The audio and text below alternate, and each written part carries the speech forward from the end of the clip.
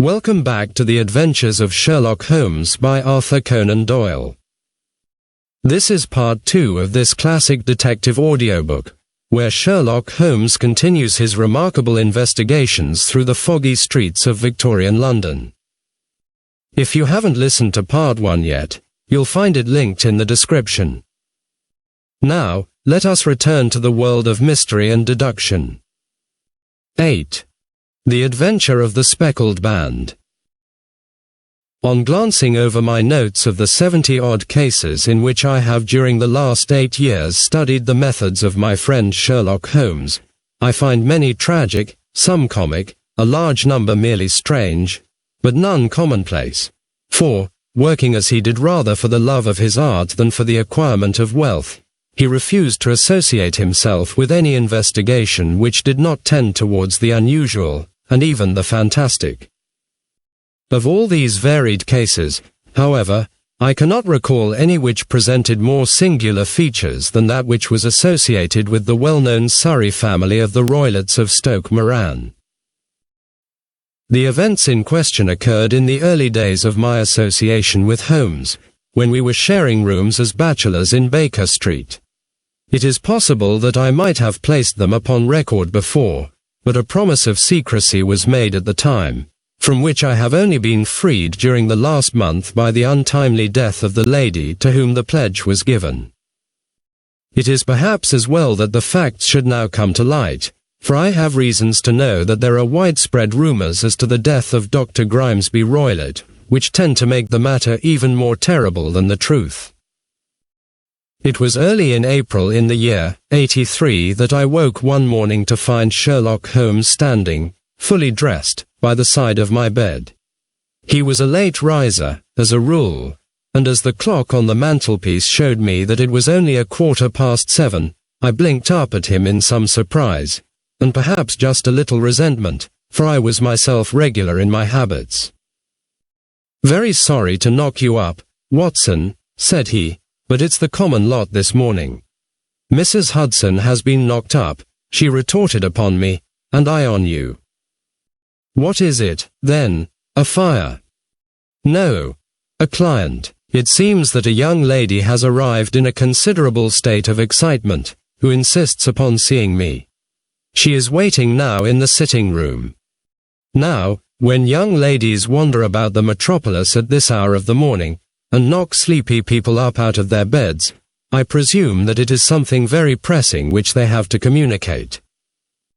Should it prove to be an interesting case, you would, I am sure, wish to follow it from the outset. I thought, at any rate, that I should call you and give you the chance. My dear fellow, I would not miss it for anything. I had no keener pleasure than in following Holmes in his professional investigations, and in admiring the rapid deductions, as swift as intuitions, and yet always founded on a logical basis with which he unravelled the problems which were submitted to him. I rapidly threw on my clothes and was ready in a few minutes to accompany my friend down to the sitting room. A lady dressed in black and heavily veiled, who had been sitting in the window, rose as we entered. "Good morning, madam," said Holmes cheerily. "My name is Sherlock Holmes. This is my intimate friend and associate, Dr. Watson, before whom you can speak as freely as before myself." "Ha, I am glad to see that Mrs. Hudson has had the good sense to light the fire. Pray draw up to it, and I shall order you a cup of hot coffee, for I observe that you are shivering." "It is not cold which makes me shiver," said the woman in a low voice, changing her seat as requested. "What, then?" "It is fear, Mr. Holmes. It is terror." She raised her veil as she spoke, and we could see that she was indeed in a pitiable state of agitation, her face all drawn and grey, with restless frightened eyes, like those of some hunted animal. Her features and figure were those of a woman of 30, but her hair was shot with premature grey, and her expression was weary and haggard. Sherlock Holmes ran her over with one of his quick, all-comprehensive glances.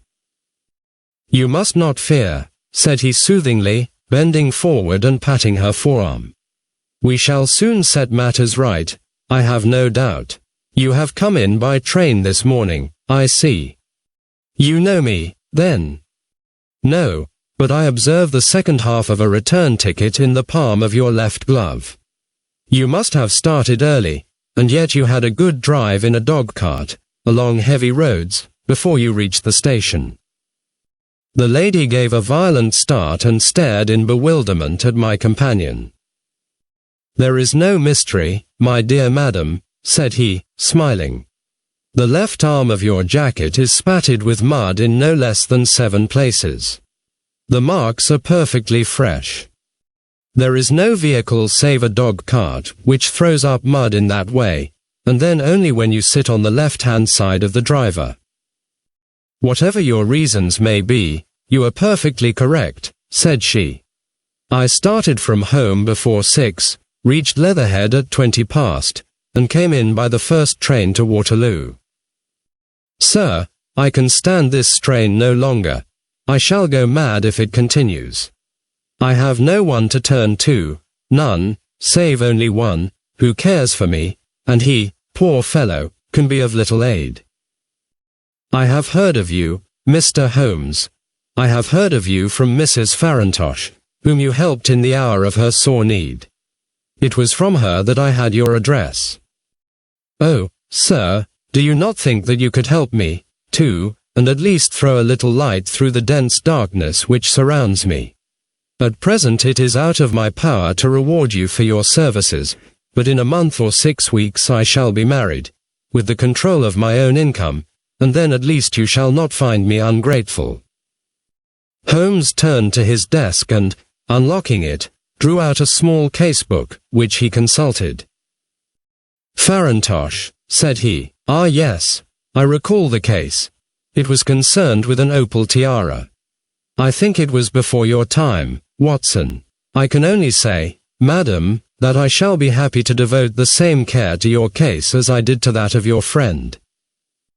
As to reward, my profession is its own reward, but you are at liberty to defray whatever expenses I may be put to, at the time which suits you best. And now I beg that you will lay before us everything that may help us in forming an opinion upon the matter. Alas, replied our visitor, the very horror of my situation lies in the fact that my fears are so vague, and my suspicions depend so entirely upon small points, which might seem trivial to another, that even he to whom of all others I have a right to look for help and advice looks upon all that I tell him about it as the fancies of a nervous woman.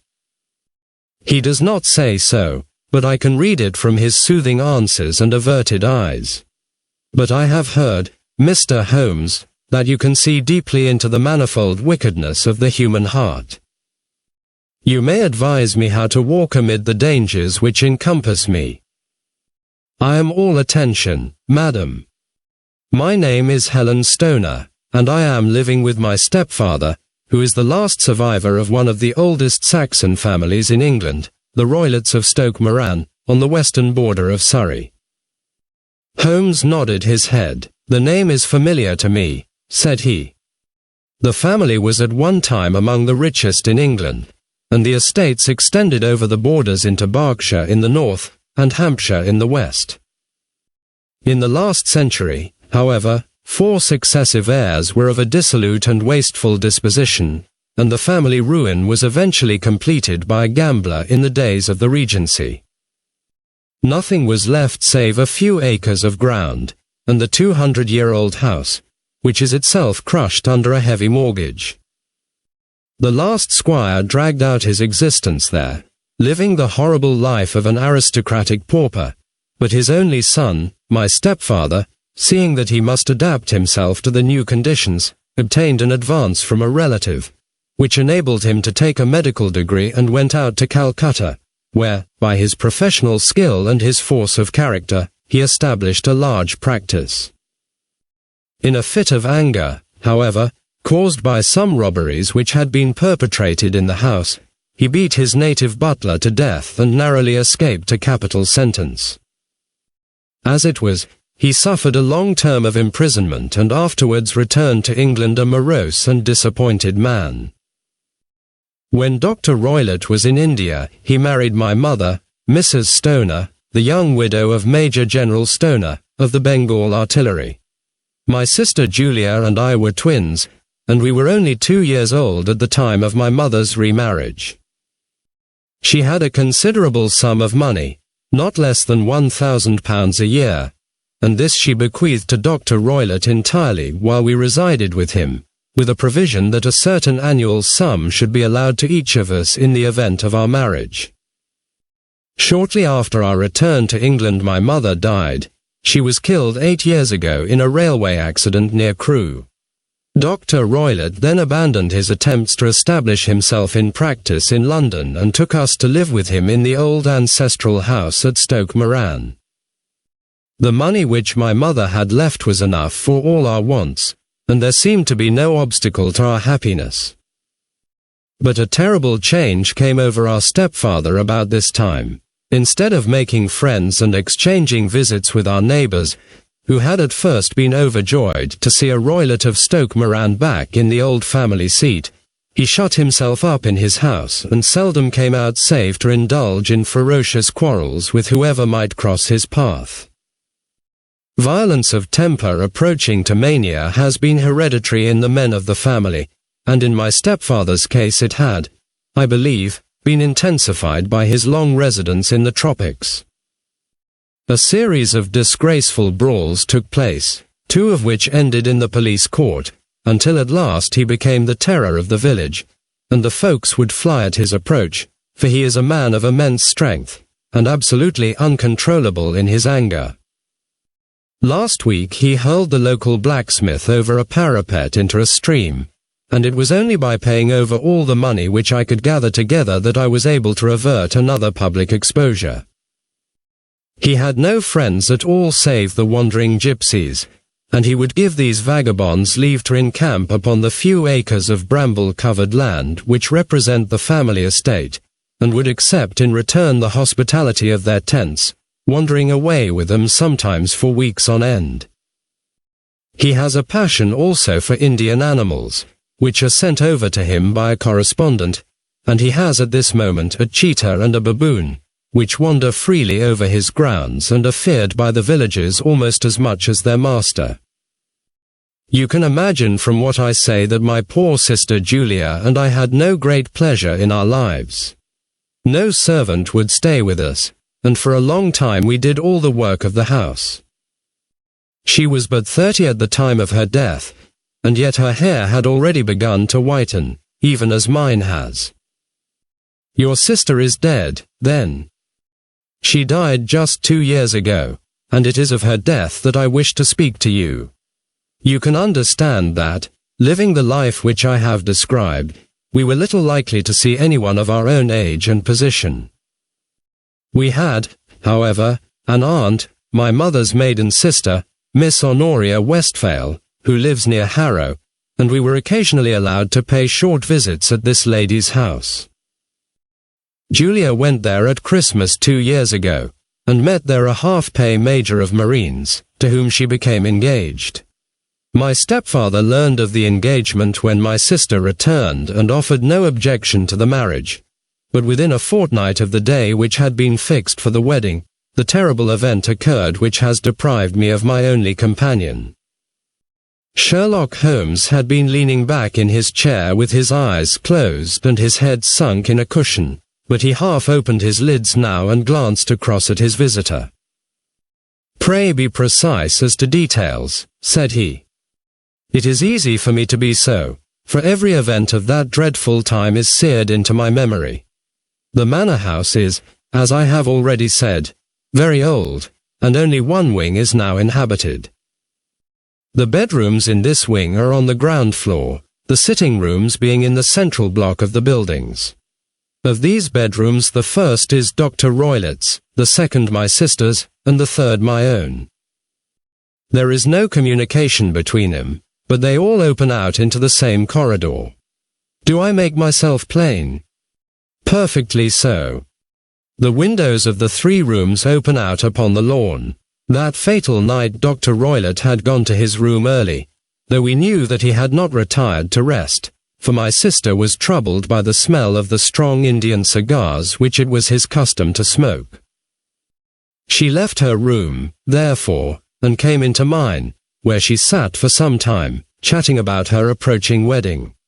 At 11 o'clock she rose to leave me, but she paused at the door and looked back. "Tell me, Helen," said she, "have you ever heard anyone whistle in the dead of the night?" "Never," said I. "I suppose that you could not possibly whistle, yourself, in your sleep?" "Certainly not. But why?" "Because during the last few nights I have always, about 3 in the morning, heard a low, clear whistle.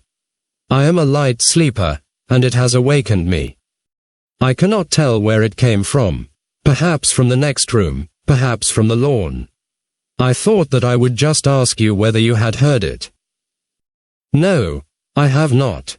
It must be those wretched gypsies in the plantation." "Very likely, and yet if it were on the lawn, I wonder that you did not hear it also." "Ah, but I sleep more heavily than you." "Well, it is of no great consequence, at any rate." She smiled back at me, closed my door, and a few moments later I heard her key turn in the lock. "Indeed," said Holmes. "Was it your custom always to lock yourselves in at night?" "Always." "And why?" "I think that I mentioned to you that the doctor kept a cheetah and a baboon. We had no feeling of security unless our doors were locked." "Quite so. Pray proceed with your statement." "I could not sleep that night. A vague feeling of impending misfortune impressed me. My sister and I, you will recollect, were twins, and you know how subtle are the links which bind two souls which are so closely allied. It was a wild night. The wind was howling outside, and the rain was beating and splashing against the windows. Suddenly, amid all the hubbub of the gale, there burst forth the wild scream of a terrified woman. I knew that it was my sister's voice. I sprang from my bed, wrapped a shawl round me, and rushed into the corridor. As I opened my door I seemed to hear a low whistle, such as my sister described, and a few moments later a clanging sound, as if a mass of metal had fallen. As I ran down the passage, my sister's door was unlocked, and revolved slowly upon its hinges. I stared at it horror-stricken, not knowing what was about to issue from it. By the light of the corridor lamp I saw my sister appear at the opening, her face blanched with terror, her hands groping for help, her whole figure swaying to and fro like that of a drunkard. I ran to her and threw my arms round her, but at that moment her knees seemed to give way and she fell to the ground. She writhed as one who is in terrible pain, and her limbs were dreadfully convulsed. At first I thought that she had not recognized me, but as I bent over her she suddenly shrieked out in a voice which I shall never forget, "Oh, my God!"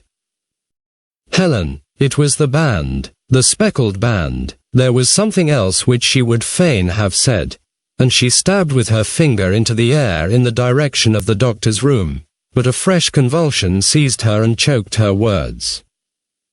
I rushed out, calling loudly for my stepfather, and I met him hastening from his room in his dressing gown. When he reached my sister's side she was unconscious, and though he poured brandy down her throat and sent for medical aid from the village, all efforts were in vain, for she slowly sank and died without having recovered her consciousness. Such was the dreadful end of my beloved sister. "One moment," said Holmes, "are you sure about this whistle and metallic sound? Could you swear to it?" "That was what the county coroner asked me at the inquiry. It is my strong impression that I heard it, and yet, among the crash of the gale and the creaking of an old house, I may possibly have been deceived." "Was your sister dressed?" "No, she was in her night dress. In her right hand was found the charred stump of a match, and in her left a matchbox, showing that she had struck a light and looked about her when the alarm took place.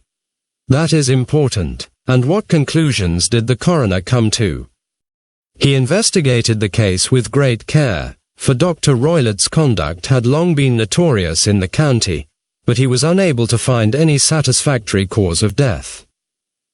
My evidence showed that the door had been fastened upon the inner side, and the windows were blocked by old-fashioned shutters with broad iron bars, which were secured every night. The walls were carefully sounded, and were shown to be quite solid all round, and the flooring was also thoroughly examined, with the same result.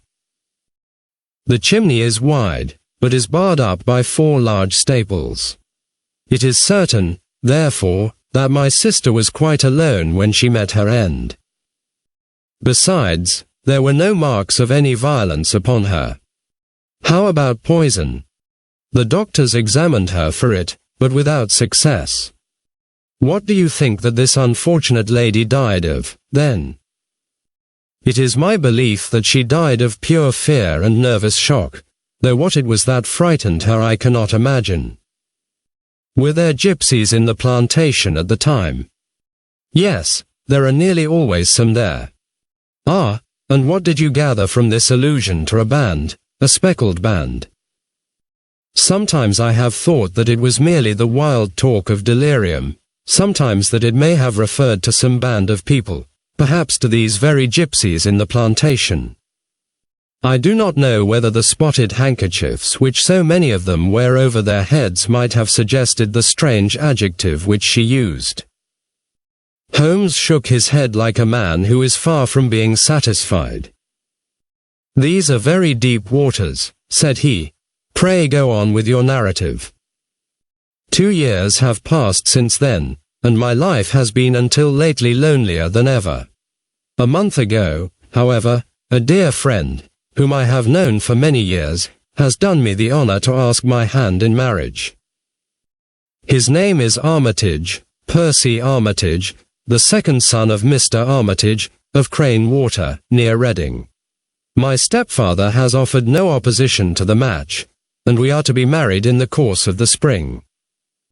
2 days ago some repairs were started in the west wing of the building, and my bedroom wall has been pierced, so that I have had to move into the chamber in which my sister died, and to sleep in the very bed in which she slept.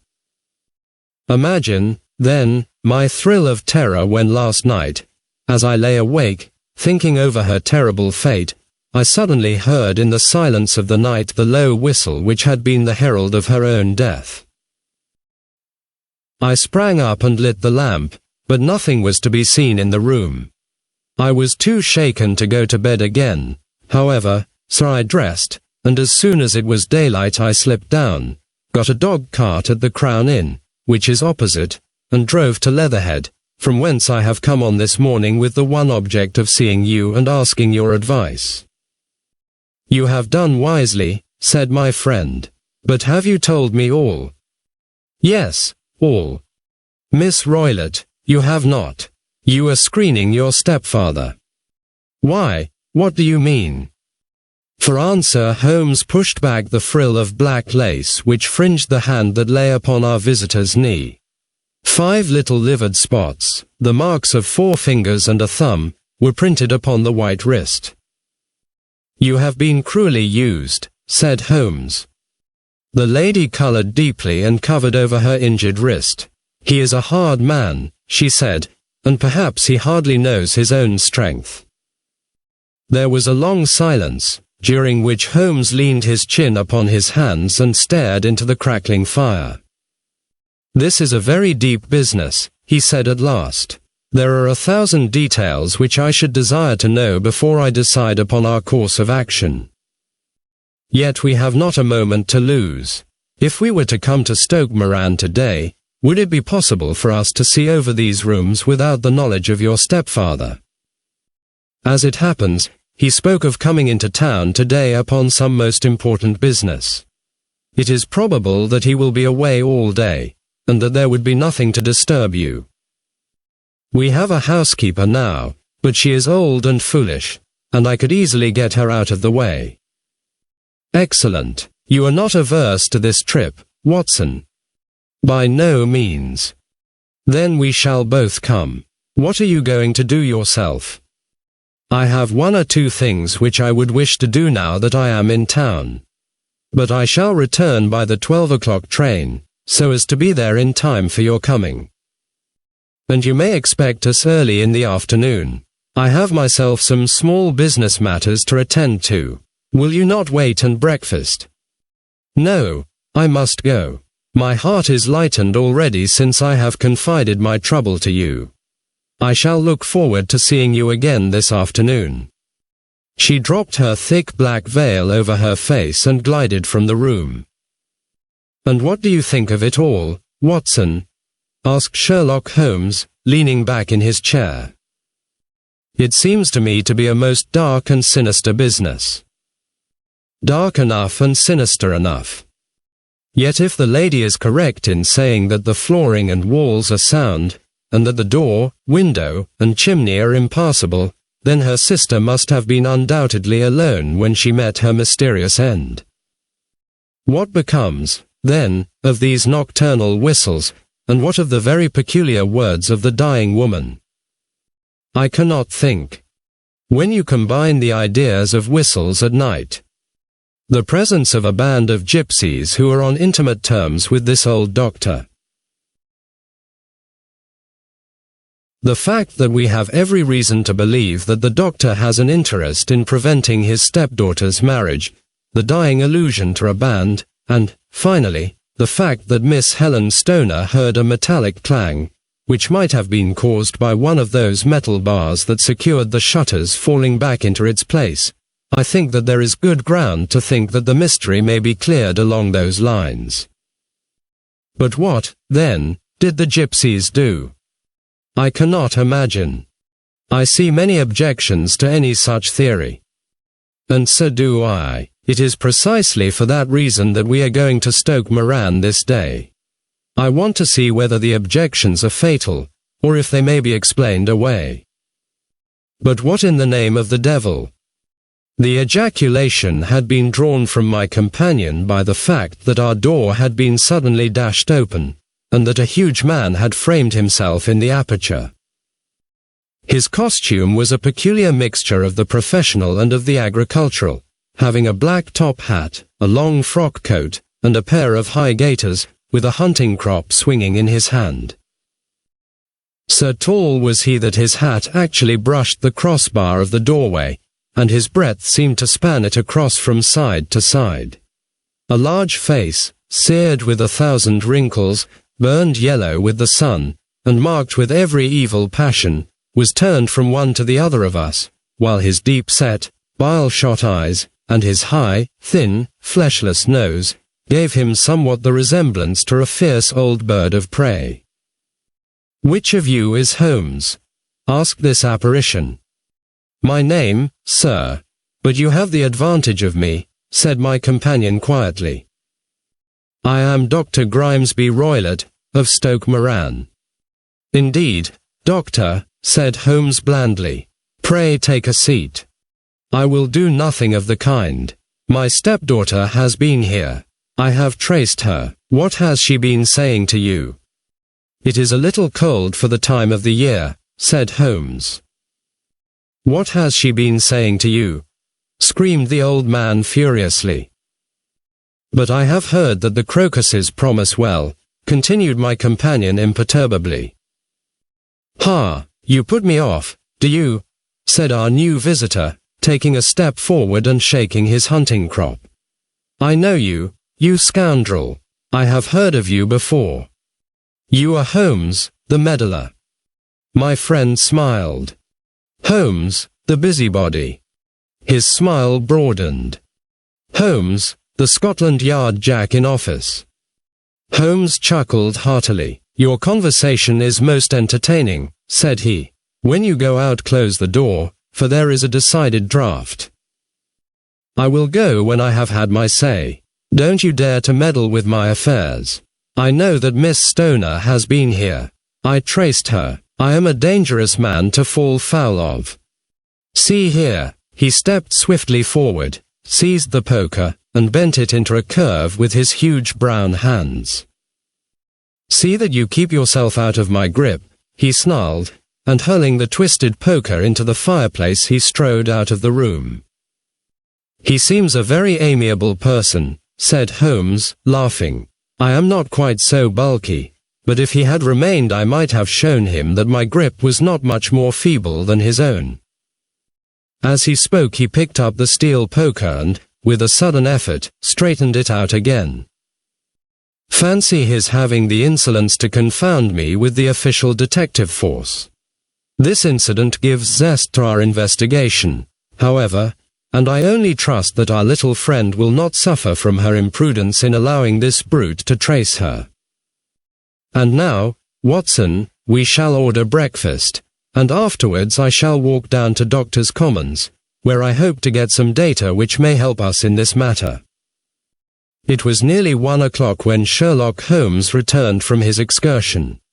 He held in his hand a sheet of blue paper, scrawled over with notes and figures. "I have seen the will of the deceased wife," said he. "To determine its exact meaning I have been obliged to work out the present prices of the investments with which it is concerned. The total income, which at the time of the wife's death was little short of £1,100, is now, through the fall in agricultural prices, not more than £750. Each daughter can claim an income of £250, in case of marriage. It is evident, therefore, that if both girls had married, this beauty would have had a mere pittance, while even one of them would cripple him to a very serious extent. My morning's work has not been wasted, since it has proved that he has the very strongest motives for standing in the way of anything of the sort. And now, Watson, this is too serious for dawdling, especially as the old man is aware that we are interesting ourselves in his affairs. So if you are ready, we shall call a cab and drive to Waterloo.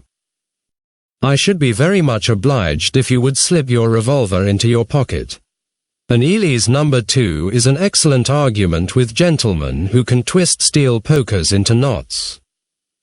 That and a toothbrush are, I think, all that we need."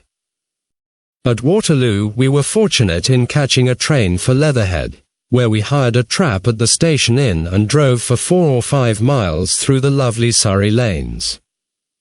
It was a perfect day, with a bright sun and a few fleecy clouds in the heavens. The trees and wayside hedges were just throwing out their first green shoots, and the air was full of the pleasant smell of the moist earth. To me at least there was a strange contrast between the sweet promise of the spring and this sinister quest upon which we were engaged. My companion sat in the front of the trap, his arms folded, his hat pulled down over his eyes, and his chin sunk upon his breast, buried in the deepest thought.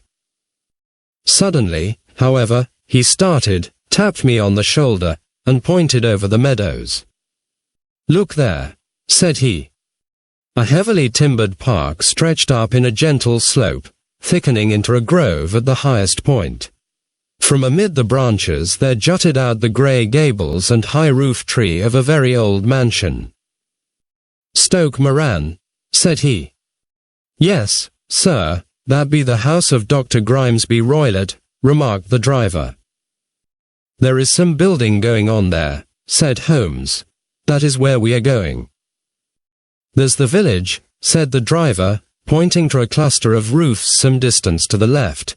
"But if you want to get to the house, you'll find it shorter to get over this stile, and so by the footpath over the fields. There it is, where the lady is walking." "And the lady, I fancy, is Miss Stoner," observed Holmes, shading his eyes. "Yes, I think we had better do as you suggest." We got off, paid our fare, and the trap rattled back on its way to Leatherhead. "I thought it as well," said Holmes as we climbed the stile, "that this fellow should think we had come here as architects, or on some definite business. It may stop his gossip. Good afternoon, Miss Stoner. You see that we have been as good as our word." Our client of the morning had hurried forward to meet us with a face which spoke her joy. "I have been waiting so eagerly for you," she cried, shaking hands with us warmly. All has turned out splendidly. Dr. Roylott has gone to town, and it is unlikely that he will be back before evening. We have had the pleasure of making the doctor's acquaintance, said Holmes, and in a few words he sketched out what had occurred. Miss Stoner turned white to the lips as she listened. "Good heavens!" she cried, "he has followed me, then. So it appears. He is so cunning that I never know when I am safe from him. What will he say when he returns? He must guard himself, for he may find that there is someone more cunning than himself upon his track. You must lock yourself up from him tonight. If he is violent, we shall take you away to your aunt's at Harrow. Now, we must make the best use of our time, so kindly take us at once to the rooms which we are to examine." The building was of grey, lichen-blotched stone, with a high central portion and two curving wings, like the claws of a crab, thrown out on each side. In one of these wings, the windows were broken and blocked with wooden boards, while the roof was partly caved in, a picture of ruin. The central portion was in little better repair, but the right-hand block was comparatively modern, and the blinds in the windows, with the blue smoke curling up from the chimneys, showed that this was where the family resided. Some scaffolding had been erected against the end wall, and the stonework had been broken into, but there were no signs of any workmen at the moment of our visit. Holmes walked slowly up and down the ill-trimmed lawn and examined with deep attention the outsides of the windows. "This, I take it, belongs to the room in which you used to sleep, the centre one to your sister's, and the one next to the main building to Dr. Roylott's chamber." "Exactly so, but I am now sleeping in the middle one. Pending the alterations, as I understand. By the way, there does not seem to be any very pressing need for repairs at that end wall." "There were none. I believe that it was an excuse to move me from my room." "Ah, that is suggestive. Now, on the other side of this narrow wing runs the corridor from which these three rooms open. There are windows in it, of course." "Yes, but very small ones. Too narrow for anyone to pass through. As you both locked your doors at night, your rooms were unapproachable from that side. Now, would you have the kindness to go into your room and bar your shutters?" Miss Stoner did so, and Holmes, after a careful examination through the open window, endeavoured in every way to force the shutter open, but without success. There was no slit through which a knife could be passed to raise the bar. Then with his lens he tested the hinges, but they were of solid iron, built firmly into the massive masonry. "Hum," said he, scratching his chin in some perplexity, "my theory certainly presents some difficulties. No one could pass these shutters if they were bolted. Well, we shall see if the inside throws any light upon the matter."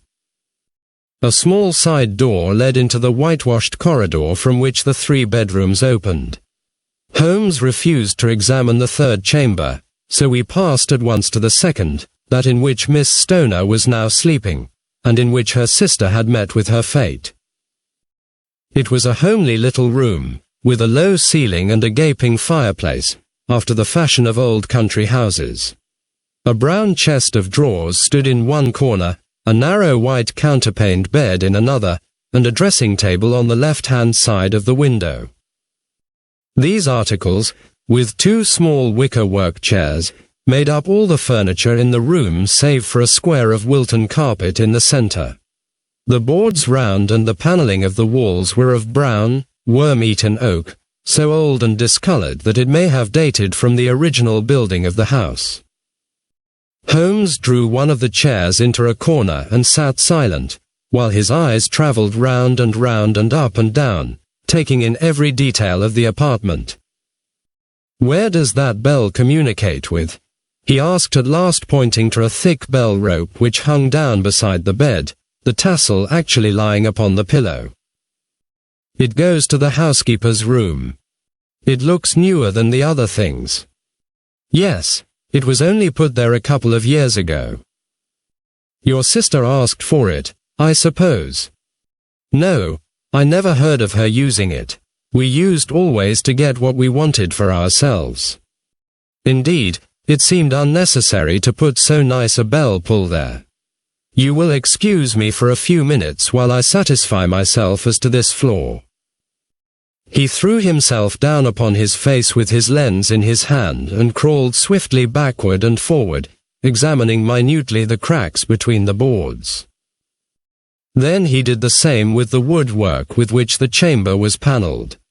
Finally he walked over to the bed and spent some time in staring at it and in running his eye up and down the wall. Finally he took the bell rope in his hand and gave it a brisk tug. "Why, it's a dummy," said he. "Won't it ring?" "No, it is not even attached to a wire. This is very interesting. You can see now that it is fastened to a hook just above where the little opening for the ventilator is." "How very absurd. I never noticed that before." "Very strange," muttered Holmes, pulling at the rope. "There are one or two very singular points about this room. For example, what a fool a builder must be to open a ventilator into another room, when, with the same trouble, he might have communicated with the outside air." "That is also quite modern," said the lady. "Done about the same time as the bell rope," remarked Holmes. "Yes, there were several little changes carried out about that time. They seem to have been of a most interesting character, dummy bell ropes, and ventilators which do not ventilate. With your permission, Miss Stoner, we shall now carry our researches into the inner apartment." Dr. Grimesby Roylott's chamber was larger than that of his stepdaughter, but was as plainly furnished. A camp bed, a small wooden shelf full of books, mostly of a technical character, an armchair beside the bed, a plain wooden chair against the wall, a round table, and a large iron safe were the principal things which met the eye. Holmes walked slowly round and examined each and all of them with the keenest interest. "What's in here?" he asked, tapping the safe. "My stepfather's business papers." "Oh, you have seen inside, then?" "Only once, some years ago. I remember that it was full of papers." "There isn't a cat in it, for example?" "No, what a strange idea. Well, look at this." He took up a small saucer of milk which stood on the top of it. "No, we don't keep a cat, but there is a cheetah and a baboon." "Ah, yes, of course. Well, a cheetah is just a big cat, and yet a saucer of milk does not go very far in satisfying its wants, I dare say. There is one point which I should wish to determine." He squatted down in front of the wooden chair and examined the seat of it with the greatest attention. "Thank you, that is quite settled," said he, rising and putting his lens in his pocket. "Hello, here is something interesting." The object which had caught his eye was a small dog lash hung on one corner of the bed. The lash, however, was curled upon itself and tied so as to make a loop of whipcord. "What do you make of that, Watson?" "It's a common enough lash, but I don't know why it should be tied." "That is not quite so common, is it? Ah, me, it's a wicked world, and when a clever man turns his brains to crime it is the worst of all. I think that I have seen enough now, Miss Stoner, and with your permission we shall walk out upon the lawn." I had never seen my friend's face so grim or his brow so dark as it was when we turned from the scene of this investigation. We had walked several times up and down the lawn, neither Miss Stoner nor myself liking to break in upon his thoughts before he roused himself from his reverie. "It is very essential, Miss Stoner," said he, "that you should absolutely follow my advice in every respect." "I shall most certainly do so. The matter is too serious for any hesitation. Your life may depend upon your compliance. I assure you that I am in your hands. In the first place, both my friend and I must spend the night in your room." Both Miss Stoner and I gazed at him in astonishment. "Yes, it must be so. Let me explain. I believe that is the village inn over there." "Yes, that is the Crown." "Very good. Your windows would be visible from there." "Certainly." "You must confine yourself to your room, on pretense of a headache, when your stepfather comes back. Then when you hear him retire for the night, you must open the shutters of your window, undo the hasp, put your lamp there as a signal to us, and then withdraw quietly with everything which you are likely to want into the room which you used to occupy. I have no doubt that, in spite of the repairs, you could manage there for one night." "Oh, yes, easily. The rest you will leave in our hands." "But what will you do?" "We shall spend the night in your room, and we shall investigate the cause of this noise which has disturbed you." "I believe, Mr. Holmes, that you have already made up your mind," said Miss Stoner, laying her hand upon my companion's sleeve. "Perhaps I have. Then, for pity's sake, tell me what was the cause of my sister's death." "I should prefer to have clearer proofs before I speak. You can at least tell me whether my own thought is correct, and if she died from some sudden fright." "No, I do not think so. I think that there was probably some more tangible cause. And now, Miss Stoner, we must leave you, for if Dr. Roylott returned and saw us, our journey would be in vain. Goodbye, and be brave, for if you will do what I have told you, you may rest assured that we shall soon drive away the dangers that threaten you." Sherlock Holmes and I had no difficulty in engaging a bedroom and sitting room at the Crown Inn. They were on the upper floor, and from our window we could command a view of the avenue gate, and of the inhabited wing of Stoke Moran Manor House. At dusk we saw Dr. Grimesby Roylott drive past, his huge form looming up beside the little figure of the lad who drove him. The boy had some slight difficulty in undoing the heavy iron gates, and we heard the hoarse roar of the doctor's voice and saw the fury with which he shook his clenched fists at him. The trap drove on, and a few minutes later we saw a sudden light spring up among the trees as the lamp was lit in one of the sitting rooms. "Do you know, Watson," said Holmes as we sat together in the gathering darkness, "I have really some scruples as to taking you tonight. There is a distinct element of danger. Can I be of assistance? Your presence might be invaluable. Then I shall certainly come. It is very kind of you. You speak of danger. You have evidently seen more in these rooms than was visible to me." "No, but I fancy that I may have deduced a little more. I imagine that you saw all that I did." "I saw nothing remarkable save the bell rope, and what purpose that could answer, I confess, is more than I can imagine." "You saw the ventilator, too?" "Yes, but I do not think that it is such a very unusual thing to have a small opening between two rooms. It was so small that a rat could hardly pass through. I knew that we should find a ventilator before ever we came to Stoke Moran." "My dear Holmes." "Oh, yes, I did. You remember in her statement she said that her sister could smell Dr. Roylott's cigar. Now, of course that suggested at once that there must be a communication between the two rooms.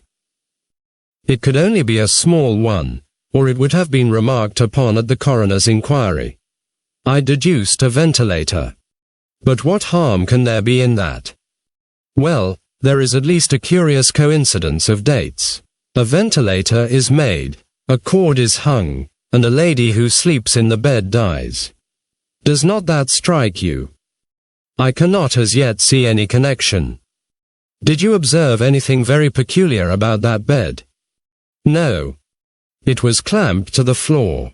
Did you ever see a bed fastened like that before? I cannot say that I have. The lady could not move her bed. It must always be in the same relative position to the ventilator and to the rope, or so we may call it, since it was clearly never meant for a bell pull. "Holmes," I cried, "I seem to see dimly what you are hinting at.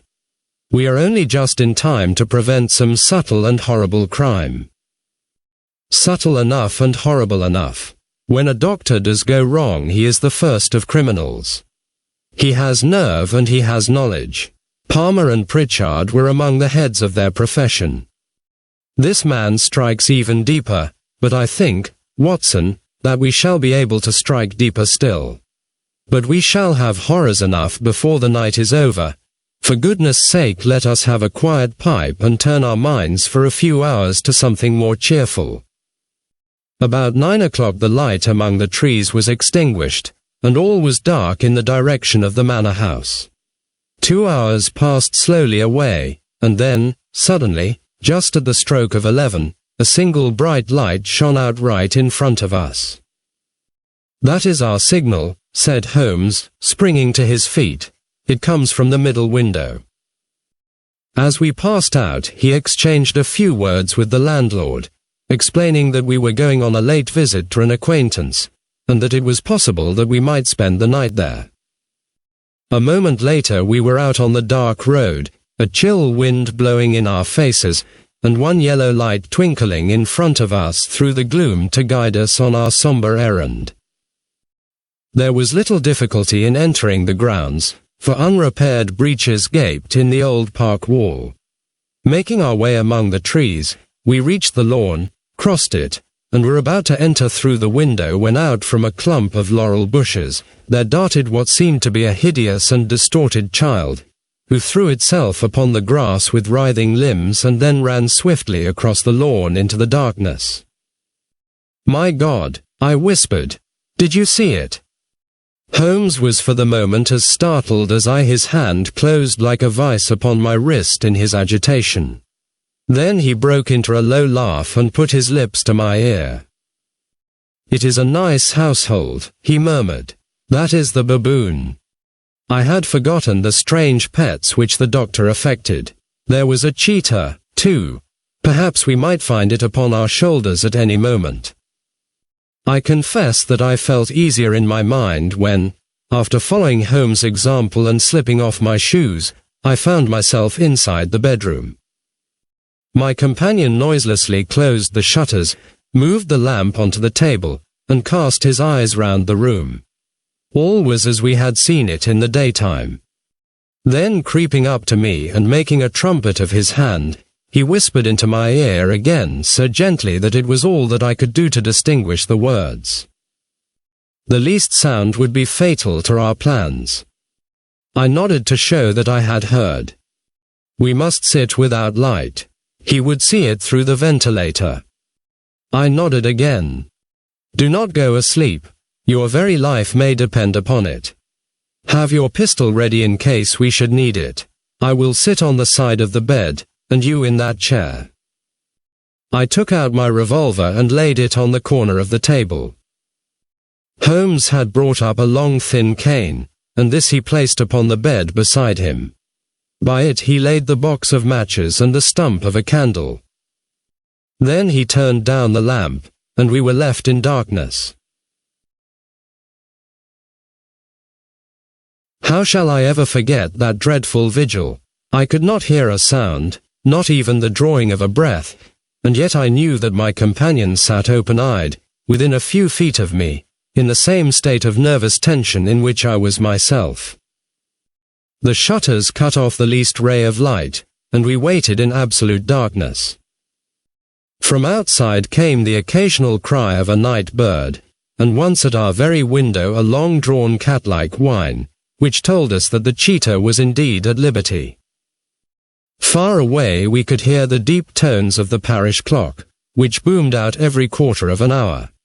How long they seemed, those quarters! 12 struck, and 1 and 2 and 3, and still we sat waiting silently for whatever might befall. Suddenly there was the momentary gleam of a light up in the direction of the ventilator, which vanished immediately, but was succeeded by a strong smell of burning oil and heated metal. Someone in the next room had lit a dark lantern. I heard a gentle sound of movement, and then all was silent once more, though the smell grew stronger. For half an hour I sat with straining ears. Then suddenly another sound became audible, a very gentle, soothing sound, like that of a small jet of steam escaping continually from a kettle. The instant that we heard it, Holmes sprang from the bed, struck a match, and lashed furiously with his cane at the bell pull. "You see it, Watson," he yelled. "You see it." But I saw nothing. At the moment when Holmes struck the light I heard a low, clear whistle, but the sudden glare flashing into my weary eyes made it impossible for me to tell what it was at which my friend lashed so savagely. I could, however, see that his face was deadly pale and filled with horror and loathing. He had ceased to strike and was gazing up at the ventilator when suddenly there broke from the silence of the night the most horrible cry to which I have ever listened. It swelled up louder and louder, a hoarse yell of pain and fear and anger all mingled in the one dreadful shriek. They say that away down in the village, and even in the distant parsonage, that cry raised the sleepers from their beds. It struck cold to our hearts, and I stood gazing at Holmes, and he at me, until the last echoes of it had died away into the silence from which it rose. "What can it mean?" I gasped. "It means that it is all over," Holmes answered, "and perhaps, after all, it is for the best. Take your pistol, and we will enter Dr. Roylott's room." With a grave face he lit the lamp and led the way down the corridor. Twice he struck at the chamber door without any reply from within. Then he turned the handle and entered, I at his heels, with the cocked pistol in my hand. It was a singular sight which met our eyes. On the table stood a dark lantern with the shutter half open, throwing a brilliant beam of light upon the iron safe, the door of which was ajar. Beside this table, on the wooden chair, sat Dr. Grimesby Roylott clad in a long grey dressing gown, his bare ankles protruding beneath, and his feet thrust into red heelless Turkish slippers. Across his lap lay the short stock with the long lash which we had noticed during the day. His chin was cocked upward and his eyes were fixed in a dreadful, rigid stare at the corner of the ceiling. Round his brow he had a peculiar yellow band, with brownish speckles, which seemed to be bound tightly round his head. As we entered he made neither sound nor motion. "The band, the speckled band," whispered Holmes. I took a step forward. In an instant his strange headgear began to move, and there reared itself from among his hair the squat diamond-shaped head and puffed neck of a loathsome serpent. "It is a swamp adder," cried Holmes, "the deadliest snake in India. He has died within 10 seconds of being bitten. Violence does, in truth, recoil upon the violent, and the schemer falls into the pit which he digs for another. Let us thrust this creature back into its den, and we can then remove Miss Stoner to some place of shelter and let the county police know what has happened."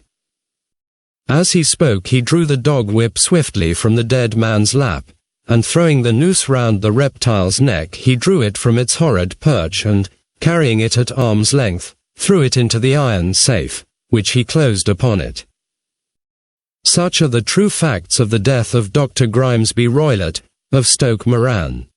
It is not necessary that I should prolong a narrative which has already run to too great a length by telling how we broke the sad news to the terrified girl, how we conveyed her by the morning train to the care of her good aunt at Harrow, of how the slow process of official inquiry came to the conclusion that the doctor met his fate while indiscreetly playing with a dangerous pet.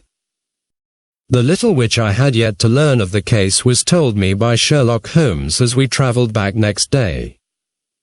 "I had," said he, "come to an entirely erroneous conclusion which shows, my dear Watson, how dangerous it always is to reason from insufficient data.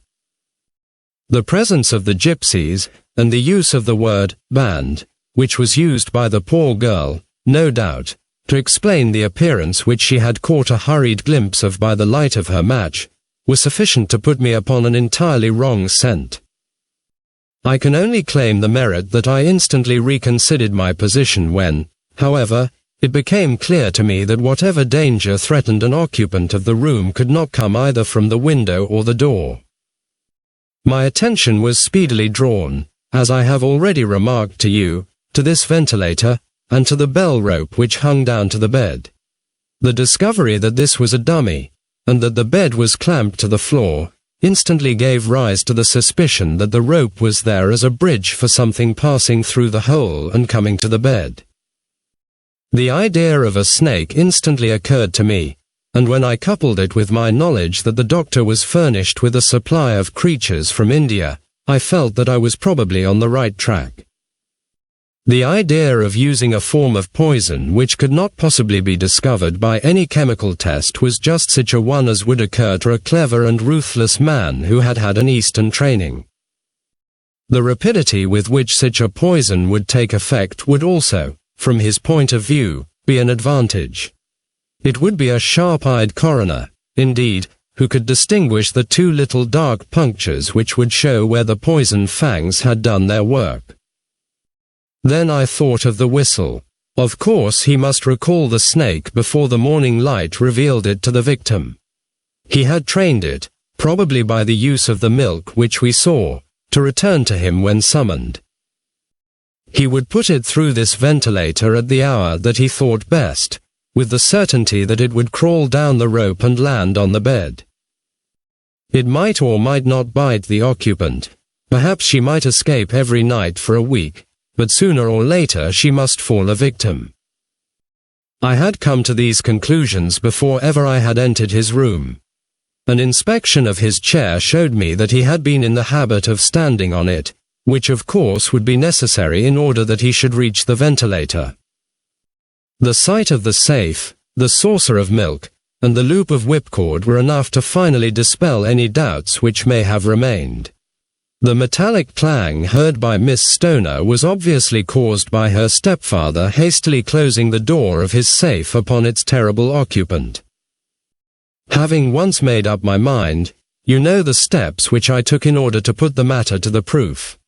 I heard the creature hiss, as I have no doubt that you did also, and I instantly lit the light and attacked it, with the result of driving it through the ventilator, and also with the result of causing it to turn upon its master at the other side.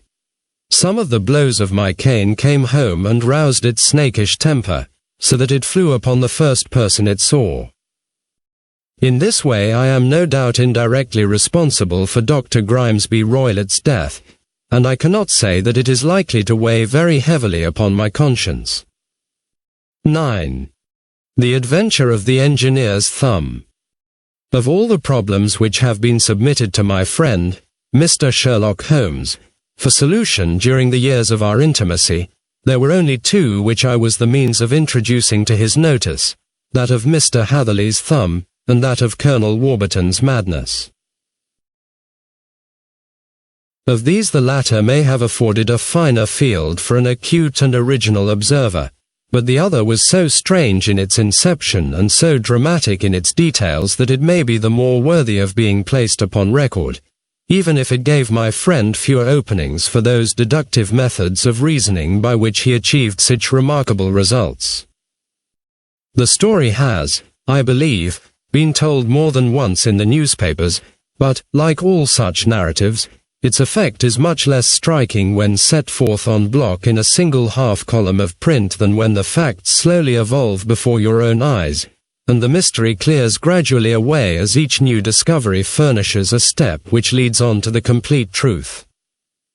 At the time the circumstances made a deep impression upon me, and the lapse of 2 years has hardly served to weaken the effect.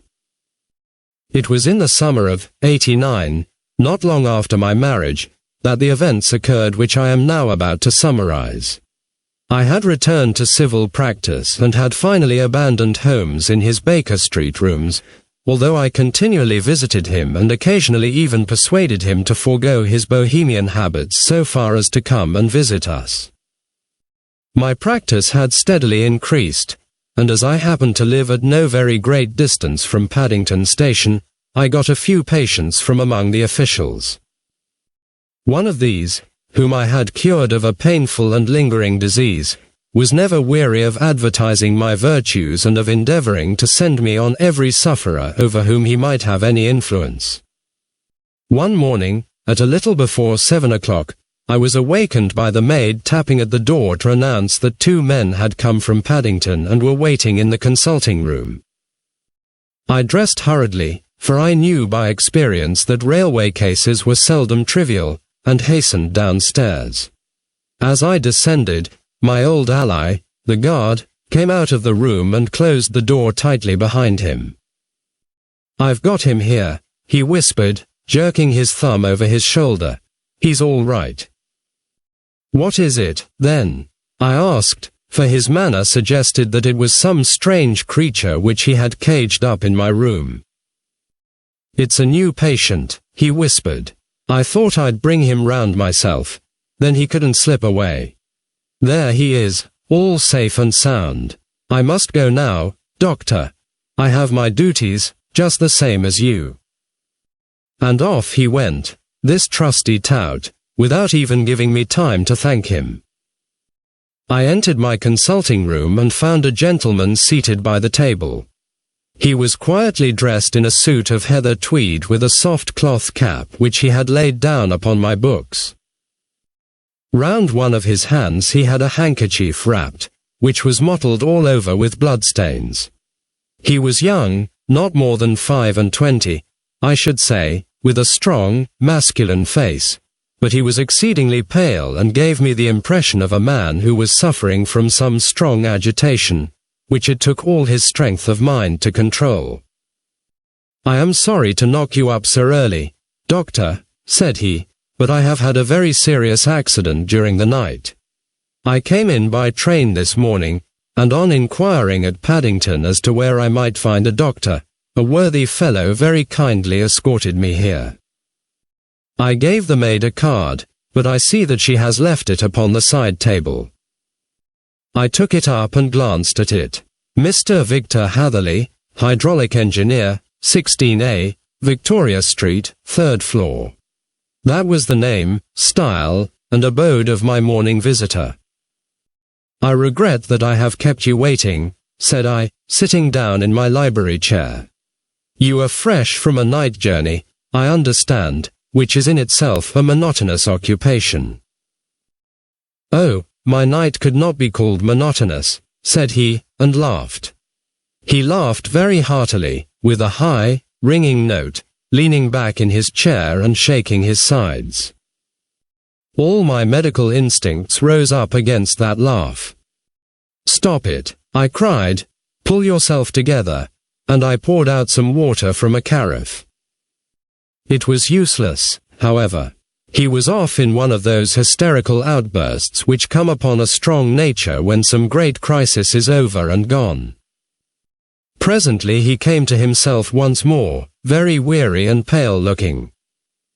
"I have been making a fool of myself," he gasped. "Not at all. Drink this." I dashed some brandy into the water, and the color began to come back to his bloodless cheeks. "That's better," said he. "And now, doctor, perhaps you would kindly attend to my thumb, or rather to the place where my thumb used to be." He unwound the handkerchief and held out his hand.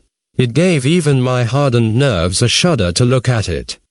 There were 4 protruding fingers and a horrid red, spongy surface where the thumb should have been. It had been hacked or torn right out from the roots. "Good heavens!" I cried, "this is a terrible injury. It must have bled considerably." "Yes, it did. I fainted when it was done, and I think that I must have been senseless for a long time. When I came to I found that it was still bleeding, so I tied one end of my handkerchief very tightly round the wrist and braced it up with a twig." "Excellent. You should have been a surgeon." "It is a question of hydraulics, you see, and came within my own province." "This has been done," said I, examining the wound, "by a very heavy and sharp instrument." "A thing like a cleaver," said he. "An accident, I presume?" "By no means." "What, A murderous attack. Very murderous indeed. You horrify me. I sponged the wound, cleaned it, dressed it, and finally covered it over with cotton wadding and carbolized bandages. He lay back without wincing, though he bit his lip from time to time. How is that? I asked when I had finished. Capital. Between your brandy and your bandage, I feel a new man. I was very weak, but I have had a good deal to go through. Perhaps you had better not speak of the matter. It is evidently trying to your nerves. Oh, no, not now. I shall have to tell my tale to the police. But, between ourselves, if it were not for the convincing evidence of this wound of mine, I should be surprised if they believed my statement, for it is a very extraordinary one, and I have not much in the way of proof with which to back it up, and, even if they believe me, the clues which I can give them are so vague that it is a question whether justice will be done. Ha! Cried I, if it is anything in the nature of a problem which you desire to see solved, I should strongly recommend you to come to my friend, Mr. Sherlock Holmes, before you go to the official police. Oh, I have heard of that fellow, answered my visitor, and I should be very glad if he would take the matter up, though of course I must use the official police as well. Would you give me an introduction to him? I'll do better. I'll take you round to him myself. I should be immensely obliged to you. We'll call a cab and go together. We shall just be in time to have a little breakfast with him. Do you feel equal to it? Yes. I shall not feel easy until I have told my story. Then my servant will call a cab, and I shall be with you in an instant.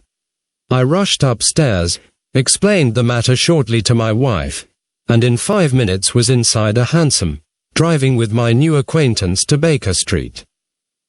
Sherlock Holmes was, as I expected, lounging about his sitting room in his dressing gown, reading the agony column of the Times and smoking his before-breakfast pipe, which was composed of all the plugs and dottles left from his smokes of the day before, all carefully dried and collected on the corner of the mantelpiece.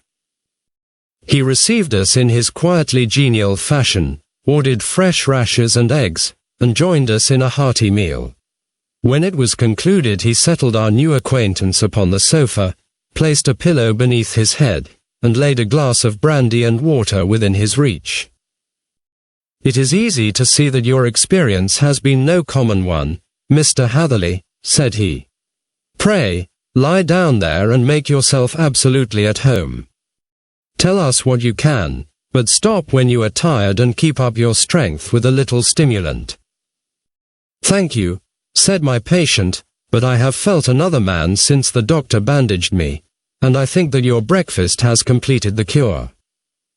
I shall take up as little of your valuable time as possible, so I shall start at once upon my peculiar experiences. Holmes sat in his big armchair with the weary, heavy-lidded expression which veiled his keen and eager nature, while I sat opposite to him, and we listened in silence to the strange story which our visitor detailed to us. You must know, said he, that I am an orphan and a bachelor, residing alone in lodgings in London.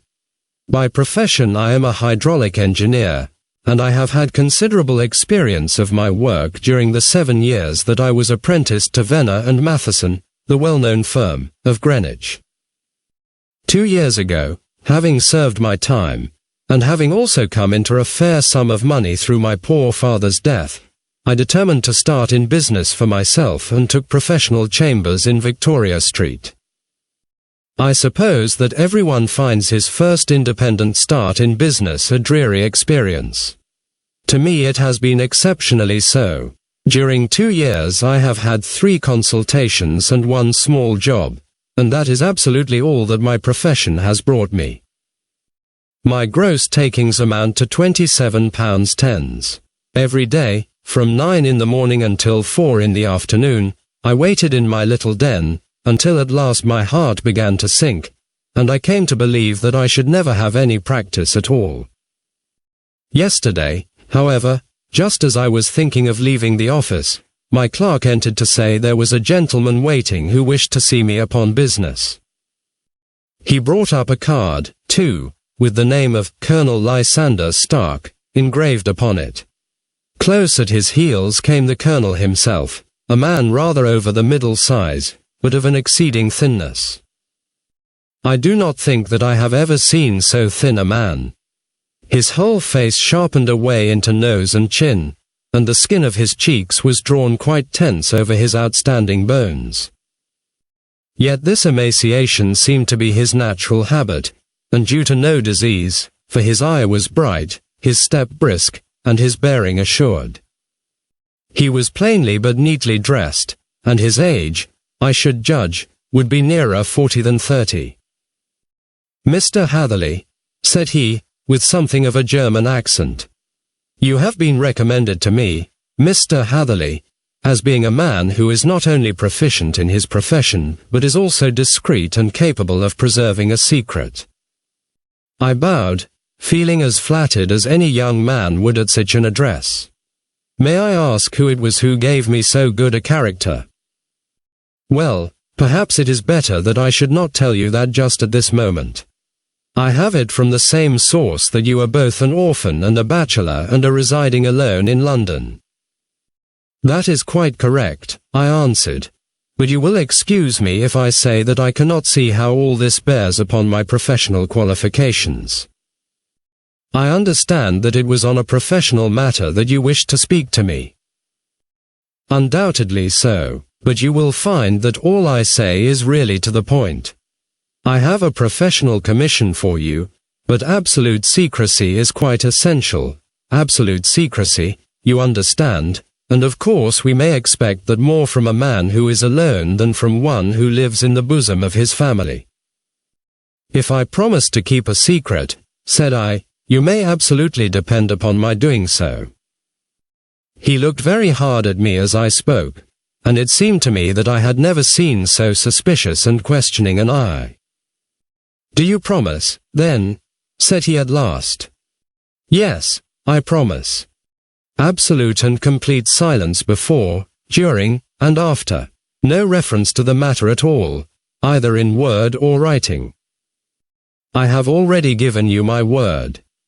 "Very good." He suddenly sprang up, and darting like lightning across the room he flung open the door.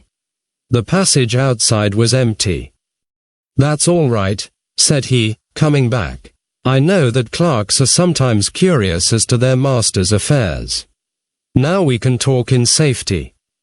He drew up his chair very close to mine and began to stare at me again with the same questioning and thoughtful look. A feeling of repulsion, and of something akin to fear had begun to rise within me at the strange antics of this fleshless man. Even my dread of losing a client could not restrain me from showing my impatience. "I beg that you will state your business, sir," said I. "My time is of value." Heaven forgive me for that last sentence, but the words came to my lips. "How would 50 guineas for a night's work suit you?" he asked. "Most admirably. I say a night's work, but an hour's would be nearer the mark. I simply want your opinion about a hydraulic stamping machine which has got out of gear. If you show us what is wrong, we shall soon set it right ourselves. What do you think of such a commission as that? The work appears to be light and the pay munificent." "Precisely so. We shall want you to come tonight by the last train." "Where to?" "To Ayford, in Berkshire. It is a little place near the borders of Oxfordshire, and within 7 miles of Reading. There is a train from Paddington which would bring you there at about 11:15. "Very good. I shall come down in a carriage to meet you." "There is a drive, then?" "Yes, our little place is quite out in the country. It is a good 7 miles from Ayford station. Then we can hardly get there before midnight. I suppose there would be no chance of a train back. I should be compelled to stop the night." "Yes, we could easily give you a shakedown." "That is very awkward. Could I not come at some more convenient hour?" we have judged it best that you should come late. It is to recompense you for any inconvenience that we are paying to you, a young and unknown man, a fee which would buy an opinion from the very heads of your profession. Still, of course, if you would like to draw out of the business, there is plenty of time to do so. I thought of the 50 guineas, and of how very useful they would be to me. Not at all, said I shall be very happy to accommodate myself to your wishes. I should like, however, to understand a little more clearly what it is that you wish me to do. Quite so. It is very natural that the pledge of secrecy which we have exacted from you should have aroused your curiosity. I have no wish to commit you to anything without your having it all laid before you. I suppose that we are absolutely safe from eavesdroppers. Entirely. Then the matter stands thus. You are probably aware that Fuller's Earth is a valuable product, and that it is only found in 1 or 2 places in England. I have heard so.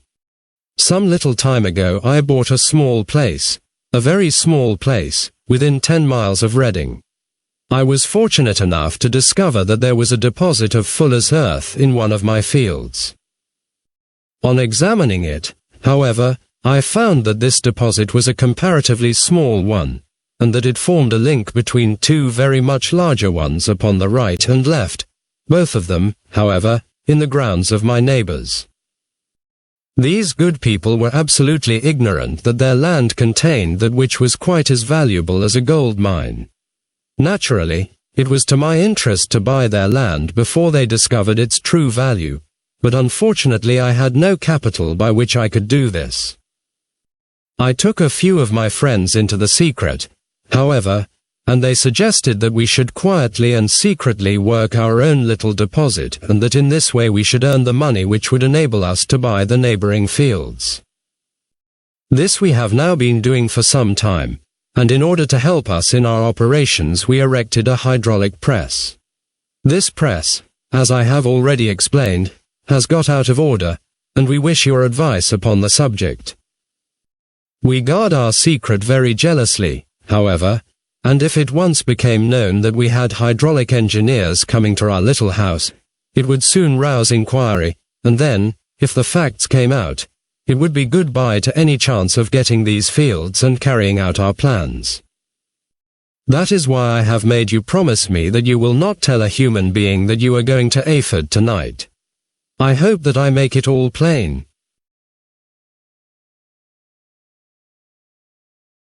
I quite follow you, said I. The only point which I could not quite understand was what use you could make of a hydraulic press in excavating Fuller's Earth, which, as I understand, is dug out like gravel from a pit.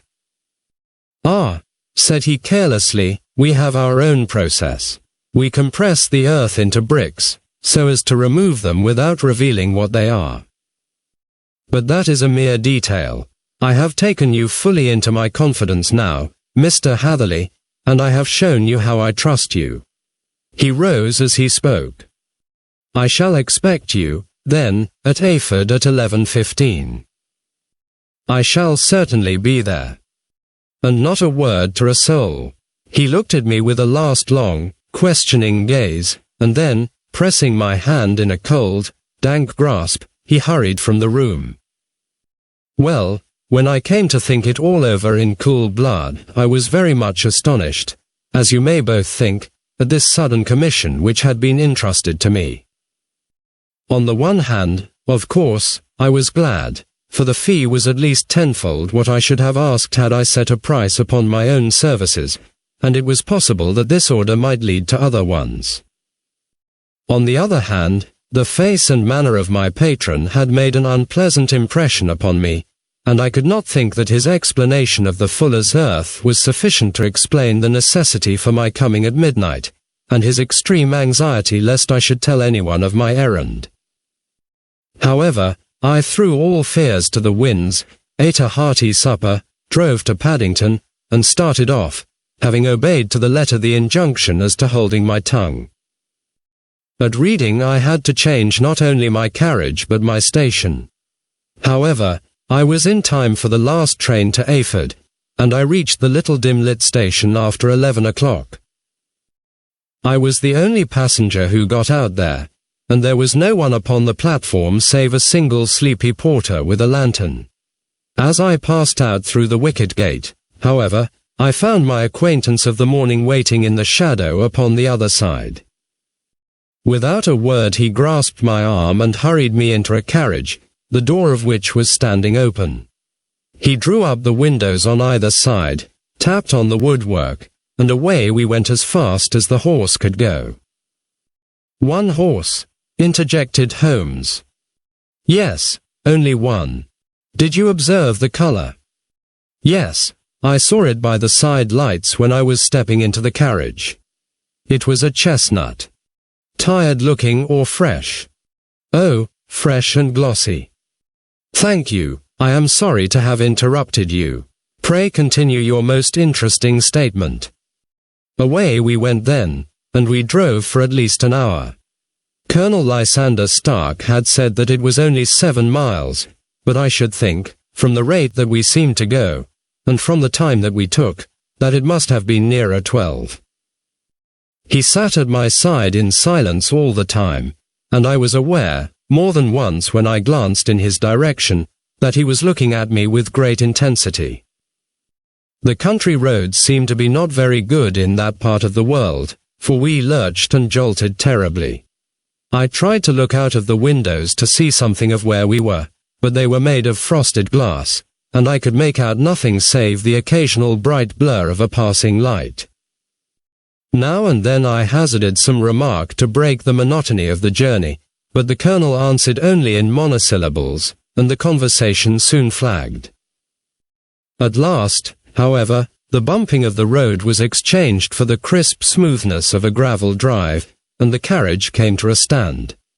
Colonel Lysander Stark sprang out, and, as I followed after him, pulled me swiftly into a porch which gaped in front of us. We stepped, as it were, right out of the carriage and into the hall, so that I failed to catch the most fleeting glance of the front of the house.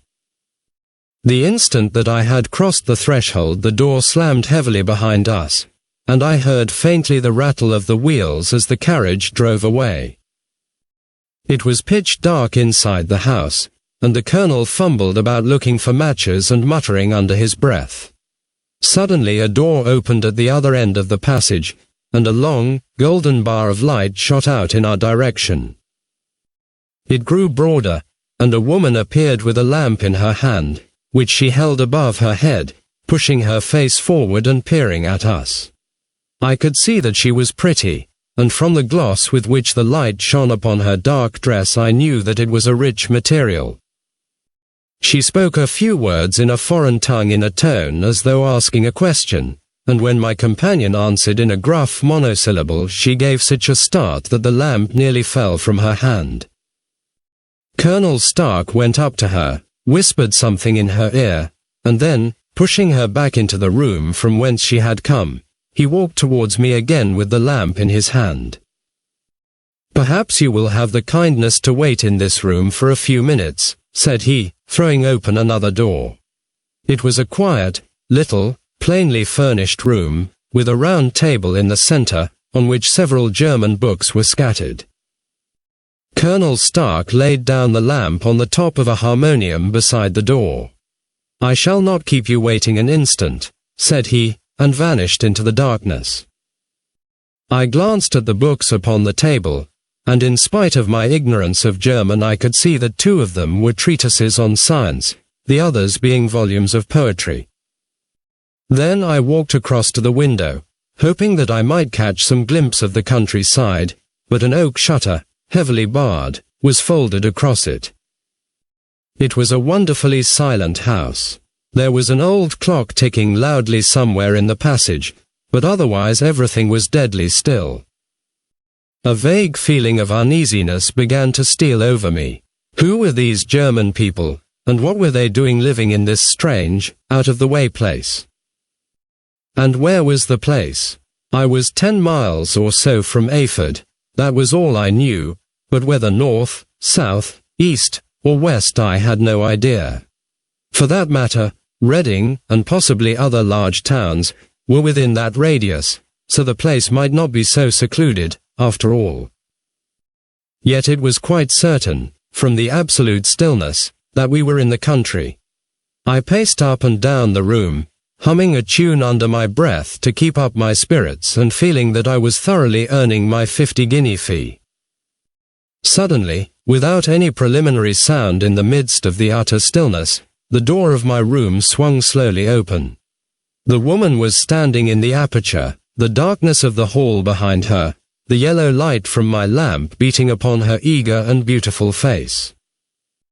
I could see at a glance that she was sick with fear, and the sight sent a chill to my own heart. She held up one shaking finger to warn me to be silent, and she shot a few whispered words of broken English at me, her eyes glancing back, like those of a frightened horse, into the gloom behind her. "I would go," said she, trying hard, as it seemed to me, to speak calmly. "I would go. I should not stay here. There is no good for you to do." "But, madam," said I have not yet done what I came for. I cannot possibly leave until I have seen the machine." "It is not worth your while to wait," she went on.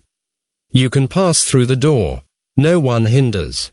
And then, seeing that I smiled and shook my head, she suddenly threw aside her constraint and made a step forward, with her hands wrung together. "For the love of heaven," she whispered, "get away from here before it is too late." But I am somewhat headstrong by nature, and the more ready to engage in an affair when there is some obstacle in the way. I thought of my 50-guinea fee, of my wearisome journey, and of the unpleasant night which seemed to be before me. Was it all to go for nothing? Why should I slink away without having carried out my commission, and without the payment which was my due? This woman might, for all I knew, be a monomaniac. With a stout bearing, therefore, though her manner had shaken me more than I cared to confess, I still shook my head and declared my intention of remaining where I was. She was about to renew her entreaties when a door slammed overhead, and the sound of several footsteps was heard upon the stairs. She listened for an instant, threw up her hands with a despairing gesture, and vanished as suddenly and as noiselessly as she had come. The newcomers were Colonel Lysander Stark and a short thick man with a chinchilla beard growing out of the creases of his double chin, who was introduced to me as Mr. Ferguson. "This is my secretary and manager," said the colonel. "By the way, I was under the impression that I left this door shut just now. I fear that you have felt the draught." "On the contrary," said I opened the door myself because I felt the room to be a little close. He shot one of his suspicious looks at me. "Perhaps we had better proceed to business, then," said he.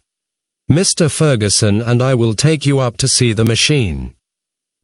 I had better put my hat on, I suppose." "Oh, no, it is in the house." "What, you dig fuller's earth in the house?" No, this is only where we compress it. But never mind that. All we wish you to do is to examine the machine and to let us know what is wrong with it." We went upstairs together, the colonel first with the lamp, the fat manager and I behind him. It was a labyrinth of an old house, with corridors, passages, narrow winding staircases, and little low doors, the thresholds of which were hollowed out by the generations who had crossed them. There were no carpets and no signs of any furniture above the ground floor, while the plaster was peeling off the walls, and the damp was breaking through in green, unhealthy blotches. I tried to put on as unconcerned an air as possible, but I had not forgotten the warnings of the lady, even though I disregarded them, and I kept a keen eye upon my two companions.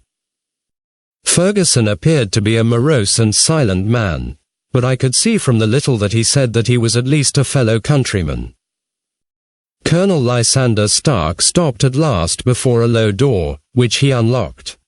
Within was a small, square room, in which the three of us could hardly get at one time. Ferguson remained outside, and the colonel ushered me in. "We are now," said he, "actually within the hydraulic press, and it would be a particularly unpleasant thing for us if anyone were to turn it on. The ceiling of this small chamber is really the end of the descending piston, and it comes down with the force of many tons upon this metal floor. There are small lateral columns of water outside which receive the force, and which transmit and multiply it in the manner which is familiar to you. The machine goes readily enough, but there is some stiffness in the working of it, and it has lost a little of its force. Perhaps you will have the goodness to look it over and to show us how we can set it right." I took the lamp from him, and I examined the machine very thoroughly. It was indeed a gigantic one, and capable of exercising enormous pressure. When I passed outside, however, and pressed down the levers which controlled it, I knew at once by the whishing sound that there was a slight leakage, which allowed a regurgitation of water through one of the side cylinders. An examination showed that one of the India rubber bands which was round the head of a driving rod had shrunk so as not quite to fill the socket along which it worked. This was clearly the cause of the loss of power, and I pointed it out to my companions, who followed my remarks very carefully and asked several practical questions as to how they should proceed to set it right. When I had made it clear to them, I returned to the main chamber of the machine and took a good look at it to satisfy my own curiosity. It was obvious at a glance that the story of the fuller's earth was the merest fabrication, for it would be absurd to suppose that so powerful an engine could be designed for so inadequate a purpose. The walls were of wood, but the floor consisted of a large iron trough, and when I came to examine it I could see a crust of metallic deposit all over it. I had stooped and was scraping at this to see exactly what it was when I heard a muttered exclamation in German and saw the cadaverous face of the colonel looking down at me. "What are you doing there?" he asked. I felt angry at having been tricked by so elaborate a story as that which he had told me. "I was admiring your fuller's earth," said I. "I think that I should be better able to advise you as to your machine if I knew what the exact purpose was for which it was used." The instant that I uttered the words I regretted the rashness of my speech. His face set hard, and a baleful light sprang up in his grey eyes. "Very well," said he, "you shall know all about the machine." He took a step backward, slammed the little door, and turned the key in the lock. I rushed towards it and pulled at the handle, but it was quite secure, and did not give in the least to my kicks and shoves. "Hello," I yelled. "Hello, Colonel, let me out." And then suddenly in the silence I heard a sound which sent my heart into my mouth. It was the clank of the levers and the swish of the leaking cylinder. He had set the engine at work. The lamp still stood upon the floor where I had placed it when examining the trough. By its light I saw that the black ceiling was coming down upon me, slowly, jerkily, but, as none knew better than myself, with a force which must within a minute grind me to a shapeless pulp. I threw myself, screaming, against the door, and dragged with my nails at the lock. I implored the colonel to let me out, but the remorseless clanking of the levers drowned my cries. The ceiling was only a foot or two above my head, and with my hand upraised I could feel its hard, rough surface. Then it flashed through my mind that the pain of my death would depend very much upon the position in which I met it. If I lay on my face the weight would come upon my spine, and I shuddered to think of that dreadful snap. Easier the other way, perhaps. And yet, had I the nerve to lie and look up at that deadly black shadow wavering down upon me? Already I was unable to stand erect, when my eye caught something which brought a gush of hope back to my heart. I have said that though the floor and ceiling were of iron, the walls were of wood. As I gave a last hurried glance around, I saw a thin line of yellow light between two of the boards, which broadened and broadened as a small panel was pushed backward. For an instant I could hardly believe that here was indeed a door which led away from death. The next instant I threw myself through, and lay half fainting upon the other side. The panel had closed again behind me, but the crash of the lamp, and a few moments afterwards the clang of the two slabs of metal, told me how narrow had been my escape. I was recalled to myself by a frantic plucking at my wrist, and I found myself lying upon the stone floor of a narrow corridor, while a woman bent over me and tugged at me with her left hand, while she held a candle in her right. It was the same good friend whose warning I had so foolishly rejected. "Come, come," she cried breathlessly, "they will be here in a moment. They will see that you are not there. Oh, do not waste the so precious time, but come." This time, at least, I did not scorn her advice. I staggered to my feet and ran with her along the corridor and down a winding stair. The latter led to another broad passage, and just as we reached it we heard the sound of running feet and the shouting of two voices, one answering the other from the floor on which we were and from the one beneath. My guide stopped and looked about her like one who is at her wit's end. Then she threw open a door which led into a bedroom, through the window of which the moon was shining brightly. "It is your only chance," said she. "It is high, but it may be that you can jump it." As she spoke a light sprang into view at the further end of the passage, and I saw the lean figure of Colonel Lysander Stark rushing forward with a lantern in one hand and a weapon like a butcher's cleaver in the other. I rushed across the bedroom, flung open the window, and looked out. How quiet and sweet and wholesome the garden looked in the moonlight, and it could not be more than 30 feet down. I clambered out upon the sill, but I hesitated to jump until I should have heard what passed between my saviour and the ruffian who pursued me. If she were ill used, then at any risks I was determined to go back to her assistance. The thought had hardly flashed through my mind before he was at the door, pushing his way past her, but she threw her arms round him and tried to hold him back. "Fritz, Fritz," she cried in English, "remember your promise after the last time. You said it should not be again. He will be silent. Oh, he will be silent." "You are mad, Elise," he shouted, struggling to break away from her. "You will be the ruin of us. He has seen too much. Let me pass, I say." He dashed her to one side, and, rushing to the window, cut at me with his heavy weapon. I had let myself go, and was hanging by the hands to the sill, when his blow fell. I was conscious of a dull pain, my grip loosened, and I fell into the garden below. I was shaken but not hurt by the fall, so I picked myself up and rushed off among the bushes as hard as I could run, for I understood that I was far from being out of danger yet.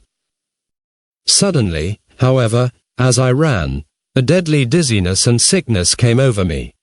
I glanced down at my hand, which was throbbing painfully, and then, for the first time, saw that my thumb had been cut off and that the blood was pouring from my wound.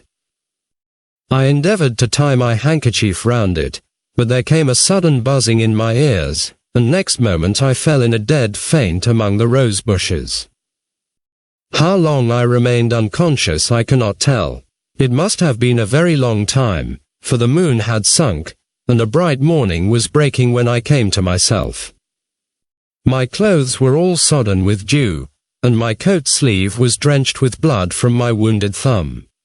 The smarting of it recalled in an instant all the particulars of my night's adventure, and I sprang to my feet with the feeling that I might hardly yet be safe from my pursuers.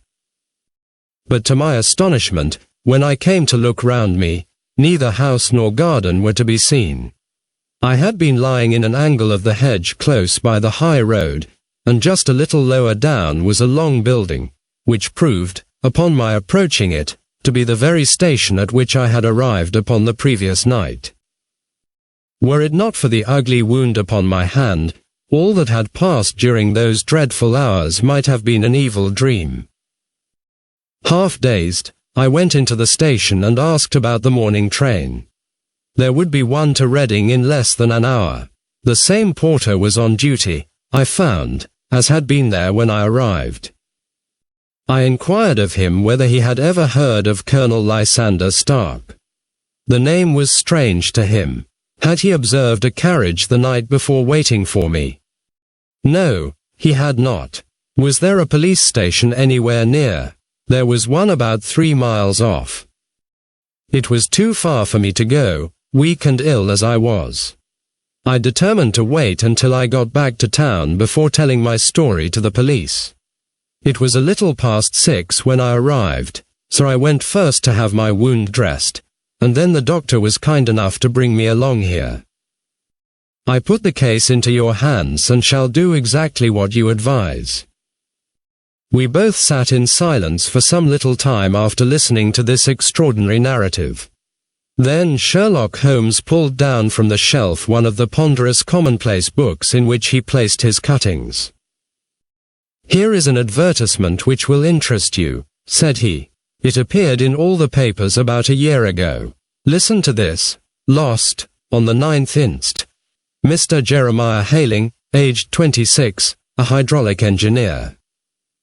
Left his lodgings at 10 o'clock at night, and has not been heard of since. Was dressed in, etc., etc. Ha! That represents the last time that the Colonel needed to have his machine overhauled, I fancy." "Good heavens!" cried my patient. "Then that explains what the girl said. Undoubtedly, it is quite clear that the Colonel was a cool and desperate man, who was absolutely determined that nothing should stand in the way of his little game, like those out-and-out pirates who will leave no survivor from a captured ship. Well, every moment now is precious, so if you feel equal to it we shall go down to Scotland Yard at once as a preliminary to starting for Ayford." Some 3 hours or so afterwards we were all in the train together, bound from Reading to the little Berkshire village. There were Sherlock Holmes, the hydraulic engineer, Inspector Bradstreet, of Scotland Yard, a plain clothesman, and myself. Bradstreet had spread an ordnance map of the county out upon the seat and was busy with his compasses drawing a circle with Ayford for its centre. "There you are," said he. "That circle is drawn at a radius of 10 miles from the village. The place we want must be somewhere near that line.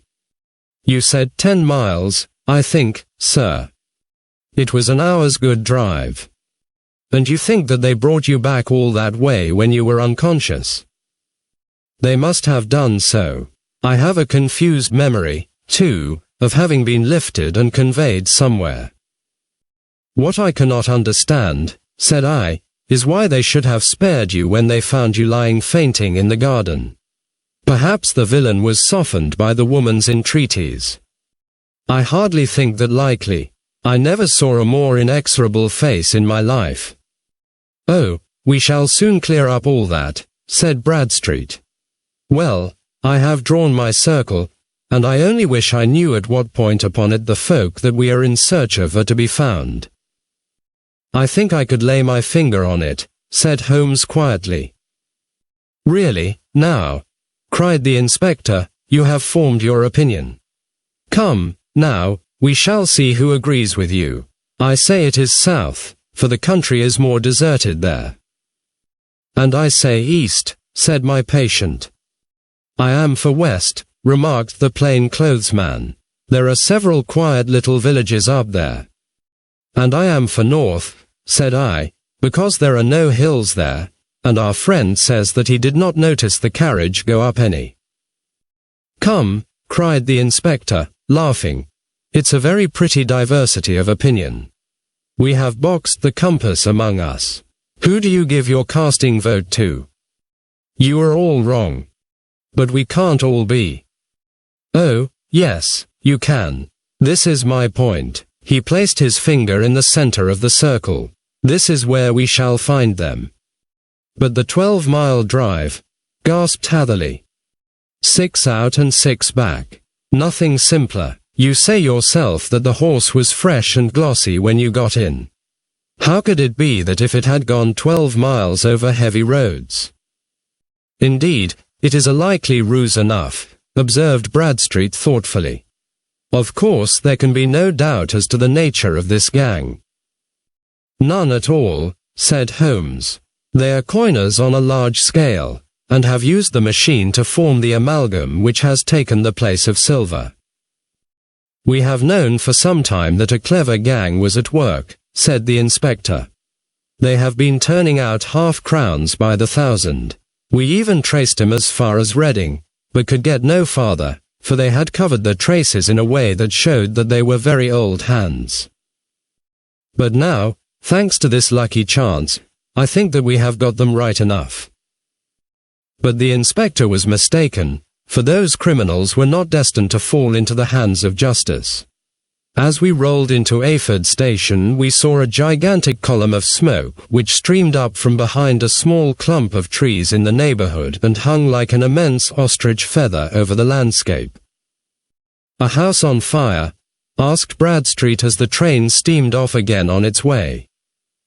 "Yes, sir," said the station master. "When did it break out?" "I hear that it was during the night, sir, but it has got worse, and the whole place is in a blaze." "Whose house is it?"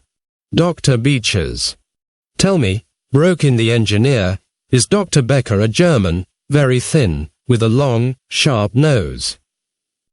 The station master laughed heartily. "No, sir, Dr. Becker is an Englishman, and there isn't a man in the parish who has a better lined waistcoat. But he has a gentleman staying with him, a patient, as I understand, who is a foreigner, and he looks as if a little good Berkshire beef would do him no harm." The station master had not finished his speech before we were all hastening in the direction of the fire. The road topped a low hill, and there was a great widespread whitewashed building in front of us, spouting fire at every chink and window, while in the garden in front 3 fire engines were vainly striving to keep the flames under. "That's it," cried Hatherley, in intense excitement. "There is the gravel drive, and there are the rose bushes where I lay. That second window is the one that I jumped from." "Well, at least," said Holmes, "you have had your revenge upon them. There can be no question that it was your oil lamp which, when it was crushed in the press, set fire to the wooden walls, though no doubt they were too excited in the chase after you to observe it at the time. Now keep your eyes open in this crowd for your friends of last night, though I very much fear that they are a good 100 miles off by now." And Holmes' fears came to be realized, for from that day to this no word has ever been heard either of the beautiful woman, the sinister German, or the morose Englishman. Early that morning a peasant had met a cart containing several people and some very bulky boxes driving rapidly in the direction of Reading, but there all traces of the fugitives disappeared, and even Holmes' ingenuity failed ever to discover the least clue as to their whereabouts. The firemen had been much perturbed at the strange arrangements which they had found within, and still more so by discovering a newly severed human thumb upon a window sill of the second floor. About sunset, however, their efforts were at last successful, and they subdued the flames, but not before the roof had fallen in, and the whole place been reduced to such absolute ruin that, save some twisted cylinders and iron piping, not a trace remained of the machinery which had cost our unfortunate acquaintance so dearly. Large masses of nickel and of tin were discovered stored in an outhouse, but no coins were to be found, which may have explained the presence of those bulky boxes which have been already referred to. How our hydraulic engineer had been conveyed from the garden to the spot where he recovered his senses might have remained forever a mystery were it not for the soft mould, which told us a very plain tale. He had evidently been carried down by 2 persons, one of whom had remarkably small feet and the other unusually large ones. On the whole, it was most probable that the silent Englishman, being less bold or less murderous than his companion, had assisted the woman to bear the unconscious man out of the way of danger. "Well," said our engineer ruefully as we took our seats to return once more to London, "it has been a pretty business for me, I have lost my thumb, and I have lost a 50-guinea fee, and what have I gained? Experience, said Holmes, laughing. Indirectly it may be of value, you know. You have only to put it into words to gain the reputation of being excellent company for the remainder of your existence. 10. The Adventure of the Noble Bachelor. The Lord Street Simon marriage, and its curious termination, have long ceased to be a subject of interest in those exalted circles in which the unfortunate bridegroom moves. Fresh scandals have eclipsed it, and their more piquant details have drawn the gossips away from this 4-year-old drama. As I have reason to believe, however, that the full facts have never been revealed to the general public, and as my friend Sherlock Holmes had a considerable share in clearing the matter up, I feel that no memoir of him would be complete without some little sketch of this remarkable episode. It was a few weeks before my own marriage, during the days when I was still sharing rooms with Holmes in Baker Street, that he came home from an afternoon stroll to find a letter on the table waiting for him. I had remained indoors all day, for the weather had taken a sudden turn to rain, with high autumnal winds, and the Jeze bullet which I had brought back in one of my limbs as a relic of my Afghan campaign throbbed with dull persistence. With my body in one easy chair and my legs upon another, I had surrounded myself with a cloud of newspapers until at last, saturated with the news of the day, I tossed them all aside and lay listless, watching the huge crest and monogram upon the envelope upon the table and wondering lazily who my friend's noble correspondent could be. "Here is a very fashionable epistle," I remarked as he entered. "Your morning letters, if I remember right, were from a fishmonger and a tide waiter." "Yes, my correspondence has certainly the charm of variety," he answered, smiling, "and the humbler are usually the more interesting. This looks like one of those unwelcome social summonses which call upon a man either to be bored or to lie." He broke the seal and glanced over the contents. "Oh, come, it may prove to be something of interest, after all." "Not social, then?" "No, distinctly professional. And from a noble client. One of the highest in England. My dear fellow, I congratulate you. I assure you, Watson, without affectation, that the status of my client is a matter of less moment to me than the interest of his case. It is just possible, however, that also may not be wanting in this new investigation. You have been reading the papers diligently of late, have you not?" "It looks like it," said I ruefully, pointing to a huge bundle in the corner. "I have had nothing else to do." "It is fortunate, for you will perhaps be able to post me up." I read nothing except the criminal news and the agony column. The latter is always instructive. But if you have followed recent events so closely, you must have read about Lord Street Simon and his wedding. "Oh, yes, with the deepest interest." "That is well. The letter which I hold in my hand is from Lord Street Simon. I will read it to you, and in return you must turn over these papers and let me have whatever bears upon the matter. This is what he says. My dear Mr. Sherlock Holmes, Lord Backwater tells me that I may place implicit reliance upon your judgment and discretion. I have determined, therefore, to call upon you and to consult you in reference to the very painful event which has occurred in connection with my wedding. Mr. Lestrade, of Scotland Yard, is acting already in the matter, but he assures me that he sees no objection to your cooperation, and that he even thinks that it might be of some assistance. I will call at 4 o'clock in the afternoon, and, should you have any other engagement at that time, I hope that you will postpone it, as this matter is of paramount importance. Yours faithfully, Robert St. Simon. It is dated from Grosvenor Mansions, written with a quill pen, and the noble lord has had the misfortune to get a smear of ink upon the outer side of his right little finger, remarked Holmes as he folded up the epistle. He says 4 o'clock, It is 3 now. He will be here in an hour. Then I have just time, with your assistance, to get clear upon the subject.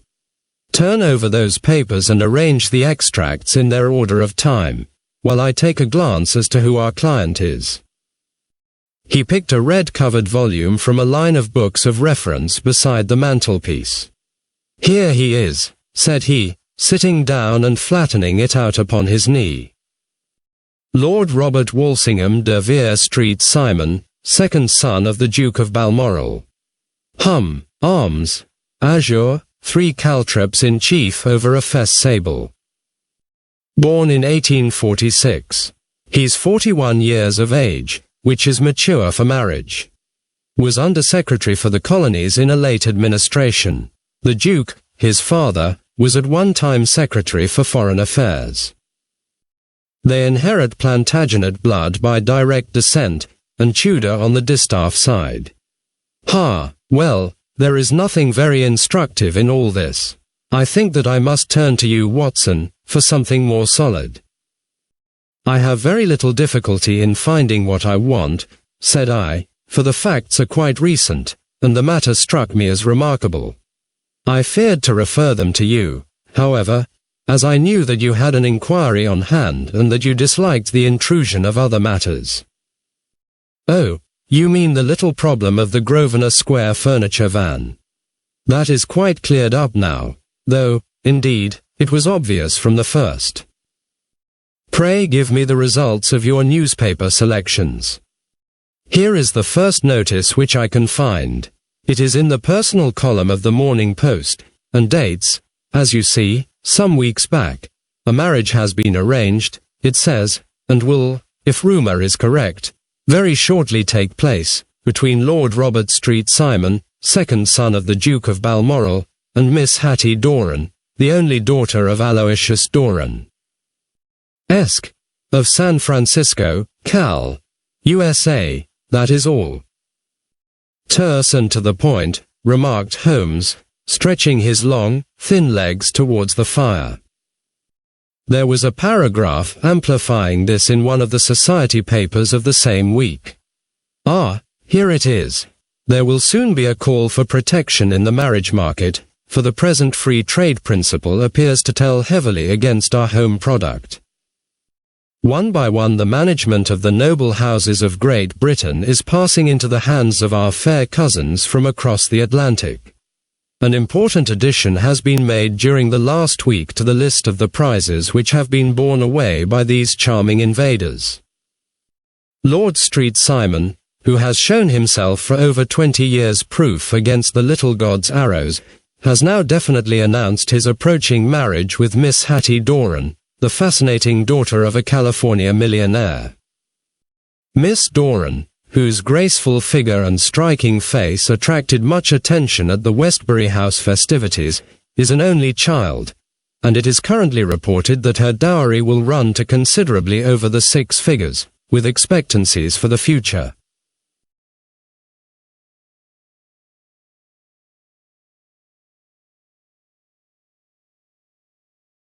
As it is an open secret that the Duke of Balmoral has been compelled to sell his pictures within the last few years, and as Lord Street Simon has no property of his own save the small estate of Birchmoor, it is obvious that the Californian heiress is not the only gainer by an alliance which will enable her to make the easy and common transition from a Republican lady to a British peeress.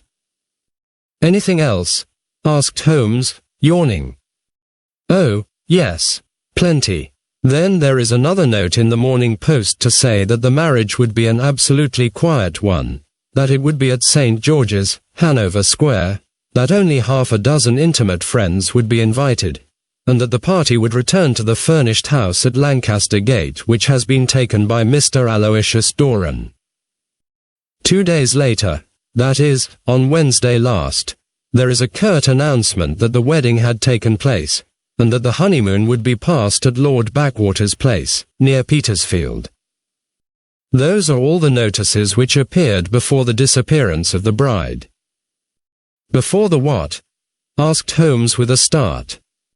"The vanishing of the lady." "When did she vanish, then?" at the wedding breakfast. Indeed, this is more interesting than it promised to be. Quite dramatic, in fact. Yes, it struck me as being a little out of the common. They often vanish before the ceremony, and occasionally during the honeymoon, but I cannot call to mind anything quite so prompt as this. Pray let me have the details. I warn you that they are very incomplete. Perhaps we may make them less so. Such as they are set forth in a single article of a morning paper of yesterday, which I will read to you. It is headed, Singular Occurrence at a Fashionable Wedding. The family of Lord Robert Street Simon has been thrown into the greatest consternation by the strange and painful episodes which have taken place in connection with his wedding.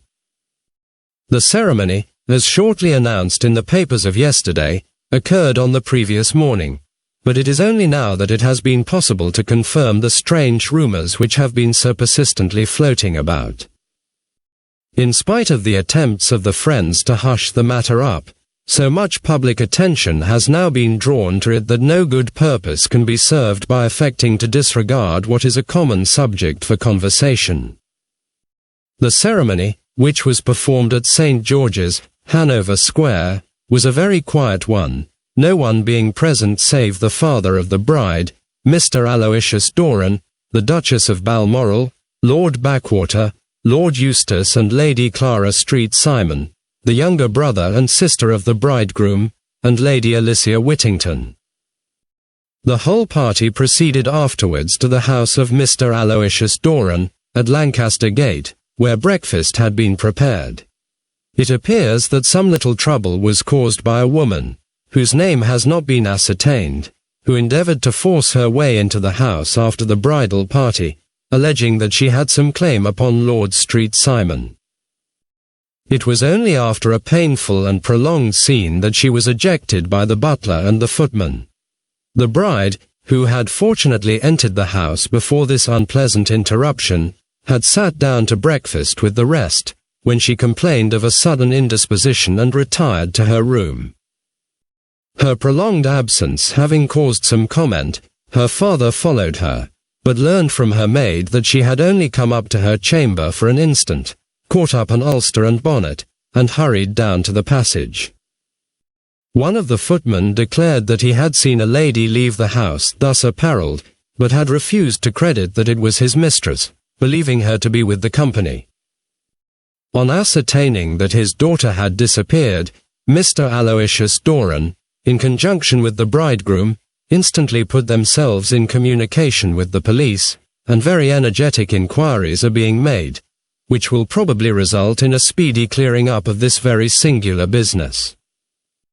Up to a late hour last night, however, nothing had transpired as to the whereabouts of the missing lady. There are rumors of foul play in the matter, and it is said that the police have caused the arrest of the woman who had caused the original disturbance, in the belief that, from jealousy or some other motive, she may have been concerned in the strange disappearance of the bride. And is that all? Only one little item in another of the morning papers, but it is a suggestive one. And it is that Miss Flora Miller, the lady who had caused the disturbance, has actually been arrested. It appears that she was formerly a danseuse at the Allegro, and that she has known the bridegroom for some years. There are no further particulars, and the whole case is in your hands now, so far as it has been set forth in the public press. And an exceedingly interesting case it appears to be. I would not have missed it for worlds. But there is a ring at the bell, Watson, and as the clock makes it a few minutes after 4, I have no doubt that this will prove to be our noble client. Do not dream of going, Watson, for I very much prefer having a witness, if only as a check to my own memory. Lord Robert Street Simon, announced our page boy, throwing open the door. A gentleman entered, with a pleasant, cultured face, high-nosed and pale, with something perhaps of petulance about the mouth, and with the steady, well-opened eye of a man whose pleasant lot it had ever been to command and to be obeyed. His manner was brisk, and yet his general appearance gave an undue impression of age, for he had a slight forward stoop and a little bend of the knees as he walked. His hair, too, as he swept off his very curly-brimmed hat, was grizzled round the edges and thin upon the top. As to his dress, it was careful to the verge of foppishness, with high collar, black frock coat, white waistcoat, yellow gloves, patent leather shoes, and light-coloured gaiters. He advanced slowly into the room, turning his head from left to right, and swinging in his right hand the cord which held his golden eyeglasses. "Good day, Lord Street Simon," said Holmes, rising and bowing. "Pray take the basket chair. This is my friend and colleague, Dr. Watson. Draw up a little to the fire, and we will talk this matter over. A most painful matter to me, as you can most readily imagine, Mr. Holmes. I have been cut to the quick. I understand that you have already managed several delicate cases of this sort, sir, though I presume that they were hardly from the same class of society." "No, I am descending. I beg pardon. My last client of the sort was a king." "Oh, really? I had no idea. And which king?" "The King of Scandinavia." "What, had he lost his wife?"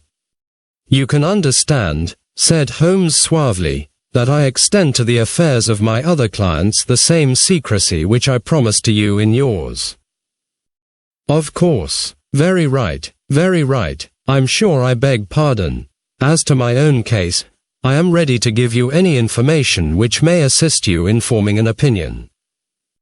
"Thank you. I have already learned all that is in the public prints, nothing more. I presume that I may take it as correct. This article, for example, as to the disappearance of the bride." Lord Street Simon glanced over it. "Yes, it is correct, as far as it goes. But it needs a great deal of supplementing before anyone could offer an opinion. I think that I may arrive at my facts most directly by questioning you." "Pray do so. When did you first meet Miss Hattie Doran?" "In San Francisco, a year ago." "You were traveling in the States?" "Yes."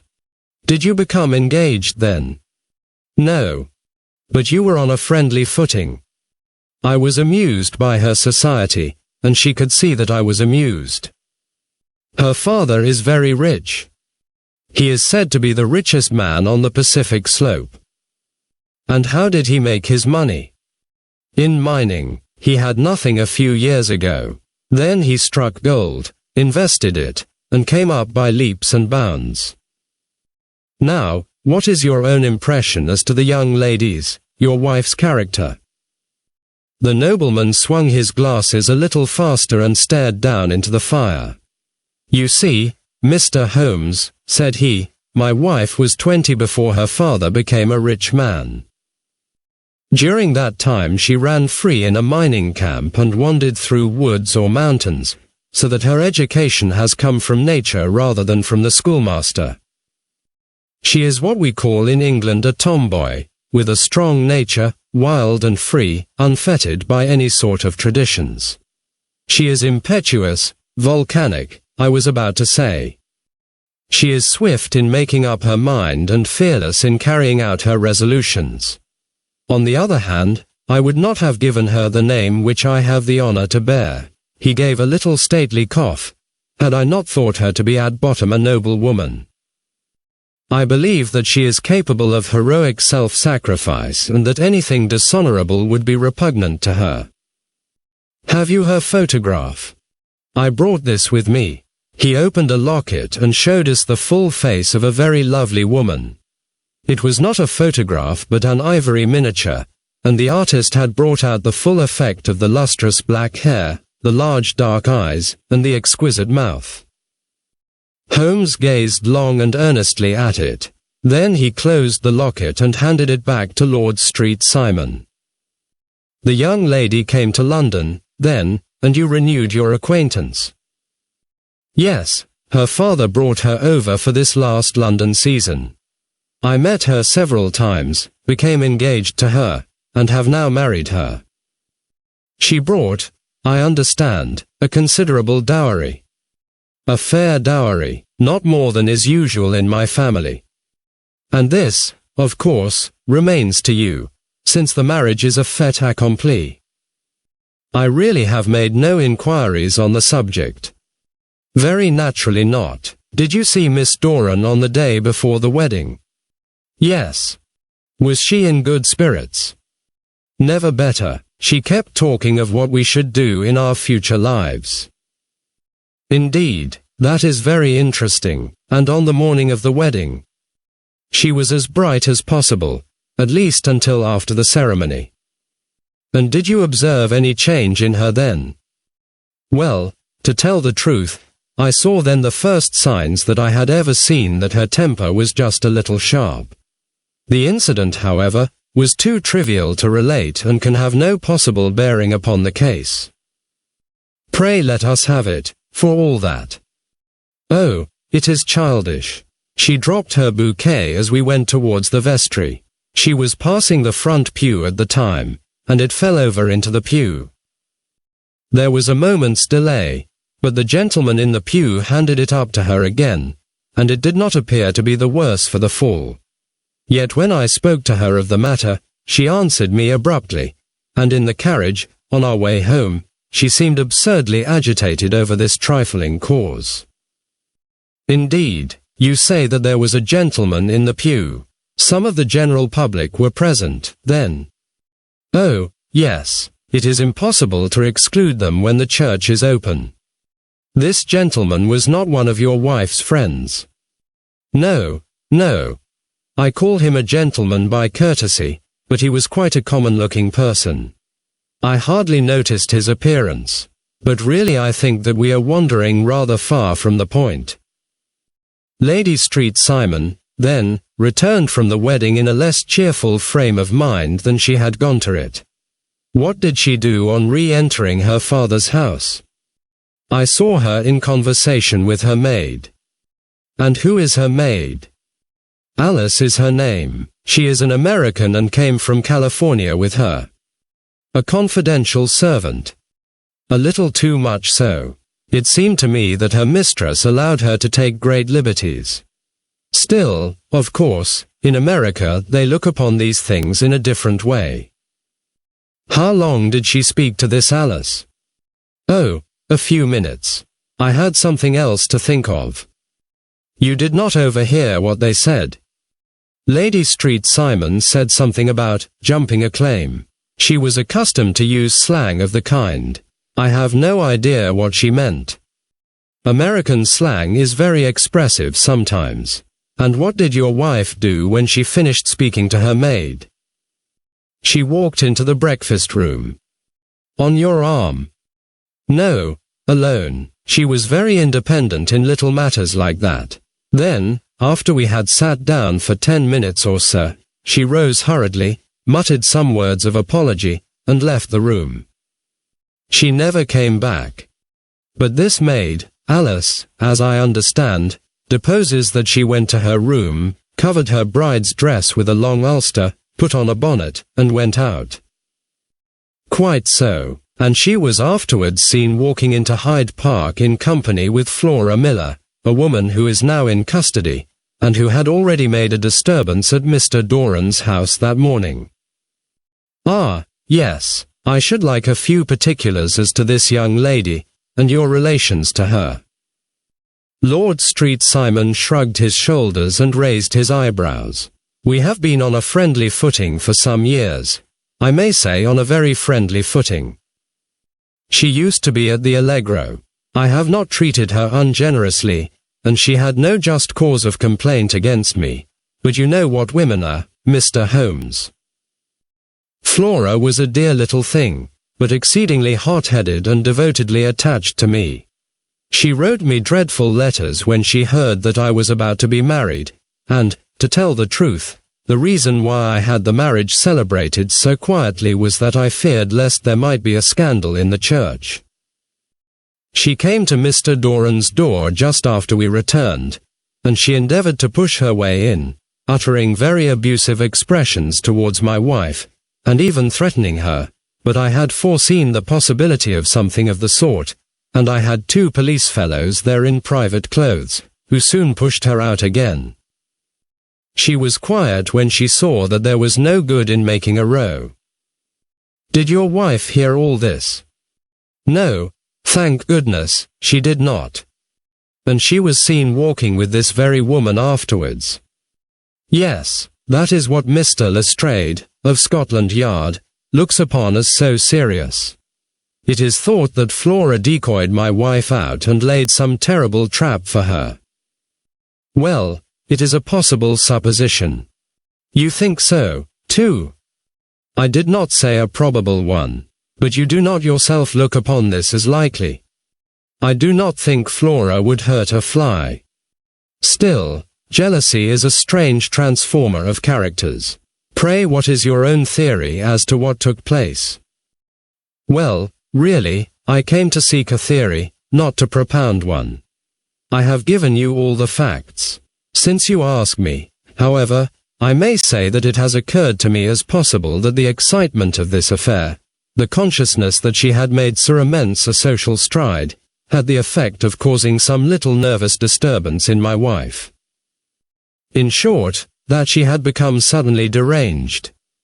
Well, really, when I consider that she has turned her back, I will not say upon me, but upon so much that many have aspired to without success, I can hardly explain it in any other fashion. Well, certainly that is also a conceivable hypothesis, said Holmes, smiling. And now, Lord Street Simon, I think that I have nearly all my data. May I ask whether you were seated at the breakfast table so that you could see out of the window? We could see the other side of the road and the park. Quite so. Then I do not think that I need to detain you longer. I shall communicate with you. Should you be fortunate enough to solve this problem, said our client, rising. I have solved it. Eh, what was that? I say that I have solved it. Where, then, is my wife? That is a detail which I shall speedily supply. Lord Street Simon shook his head. I am afraid that it will take wiser heads than yours or mine, he remarked, and bowing in a stately, old-fashioned manner he departed. It is very good of Lord Street Simon to honour my head by putting it on a level with his own, said Sherlock Holmes, laughing. I think that I shall have a whisky and soda and a cigar after all this cross-questioning. I had formed my conclusions as to the case before our client came into the room. My dear Holmes, I have notes of several similar cases, though none, as I remarked before, which were quite as prompt. My whole examination served to turn my conjecture into a certainty. Circumstantial evidence is occasionally very convincing, as when you find a trout in the milk, to quote Thoreau's example. But I have heard all that you have heard. Without, however, the knowledge of pre-existing cases which serves me so well. There was a parallel instance in Aberdeen some years back, and something on very much the same lines at Munich the year after the Franco-Prussian War. It is one of these cases, but, hello, here is Lestrade. Good afternoon, Lestrade. You will find an extra tumbler upon the sideboard, and there are cigars in the box. The official detective was attired in a pea jacket and cravat, which gave him a decidedly nautical appearance, and he carried a black canvas bag in his hand. With a short greeting he seated himself and lit the cigar which had been offered to him. What's up, then? Asked Holmes with a twinkle in his eye. You look dissatisfied. And I feel dissatisfied. It is this infernal St. Simon marriage case. I can make neither head nor tail of the business. Really, you surprise me. Who ever heard of such a mixed affair? Every clue seems to slip through my fingers. I have been at work upon it all day. And very wet it seems to have made you, said Holmes, laying his hand upon the arm of the pea jacket. Yes, I have been dragging the Serpentine. In heaven's name, what for? in search of the body of Lady Street Simon. Sherlock Holmes leaned back in his chair and laughed heartily. "Have you dragged the basin of Trafalgar Square fountain?" he asked. "Why, what do you mean?" "Because you have just as good a chance of finding this lady in the one as in the other." Lestrade shot an angry glance at my companion. "I suppose you know all about it," he snarled. "Well, I have only just heard the facts, but my mind is made up." "Oh, indeed, then you think that the Serpentine plays no part in the matter?" "I think it very unlikely." "Then perhaps you will kindly explain how it is that we found this in it." He opened his bag as he spoke, and tumbled onto the floor a wedding dress of watered silk, a pair of white satin shoes and a bride's wreath and veil, all discolored and soaked in water. "There," said he, putting a new wedding ring upon the top of the pile. "There is a little nut for you to crack, Master Holmes." "Oh, indeed," said my friend, blowing blue rings into the air. "You dragged them from the Serpentine?" "No, they were found floating near the margin by a park keeper. They have been identified as her clothes, and it seemed to me that if the clothes were there the body would not be far off." By the same brilliant reasoning, every man's body is to be found in the neighborhood of his wardrobe. And pray what did you hope to arrive at through this? At some evidence implicating Flora Miller in the disappearance. I am afraid that you will find it difficult. "Are you, indeed, now?" cried Lestrade with some bitterness. "I am afraid, Holmes, that you are not very practical with your deductions and your inferences. You have made 2 blunders in as many minutes. This dress does implicate Miss Flora Miller." "And how?" "In the dress is a pocket. In the pocket is a card case. In the card case is a note. And here is the very note." He slapped it down upon the table in front of him. "Listen to this. You will see me when all is ready. Come at once. FHM. Now my theory all along has been that Lady Street Simon was decoyed away by Flora Miller, and that she, with confederates, no doubt, was responsible for her disappearance. Here, signed with her initials, is the very note which was no doubt quietly slipped into her hand at the door and which lured her within their reach." "Very good, Lestrade," said Holmes, laughing. "You really are very fine indeed. Let me see it." He took up the paper in a listless way, but his attention instantly became riveted, and he gave a little cry of satisfaction. "This is indeed important," said he. "Ha, you find it so?" "Extremely so. I congratulate you warmly." Lestrade rose in his triumph and bent his head to look. "Why," he shrieked, "you're looking at the wrong side. On the contrary, this is the right side." "The right side? You're mad. Here is the note written in pencil over here. And over here is what appears to be the fragment of a hotel bill, which interests me deeply." "There's nothing in it. I looked at it before," said Lestrade.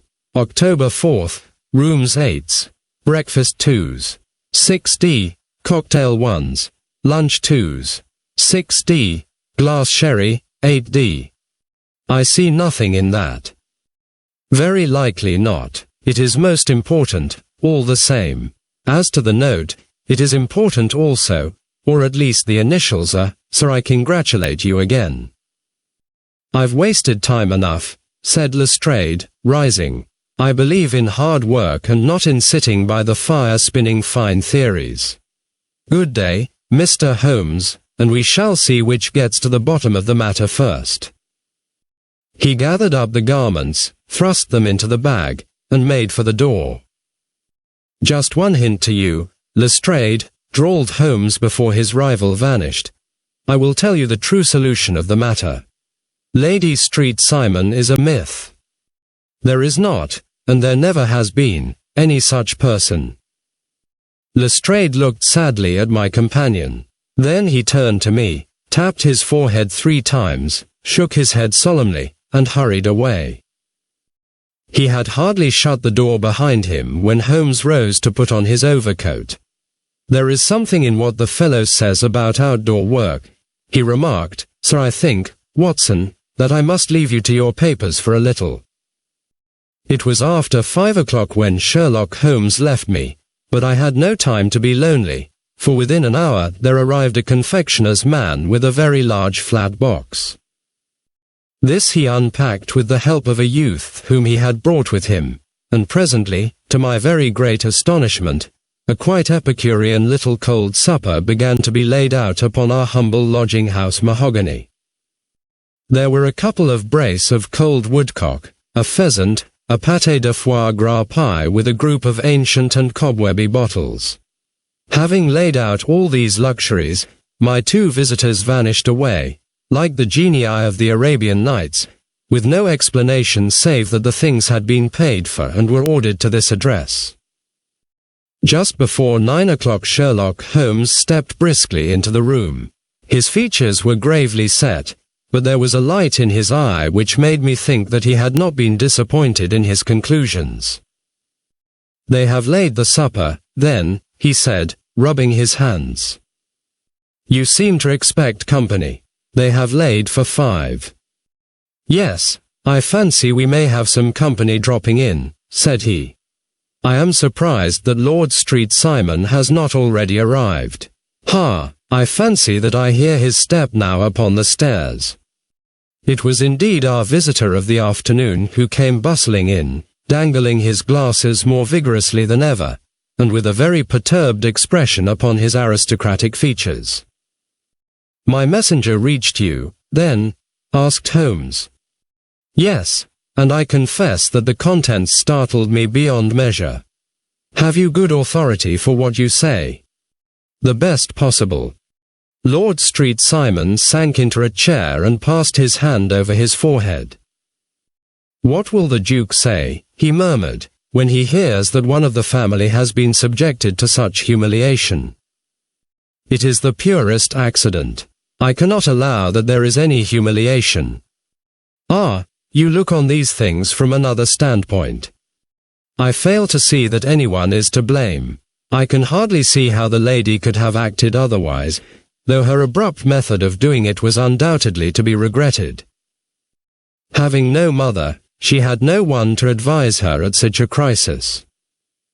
"It was a slight, sir, a public slight," said Lord Street Simon, tapping his fingers upon the table.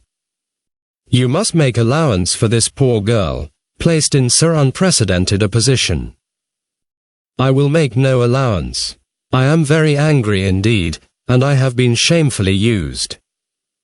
"I think that I heard a ring," said Holmes. "Yes, there are steps on the landing. If I cannot persuade you to take a lenient view of the matter, Lord Street Simon, I have brought an advocate here who may be more successful." He opened the door and ushered in a lady and gentleman. "Lord Street Simon," said he, "allow me to introduce you to Mr. and Mrs. Francis Hay Moulton. The lady, I think, you have already met."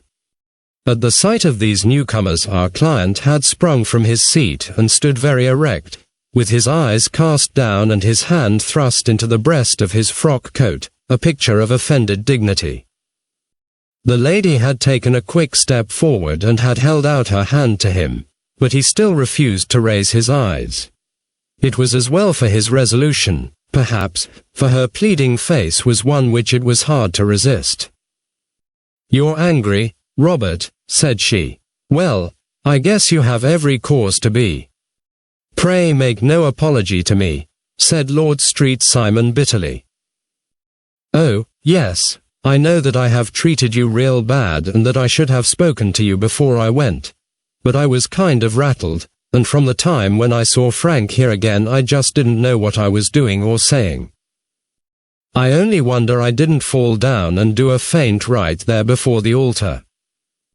Perhaps, Mrs. Moulton, you would like my friend and me to leave the room while you explain this matter." "If I may give an opinion," remarked the strange gentleman, "we've had just a little too much secrecy over this business already. For my part, I should like all Europe and America to hear the rights of it. He was a small, wiry, sunburnt man, clean-shaven, with a sharp face and alert manner. "Then I'll tell our story right away," said the lady. "Frank here and I met in '84, in McQuire's camp, near the Rockies, where Pa was working a claim. We were engaged to each other, Frank and I. But then one day Father struck a rich pocket and made a pile, while poor Frank here had a claim that petered out and came to nothing. The richer Pa grew, the poorer was Frank, so at last Pa wouldn't hear of our engagement lasting any longer, and he took me away to Frisco. Frank wouldn't throw up his hand, though, so he followed me there, and he saw me without Pa knowing anything about it. It would only have made him mad to know, so we just fixed it all up for ourselves. Frank said that he would go and make his pile, too, and never come back to claim me until he had as much as Pa. So then I promised to wait for him to the end of time and pledged myself not to marry anyone else while he lived. "Why shouldn't we be married right away, then," said he, "and then I will feel sure of you, and I won't claim to be your husband until I come back." Well, we talked it over, and he had fixed it all up so nicely, with a clergyman already in waiting, that we just did it right there. And then Frank went off to seek his fortune, and I went back to Pa. The next I heard of Frank was that he was in Montana, and then he went prospecting in Arizona, and then I heard of him from New Mexico. After that came a long newspaper story about how a miners' camp had been attacked by Apache Indians, and there was my Frank's name among the killed. I fainted dead away, and I was very sick for months after. Pa thought I had a decline and took me to half the doctors in Frisco. Not a word of news came for a year and more, so that I never doubted that Frank was really dead.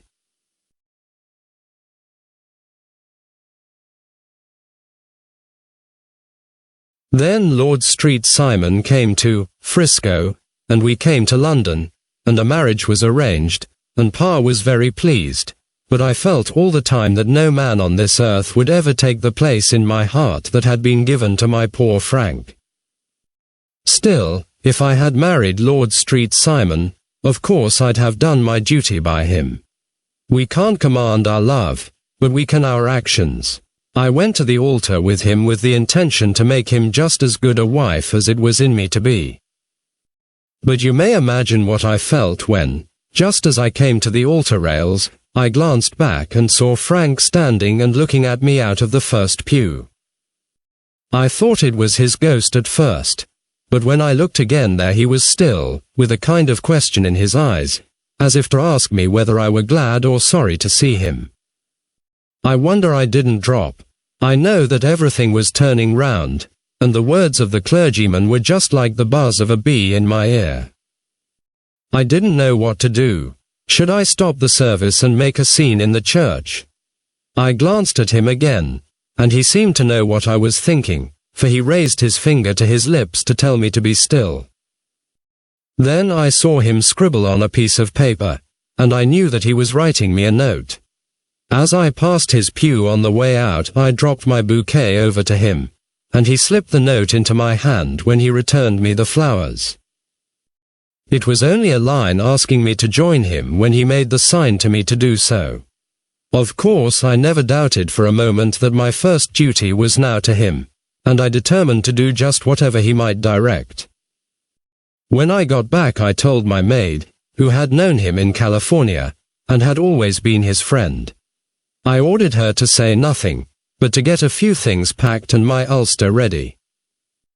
I know I ought to have spoken to Lord Street Simon, but it was dreadful hard before his mother and all those great people. I just made up my mind to run away and explain afterwards. I hadn't been at the table 10 minutes before I saw Frank out of the window at the other side of the road. He beckoned to me and then began walking into the park. I slipped out, put on my things, and followed him. Some woman came talking something or other about Lord Street Simon to me, seemed to me from the little I heard as if he had a little secret of his own before marriage also, but I managed to get away from her and soon overtook Frank. We got into a cab together, and away we drove to some lodgings he had taken in Gordon Square, and that was my true wedding after all those years of waiting. Frank had been a prisoner among the Apaches, had escaped, came on to Frisco, found that I had given him up for dead and had gone to England, followed me there, and had come upon me at last on the very morning of my second wedding. I saw it in a paper, explained the American. It gave the name and the church but not where the lady lived. Then we had a talk as to what we should do, and Frank was all for openness, but I was so ashamed of it all that I felt as if I should like to vanish away and never see any of them again, just sending a line to Pa, perhaps, to show him that I was alive. It was awful to me to think of all those lords and ladies sitting round that breakfast table and waiting for me to come back. So Frank took my wedding clothes and things and made a bundle of them, so that I should not be traced, and dropped him away somewhere where no one could find them. It is likely that we should have gone on to Paris tomorrow, only that this good gentleman, Mr. Holmes, came round to us this evening, though how he found us is more than I can think, and he showed us very clearly and kindly that I was wrong and that Frank was right, and that we should be putting ourselves in the wrong if we were so secret. Then he offered to give us a chance of talking to Lord Street Simon alone, and so we came right away round to his rooms at once. Now, Robert, you have heard it all, and I am very sorry if I have given you pain, and I hope that you do not think very meanly of me. Lord Street Simon had by no means relaxed his rigid attitude, but had listened with a frowning brow and a compressed lip to this long narrative. "Excuse me," he said, "but it is not my custom to discuss my most intimate personal affairs in this public manner." "Then you won't forgive me? You won't shake hands before I go?" "Oh, certainly, if it would give you any pleasure." He put out his hand and coldly grasped that which she extended to him. "I had hoped," suggested Holmes, "that you would have joined us in a friendly supper." "I think that there you ask a little too much," responded his lordship. "I may be forced to acquiesce in these recent developments, but I can hardly be expected to make merry over them. I think that with your permission I will now wish you all a very good night." He included us all in a sweeping bow and stalked out of the room. "Then I trust that you at least will honor me with your company," said Sherlock Holmes. "It is always a joy to meet an American, Mr. Moulton, for I am one of those who believe that the folly of a monarch and the blundering of a minister in far-gone years will not prevent our children from being some day citizens of the same worldwide country under a flag which shall be a quartering of the Union Jack with the stars and stripes. "The case has been an interesting one," remarked Holmes when our visitors had left us, "because it serves to show very clearly how simple the explanation may be of an affair which at first sight seems to be almost inexplicable. Nothing could be more natural than the sequence of events as narrated by this lady, and nothing stranger than the result when viewed, for instance, by Mr. Lestrade of Scotland Yard. You were not yourself at fault at all, then. From the first, two facts were very obvious to me. The one that the lady had been quite willing to undergo the wedding ceremony, the other that she had repented of it within a few minutes of returning home. Obviously something had occurred during the morning, then, to cause her to change her mind. What could that something be?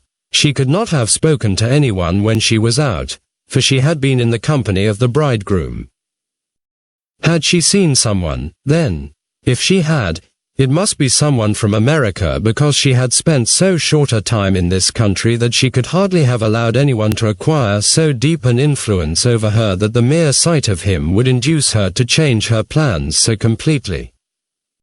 You see, we have already arrived, by a process of exclusion, at the idea that she might have seen an American.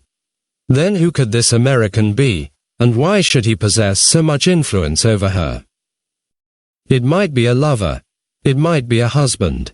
Her young womanhood had, I knew, been spent in rough scenes and under strange conditions. So far I had got before I ever heard Lord Street Simon's narrative. When he told us of a man in a pew, of the change in the bride's manner, of so transparent a device for obtaining a note as the dropping of a bouquet, of her resort to her confidential maid, and of her very significant allusion to claim jumping, which in miners' parlance means taking possession of that which another person has a prior claim to, the whole situation became absolutely clear. She had gone off with a man, and the man was either a lover or was a previous husband, the chances being in favor of the latter. And how in the world did you find them? It might have been difficult, but friend Lestrade held information in his hands the value of which he did not himself know. The initials were, of course, of the highest importance, but more valuable still was it to know that within a week he had settled his bill at one of the most select London hotels. How did you deduce the select? By the select prices. 8 shillings for a bed and 8 pence for a glass of sherry pointed to one of the most expensive hotels. There are not many in London which charge at that rate. In the second one, which I visited in Northumberland Avenue, I learned by an inspection of the book that Francis H. Moulton, an American gentleman, had left only the day before, and on looking over the entries against him, I came upon the very items which I had seen in the duplicate bill. His letters were to be forwarded to 226 Gordon Square, so thither I travelled, and being fortunate enough to find the loving couple at home, I ventured to give them some paternal advice and to point out to them that it would be better in every way that they should make their position a little clearer both to the general public and to Lord Street Simon in particular. I invited him to meet him here, and, as you see, I made him keep the appointment. But with no very good result, I remarked. His conduct was certainly not very gracious. "Ah, Watson," said Holmes, smiling, "perhaps you would not be very gracious either, if, after all the trouble of wooing and wedding, you found yourself deprived in an instant of wife and of fortune. I think that we may judge Lord Street Simon very mercifully and thank our stars that we are never likely to find ourselves in the same position. Draw your chair up and hand me my violin, for the only problem we have still to solve is how to while away these bleak autumnal evenings." 11. The Adventure of the Beryl Coronet. "Holmes," said I as I stood one morning in our bow window looking down the street, "here is a madman coming along. It seems rather sad that his relatives should allow him to come out alone." My friend rose lazily from his armchair and stood with his hands in the pockets of his dressing gown, looking over my shoulder. It was a bright, crisp February morning, and the snow of the day before still lay deep upon the ground, shimmering brightly in the wintry sun. Down the centre of Baker Street it had been ploughed into a brown crumbly band by the traffic, but at either side and on the heaped-up edges of the footpaths it still lay as white as when it fell. The grey pavement had been cleaned and scraped, but was still dangerously slippery, so that there were fewer passengers than usual. Indeed, from the direction of the Metropolitan Station no one was coming save the single gentleman whose eccentric conduct had drawn my attention. He was a man of about 50, tall, portly, and imposing, with a massive, strongly marked face and a commanding figure. He was dressed in a sombre yet rich style, in black frock coat, shining hat, neat brown gaiters, and well-cut pearl grey trousers. Yet his actions were in absurd contrast to the dignity of his dress and features, for he was running hard, with occasional little springs, such as a weary man gives who is little accustomed to set any tax upon his legs. As he ran he jerked his hands up and down, waggled his head, and wreathed his face into the most extraordinary contortions. "What on earth can be the matter with him?" I asked. "He is looking up at the numbers of the houses." "I believe that he is coming here," said Holmes, rubbing his hands. Here. Yes, I rather think he is coming to consult me professionally. I think that I recognize the symptoms. Ha, did I not tell you? As he spoke, the man, puffing and blowing, rushed at our door and pulled at our bell until the whole house resounded with the clanging.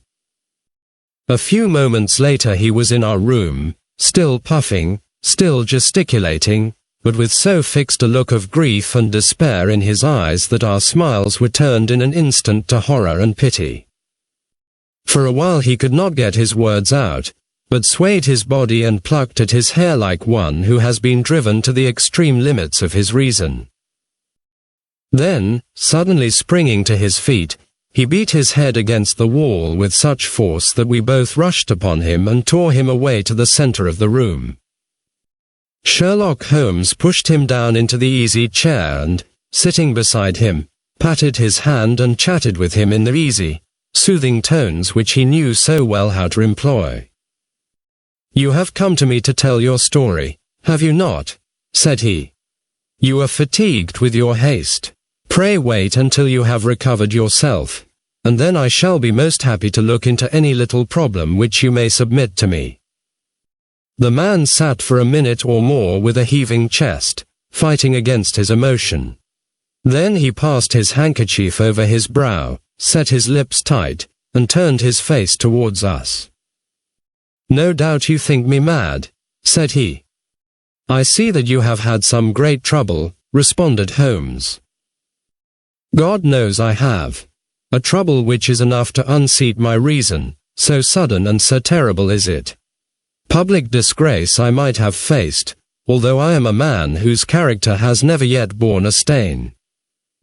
Private affliction also is the lot of every man, but the two coming together, and in so frightful a form, have been enough to shake my very soul. Besides, it is not I alone. The very noblest in the land may suffer unless some way be found out of this horrible affair." "Pray compose yourself, sir," said Holmes, "and let me have a clear account of who you are and what it is that has befallen you." "My name," answered our visitor, "is probably familiar to your ears. I am Alexander Holder, of the banking firm of Holder and Stevenson, of Threadneedle Street." The name was indeed well known to us as belonging to the senior partner in the second largest private banking concern in the City of London. What could have happened, then, to bring one of the foremost citizens of London to this most pitiable pass? We waited, all curiosity, until with another effort he braced himself to tell his story. "I feel that time is of value," said he. "That is why I hastened here when the police inspector suggested that I should secure your cooperation. I came to Baker Street by the Underground and hurried from there on foot, for the cabs go slowly through this snow. That is why I was so out of breath, for I am a man who takes very little exercise. I feel better now, and I will put the facts before you as shortly and yet as clearly as I can. It is, of course, well known to you that in a successful banking business as much depends upon our being able to find remunerative investments for our funds as upon our increasing our connection and the number of our depositors. One of our most lucrative means of laying out money is in the shape of loans, where the security is unimpeachable. We have done a good deal in this direction during the last few years, and there are many noble families to whom we have advanced large sums upon the security of their pictures, libraries, or plate. Yesterday morning I was seated in my office at the bank when a card was brought in to me by one of the clerks. I started when I saw the name, for it was that of none other than, well, perhaps even to you I had better say no more than that it was a name which is a household word all over the earth, one of the highest, noblest, most exalted names in England. I was overwhelmed by the honor and attempted, when he entered, to say so, but he plunged at once into business with the air of a man who wishes to hurry quickly through a disagreeable task. "Mr. Holder," said he, "I have been informed that you are in the habit of advancing money." "The firm does so when the security is good," I answered. "It is absolutely essential to me," said he, "that I should have £50,000 at once. I could, of course, borrow so trifling a sum 10 times over from my friends, but I much prefer to make it a matter of business and to carry out that business myself. In my position you can readily understand that it is unwise to place one's self under obligations. For how long, may I ask, do you want this sum?" I asked. "Next Monday I have a large sum due to me, and I shall then most certainly repay what you advance, with whatever interest you think it right to charge. But it is very essential to me that the money should be paid at once. I should be happy to advance it without further parley from my own private purse," said I, "were it not that the strain would be rather more than it could bear. If, on the other hand, I am to do it in the name of the firm, then in justice to my partner I must insist that, even in your case, every businesslike precaution should be taken." "I should much prefer to have it so," said he, raising up a square, black morocco case which he had laid beside his chair. "You have doubtless heard of the beryl coronet, one of the most precious public possessions of the empire," said I.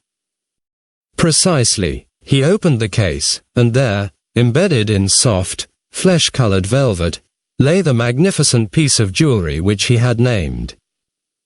"There are 39 enormous beryls," said he, "and the price of the gold chasing is incalculable. The lowest estimate would put the worth of the coronet at double the sum which I have asked. I am prepared to leave it with you as my security." I took the precious case into my hands and looked in some perplexity from it to my illustrious client. "You doubt its value?" he asked.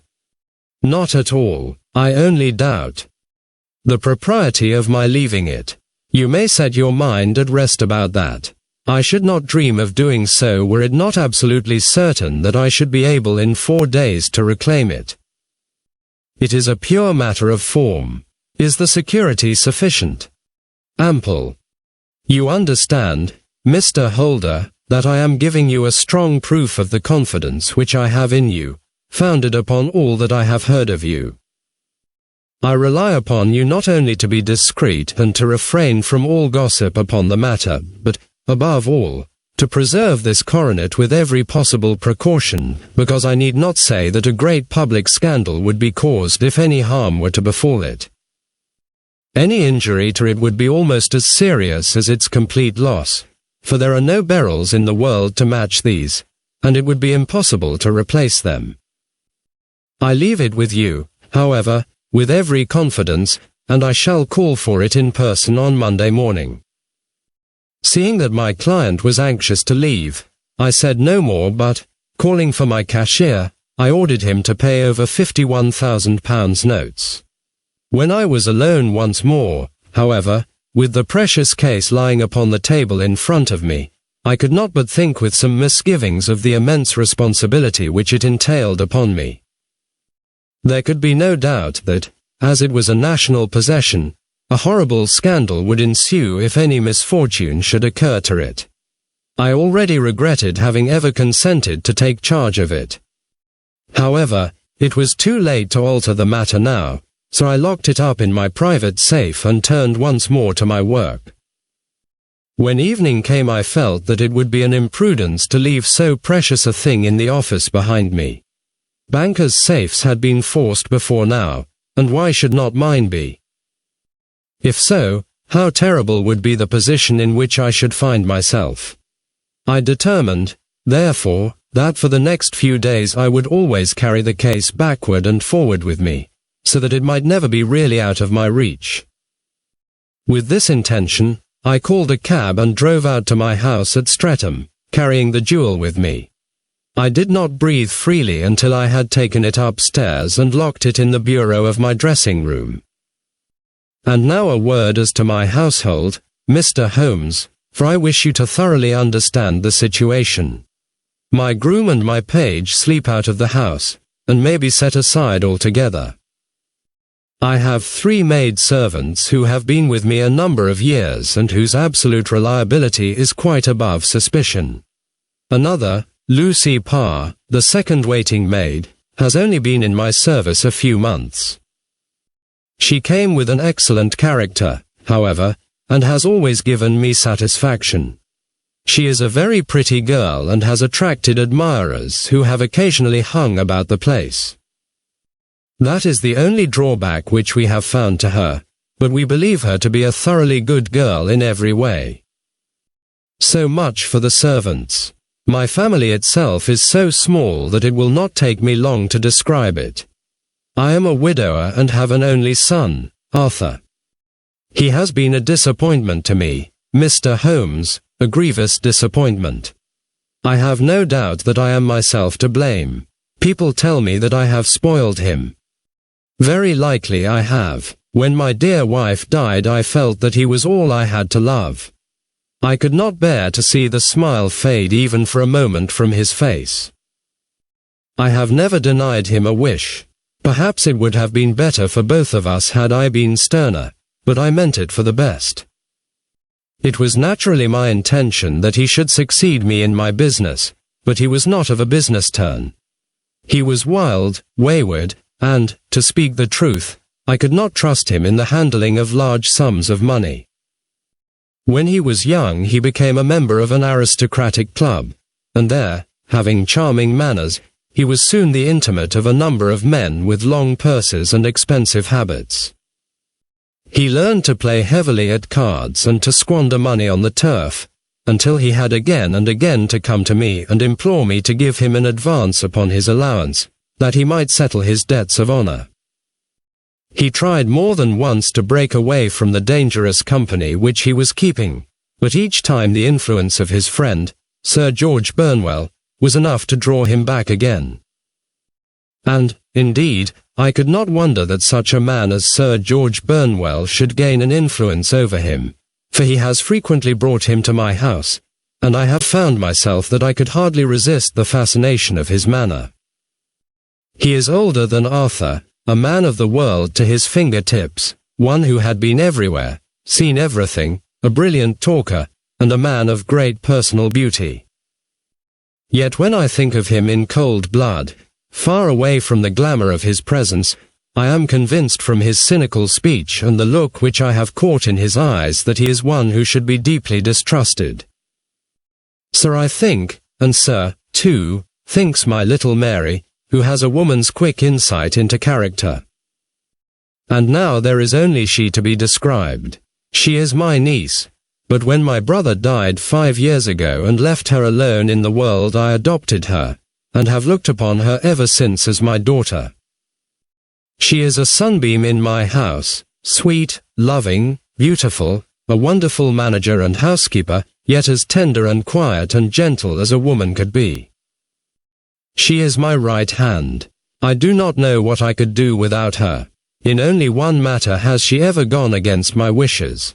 Twice my boy has asked her to marry him, for he loves her devotedly, but each time she has refused him.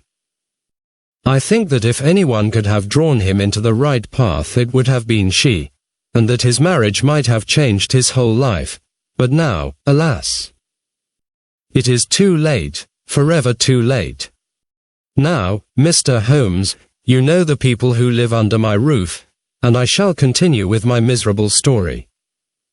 When we were taking coffee in the drawing-room that night after dinner, I told Arthur and Mary my experience, and of the precious treasure which we had under our roof, suppressing only the name of my client. Lucy Parr, who had brought in the coffee, had, I am sure, left the room, but I cannot swear that the door was closed. Mary and Arthur were much interested and wished to see the famous coronet, but I thought it better not to disturb it. "Where have you put it?" asked Arthur. "In my own bureau." "Well, I hope to goodness the house won't be burgled during the night," said he. "It is locked up," I answered. "Oh, any old key will fit that bureau. When I was a youngster I have opened it myself with the key of the box-room cupboard." He often had a wild way of talking, so that I thought little of what he said. He followed me to my room, however, that night with a very grave face. "Look here," Dad, said he with his eyes cast down, can you let me have £200? No, I cannot, I answered sharply. I have been far too generous with you in money matters. You have been very kind, said he, but I must have this money, or else I can never show my face inside the club again. And a very good thing, too, I cried. Yes, but you would not have me leave it a dishonored man, said he. I could not bear the disgrace. I must raise the money in some way, and if you will not let me have it, then I must try other means. I was very angry, for this was the third demand during the month. You shall not have a farthing from me, I cried, on which he bowed and left the room without another word. When he was gone I unlocked my bureau, made sure that my treasure was safe, and locked it again. Then I started to go round the house to see that all was secure, a duty which I usually leave to Mary, but which I thought it well to perform myself that night. As I came down the stairs I saw Mary herself at the side window of the hall, which she closed and fastened as I approached. Tell me, Dad, said she, looking, I thought, a little disturbed, did you give Lucy, the maid, leave to go out tonight? Certainly not. She came in just now by the back door. I have no doubt that she has only been to the side gate to see someone, but I think that it is hardly safe and should be stopped. You must speak to her in the morning, or I will if you prefer it. Are you sure that everything is fastened? Quite sure, Dad. Then, good night. I kissed her and went up to my bedroom again, where I was soon asleep. I am endeavoring to tell you everything, Mr. Holmes, which may have any bearing upon the case, but I beg that you will question me upon any point which I do not make clear. On the contrary, your statement is singularly lucid. I come to a part of my story now in which I should wish to be particularly so. I am not a very heavy sleeper, and the anxiety in my mind tended, no doubt, to make me even less so than usual. About 2 in the morning, then, I was awakened by some sound in the house. It had ceased ere I was wide awake, but it had left an impression behind it as though a window had gently closed somewhere. I lay listening with all my ears. Suddenly, to my horror, there was a distinct sound of footsteps moving softly in the next room. I slipped out of bed, all palpitating with fear, and peeped round the corner of my dressing-room door. Arthur, I screamed, you villain! You thief! How dare you touch that coronet?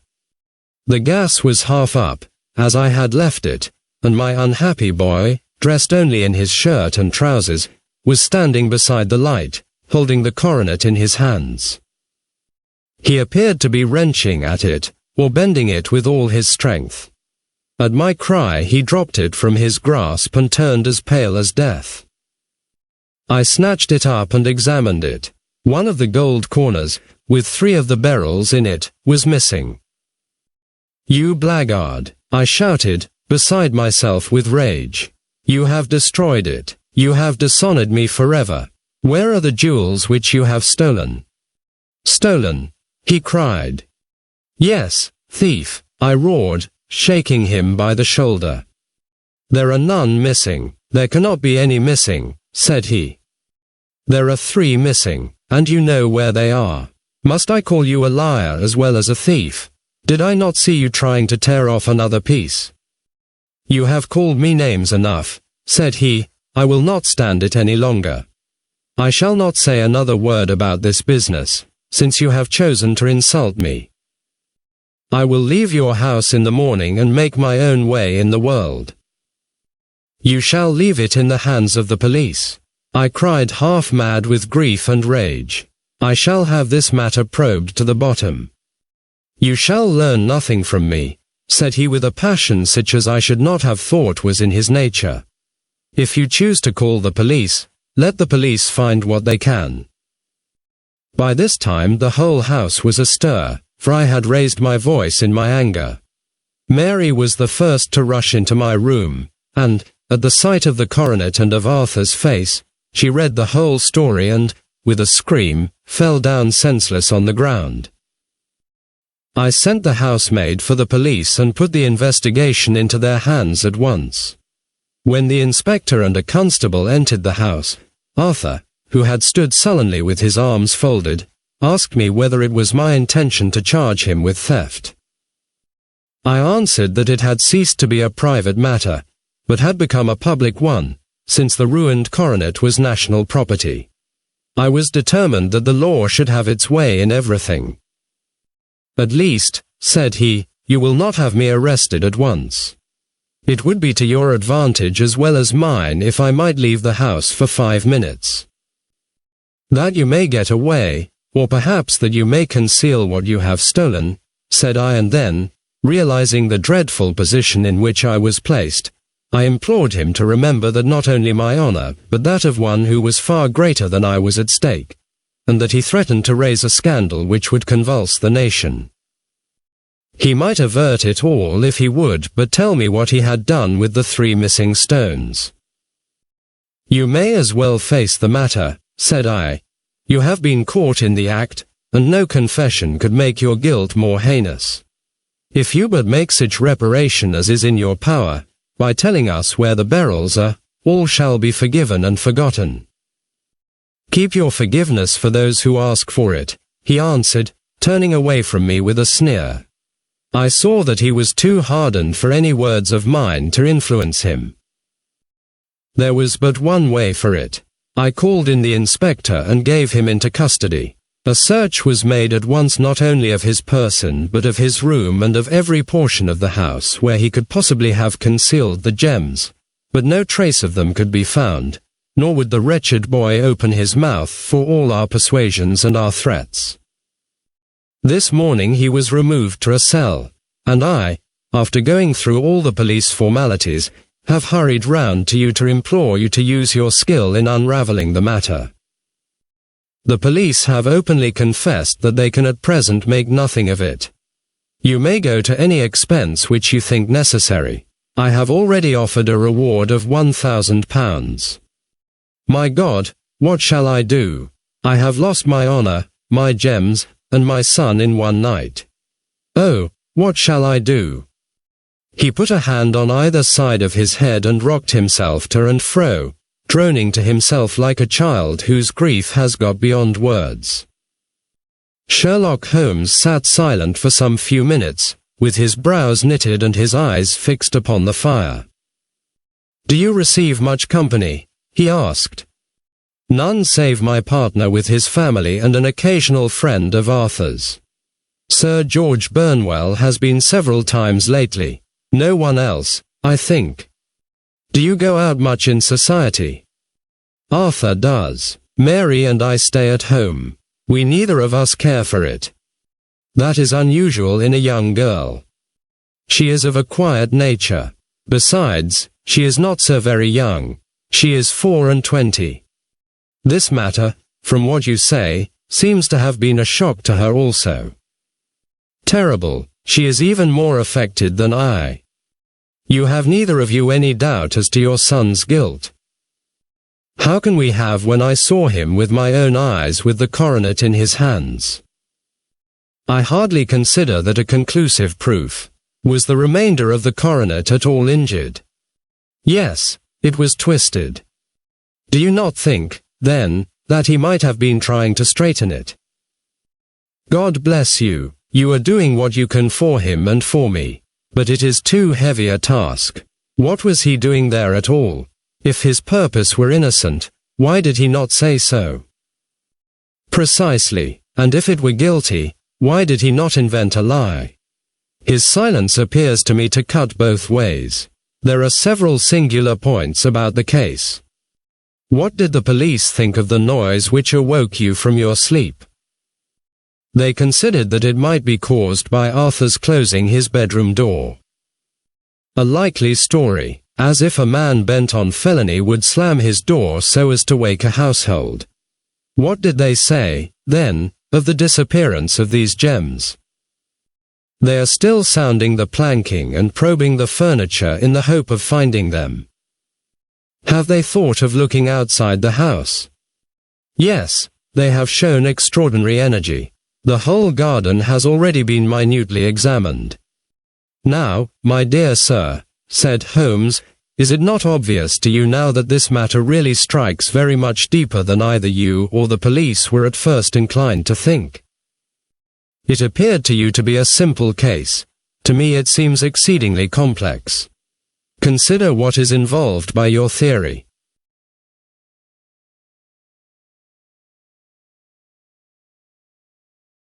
You suppose that your son came down from his bed, went, at great risk, to your dressing room, opened your bureau, took out your coronet, broke off by main force a small portion of it, went off to some other place, concealed 3 gems out of the 39, with such skill that nobody can find them, and then returned with the other 36 into the room in which he exposed himself to the greatest danger of being discovered.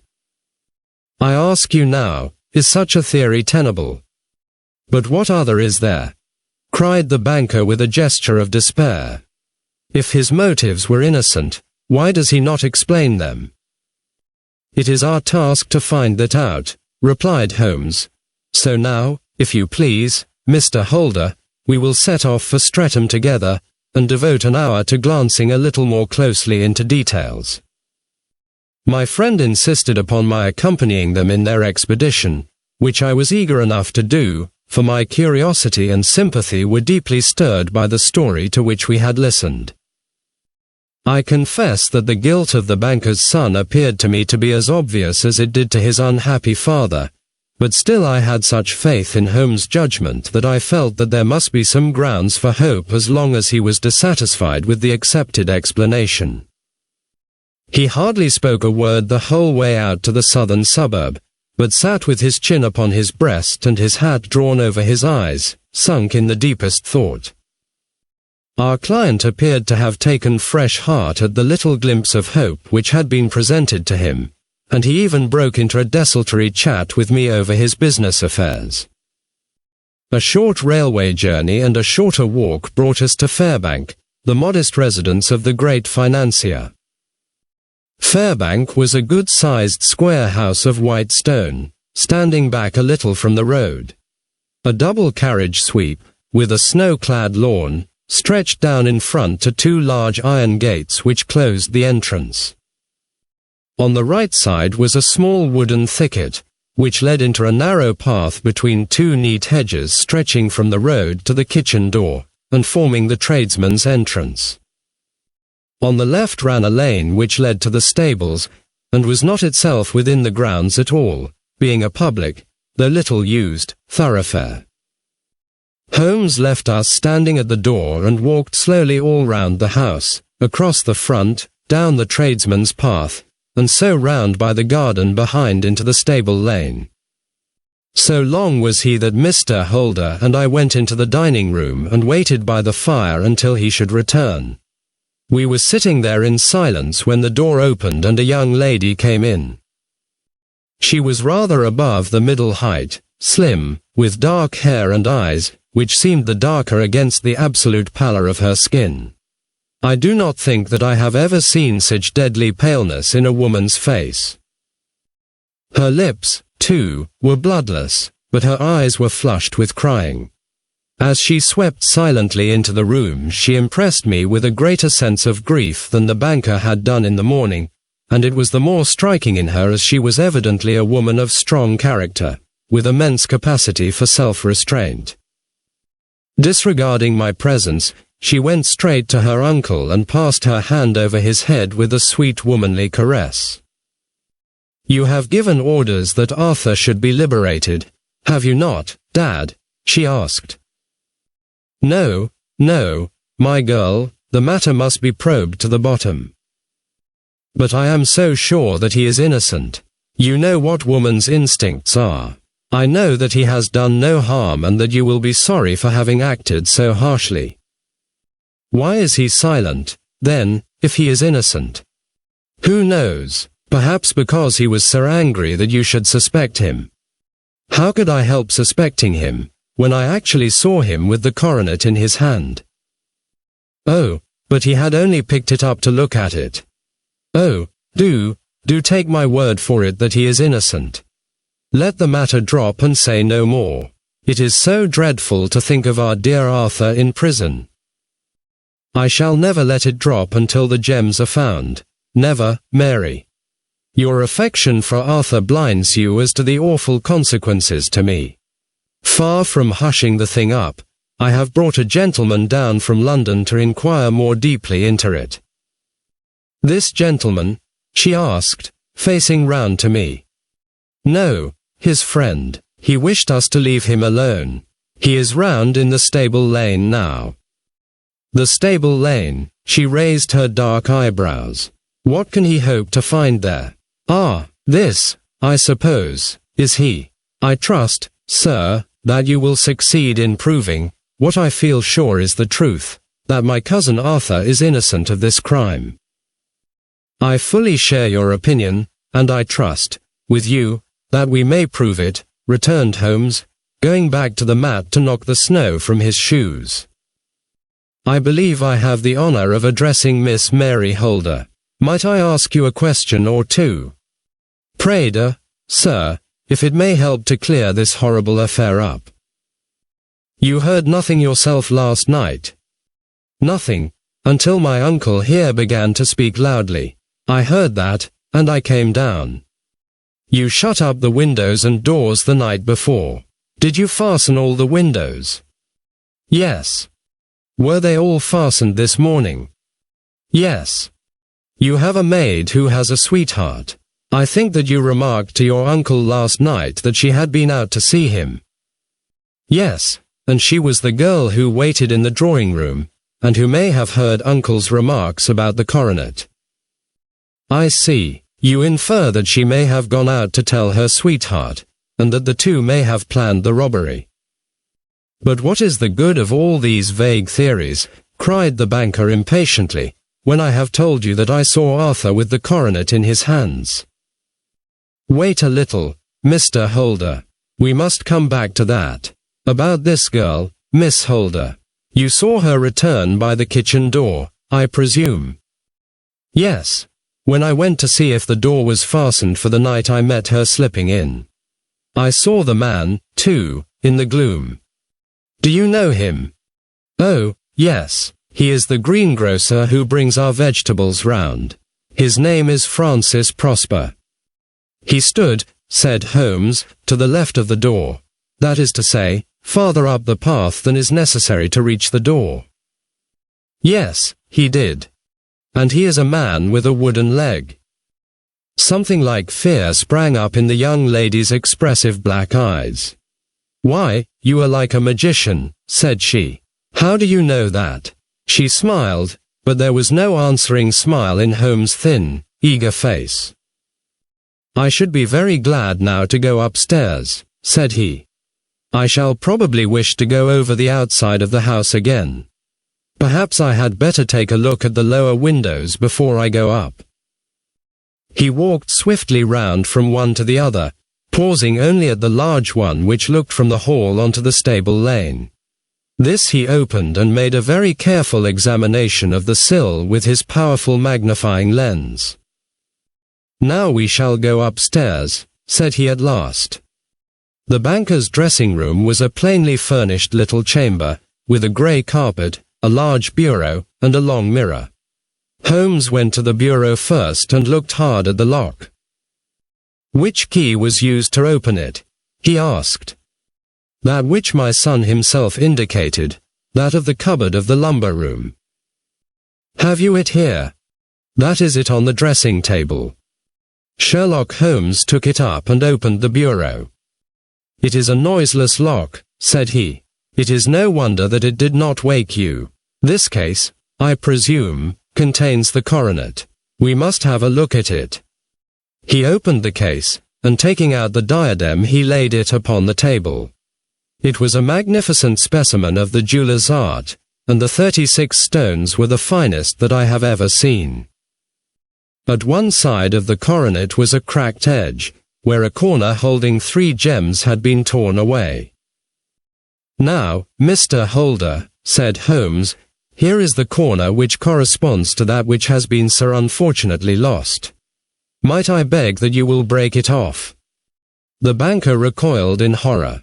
"I should not dream of trying," said he. "Then I will." Holmes suddenly bent his strength upon it, but without result. "I feel it give a little," said he, "but, though I am exceptionally strong in the fingers, it would take me all my time to break it. An ordinary man could not do it. Now, what do you think would happen if I did break it, Mr. Holder? There would be a noise like a pistol shot. Do you tell me that all this happened within a few yards of your bed and that you heard nothing of it? I do not know what to think. It is all dark to me. But perhaps it may grow lighter as we go. What do you think, Miss Holder?" I confess that I still share my uncle's perplexity. "Your son had no shoes or slippers on when you saw him." "He had nothing on save only his trousers and shirt." "Thank you. We have certainly been favored with extraordinary luck during this inquiry, and it will be entirely our own fault if we do not succeed in clearing the matter up. With your permission, Mr. Holder, I shall now continue my investigations outside." He went alone, at his own request, for he explained that any unnecessary footmarks might make his task more difficult. For an hour or more he was at work, returning at last with his feet heavy with snow and his features as inscrutable as ever. "I think that I have seen now all that there is to see, Mr. Holder," said he. "I can serve you best by returning to my rooms." "But the gems, Mr. Holmes, where are they?" "I cannot tell." The banker wrung his hands. "I shall never see them again," he cried. "And my son, you give me hopes. My opinion is in no way altered. Then, for God's sake, what was this dark business which was acted in my house last night? If you can call upon me at my Baker Street rooms tomorrow morning between 9 and 10, I shall be happy to do what I can to make it clearer. I understand that you give me carte blanche to act for you, provided only that I get back the gems, and that you place no limit on the sum I may draw. I would give my fortune to have them back." "Very good. I shall look into the matter between this and then. Goodbye. It is just possible that I may have to come over here again before evening." It was obvious to me that my companion's mind was now made up about the case, although what his conclusions were was more than I could even dimly imagine. Several times during our homeward journey I endeavored to sound him upon the point, but he always glided away to some other topic, until at last I gave it over in despair. It was not yet 3 when we found ourselves in our rooms once more. He hurried to his chamber and was down again in a few minutes dressed as a common loafer. With his collar turned up, his shiny, seedy coat, his red cravat, and his worn boots, he was a perfect sample of the class. "I think that this should do," said he, glancing into the glass above the fireplace. "I only wish that you could come with me, Watson, but I fear that it won't do. I may be on the trail in this matter, or I may be following a will-o'-the-wisp, but I shall soon know which it is. I hope that I may be back in a few hours." He cut a slice of beef from the joint upon the sideboard, sandwiched it between 2 rounds of bread, and thrusting this rude meal into his pocket, he started off upon his expedition. I had just finished my tea when he returned, evidently in excellent spirits, swinging an old elastic-sided boot in his hand. He chucked it down into a corner and helped himself to a cup of tea. "I only looked in as I passed," said he. "I am going right on." "Where to?" "Oh, to the other side of the West End. It may be some time before I get back. Don't wait up for me in case I should be late." "How are you getting on?" "Oh, so, nothing to complain of. I have been out to Streatham since I saw you last, but I did not call at the house. It is a very sweet little problem, and I would not have missed it for a good deal. However, I must not sit gossiping here. but must get these disreputable clothes off and return to my highly respectable self. I could see by his manner that he had stronger reasons for satisfaction than his words alone would imply. His eyes twinkled, and there was even a touch of color upon his sallow cheeks. He hastened upstairs, and a few minutes later I heard the slam of the hall door, which told me that he was off once more upon his congenial hunt. I waited until midnight, but there was no sign of his return, so I retired to my room. It was no uncommon thing for him to be away for days and nights on end when he was hot upon a scent, so that his lateness caused me no surprise. I do not know at what hour he came in, but when I came down to breakfast in the morning he was with a cup of coffee in one hand and the paper in the other, as fresh and trim as possible. "You will excuse my beginning without you, Watson," said he, "but you remember that our client has rather an early appointment this morning." "Why, it is after 9 now," I answered. "I should not be surprised if that were he. I thought I heard a ring."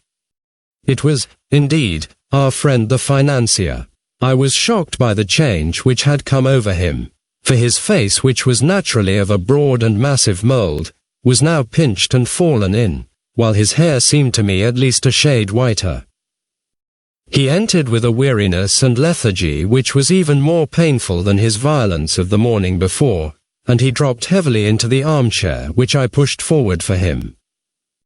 "I do not know what I have done to be so severely tried," said he. "Only 2 days ago I was a happy and prosperous man, without a care in the world. Now I am left to a lonely and dishonored age. One sorrow comes close upon the heels of another. My niece, Mary, has deserted me." "Deserted you?" "Yes. Her bed this morning had not been slept in, her room was empty, and a note for me lay upon the hall table. I had said to her last night, in sorrow and not in anger, that if she had married my boy all might have been well with him. Perhaps it was thoughtless of me to say so. It is to that remark that she refers in this note. My dearest uncle, I feel that I have brought trouble upon you, and that if I had acted differently this terrible misfortune might never have occurred. I cannot, with this thought in my mind, ever again be happy under your roof, and I feel that I must leave you forever. Do not worry about my future, for that is provided for, and, above all, do not search for me, for it will be fruitless labor and an ill service to me. In life or in death, I am ever your loving Mary. What could she mean by that note, Mr. Holmes? Do you think it points to suicide? No, nothing of the kind. It is perhaps the best possible solution. I trust, Mr. Holder, that you are nearing the end of your troubles. Ha, you say so. You have heard something, Mr. Holmes. You have learned something. Where are the gems? You would not think £1,000 apiece an excessive sum for them. I would pay 10. That would be unnecessary. 3,000 will cover the matter. And there is a little reward, I fancy. Have you your cheque book? Here is a pen. Better make it out for £4,000. With a dazed face the banker made out the required cheque. Holmes walked over to his desk, took out a little triangular piece of gold with 3 gems in it, and threw it down upon the table. With a shriek of joy our client clutched it up. "You have it," he gasped. "I am saved. I am saved."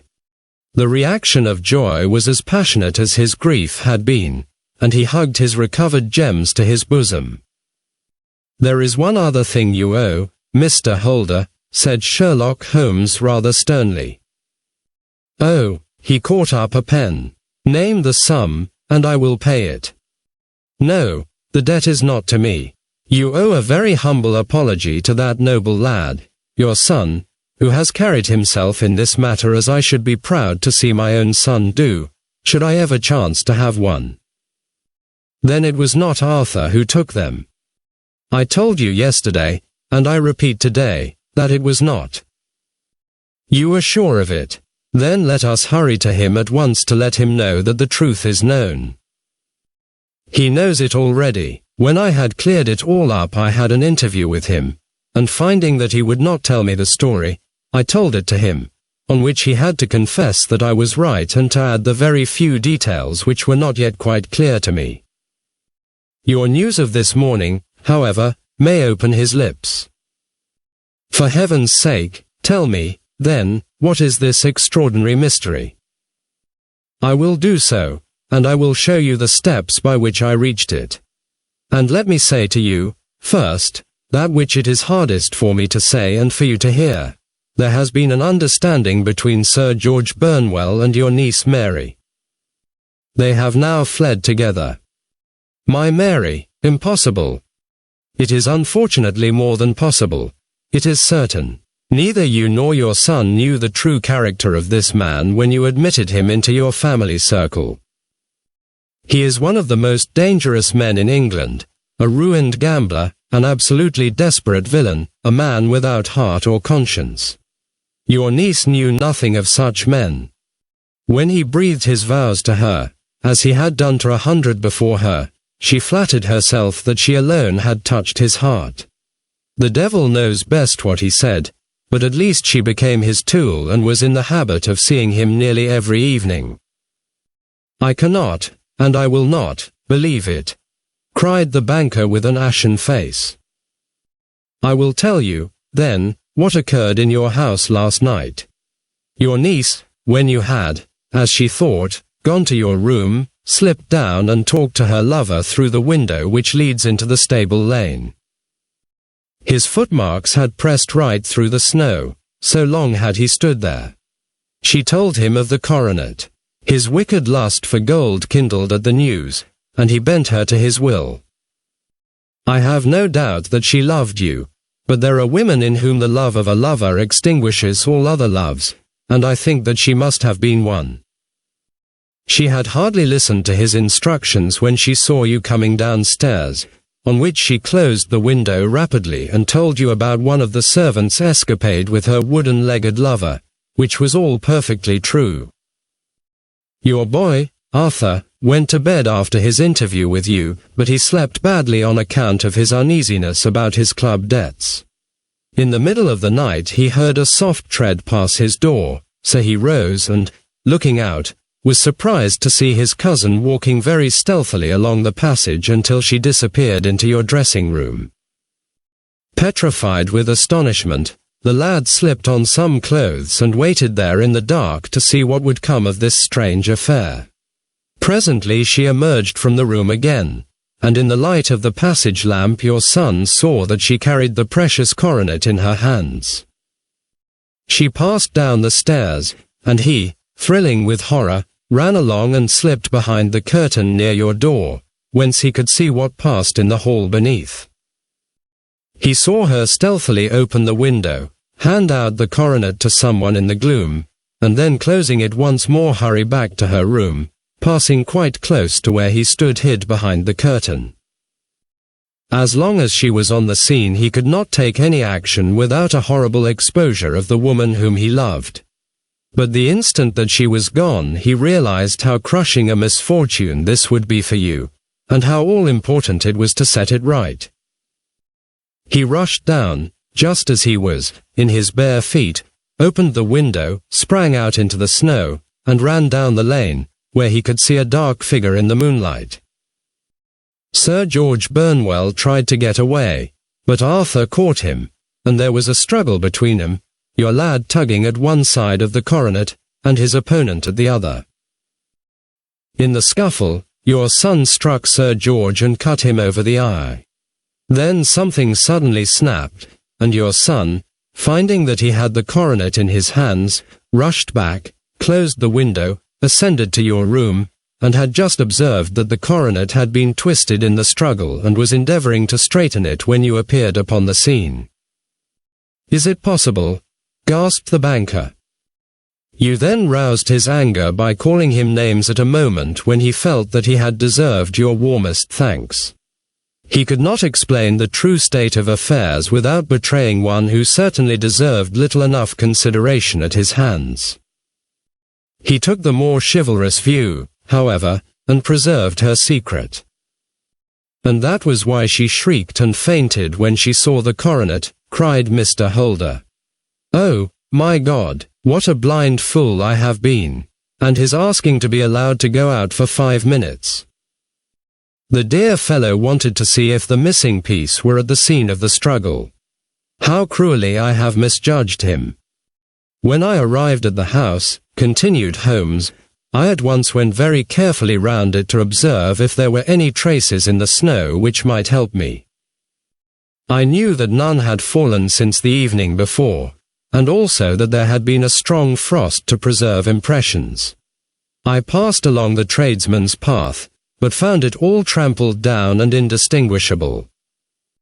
Just beyond it, however, at the far side of the kitchen door, a woman had stood and talked with a man, whose round impressions on one side showed that he had a wooden leg. I could even tell that they had been disturbed, for the woman had run back swiftly to the door, as was shown by the deep toe and light heel marks, while wooden leg had waited a little, and then had gone away. I thought at the time that this might be the maid and her sweetheart, of whom you had already spoken to me, and inquiry showed it was so. I passed round the garden without seeing anything more than random tracks, which I took to be the police, but when I got into the stable lane a very long and complex story was written in the snow in front of me. There was a double line of tracks of a booted man, and a second double line which I saw with delight belonged to a man with naked feet. I was at once convinced from what you had told me that the latter was your son. The first had walked both ways, but the other had run swiftly, and as his tread was marked in places over the depression of the boot, it was obvious that he had passed after the other. I followed him up and found they led to the hall window, where Boots had worn all the snow away while waiting. Then I walked to the other end, which was 100 yards or more down the lane. I saw where Boots had faced round, where the snow was cut up as though there had been a struggle, and, finally, where a few drops of blood had fallen, to show me that I was not mistaken. Boots had then run down the lane, and another little smudge of blood showed that it was he who had been hurt. When he came to the high road at the other end, I found that the pavement had been cleared, so there was an end to that clue.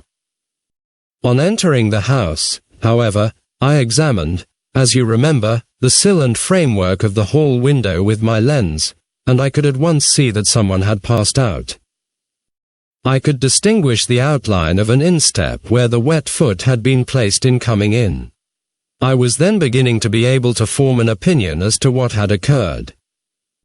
A man had waited outside the window. Someone had brought the gems. The deed had been overseen by your son.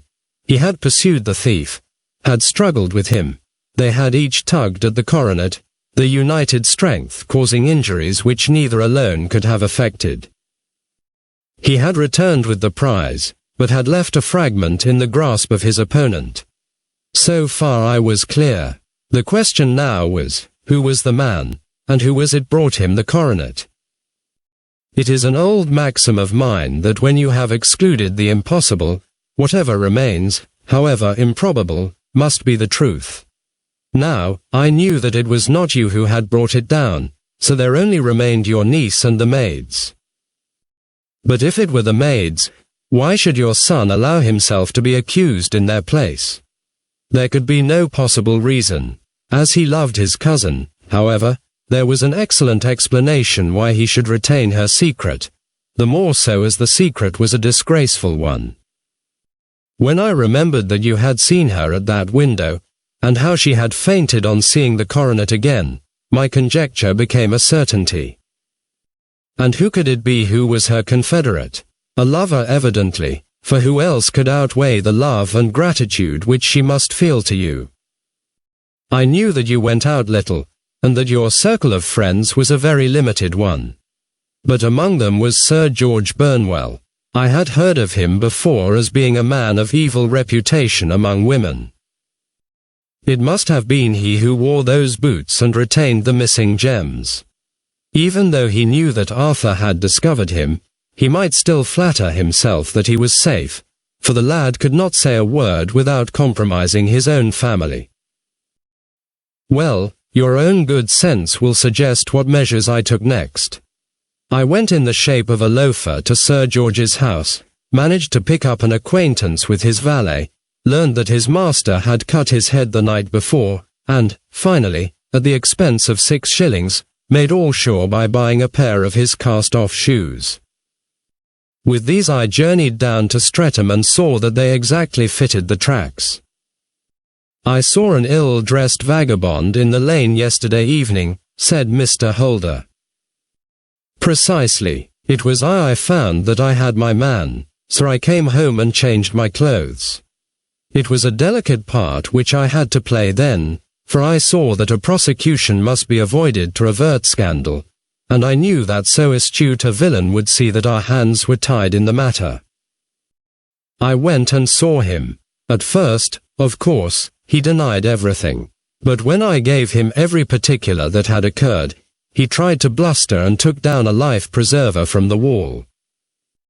I knew my man, however, and I clapped a pistol to his head before he could strike. Then he became a little more reasonable.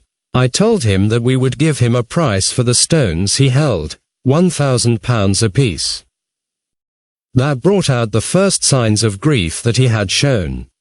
Why, dash it all, said he, I've let them go at 600 for the 3.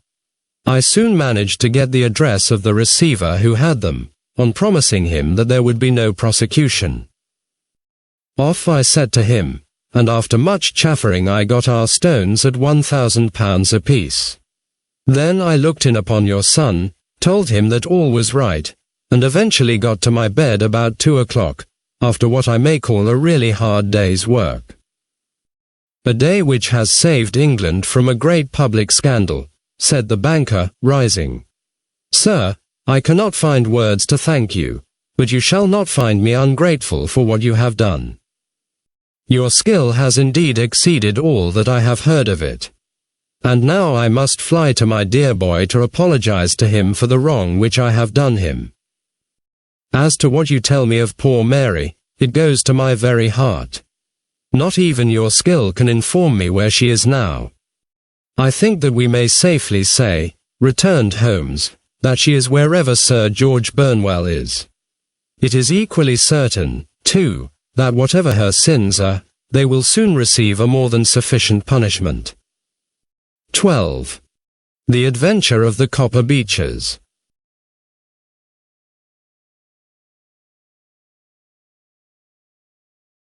To the man who loves art for its own sake, remarked Sherlock Holmes, tossing aside the advertisement sheet of the Daily Telegraph, it is frequently in its least important and lowliest manifestations that the keenest pleasure is to be derived.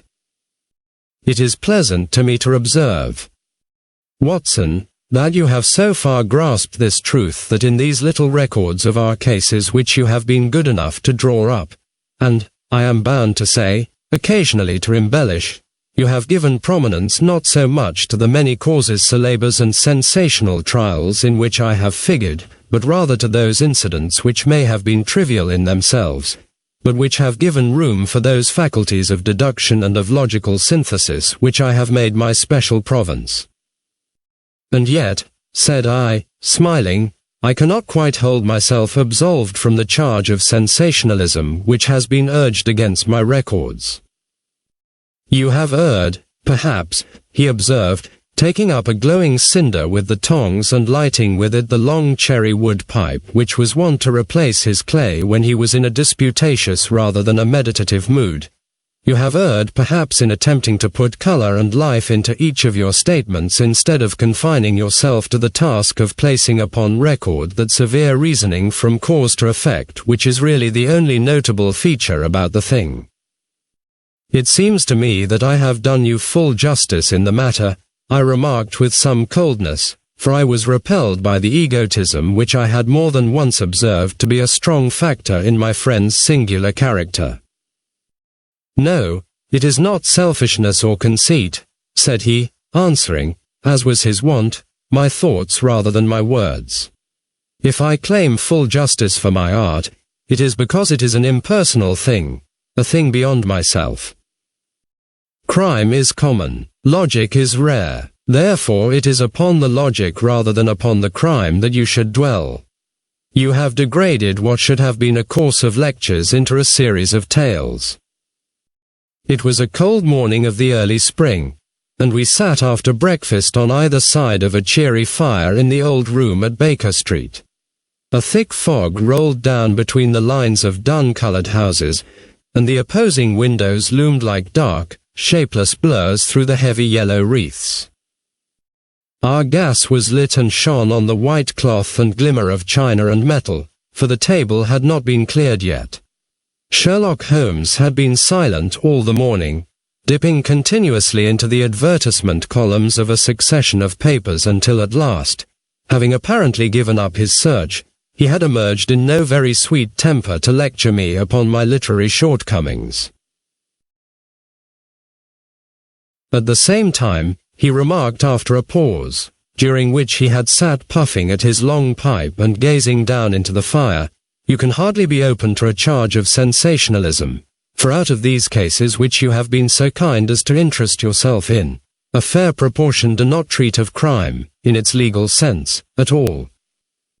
The small matter in which I endeavoured to help the King of Bohemia, the singular experience of Miss Mary Sutherland, the problem connected with the man with the twisted lip, and the incident of the noble bachelor, were all matters which are outside the pale of the law. But in avoiding the sensational, I fear that you may have boarded on the trivial." "The end may have been so," I answered, "but the methods I hold to have been novel and of interest."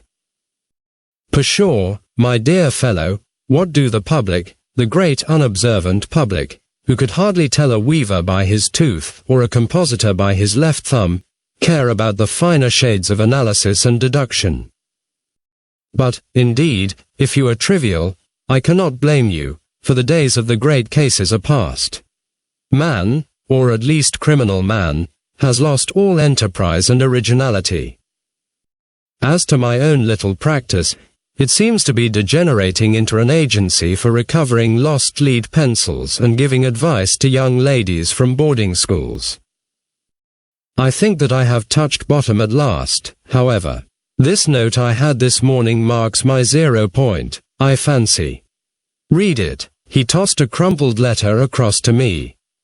It was dated from Montague Place upon the preceding evening, and ran thus: "Dear Mr. Holmes, I am very anxious to consult you as to whether I should or should not accept a situation which has been offered to me as governess.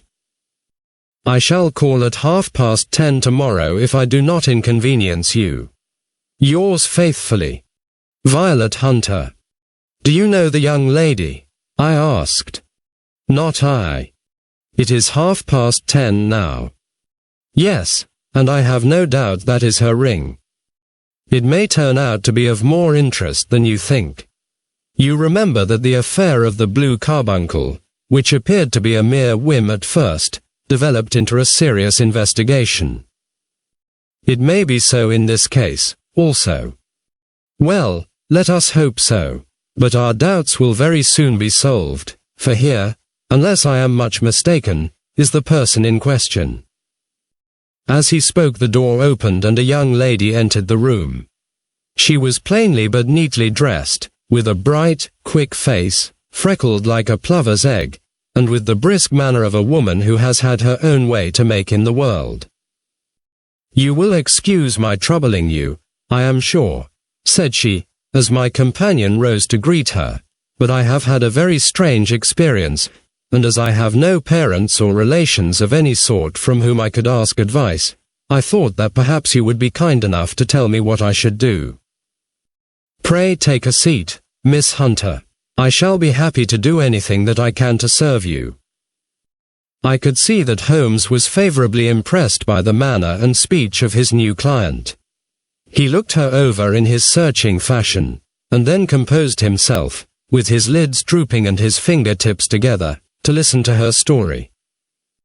"I have been a governess for 5 years, said she, "in the family of Colonel Spence Munro, but 2 months ago the Colonel received an appointment at Halifax, in Nova Scotia, and took his children over to America with him, so that I found myself without a situation.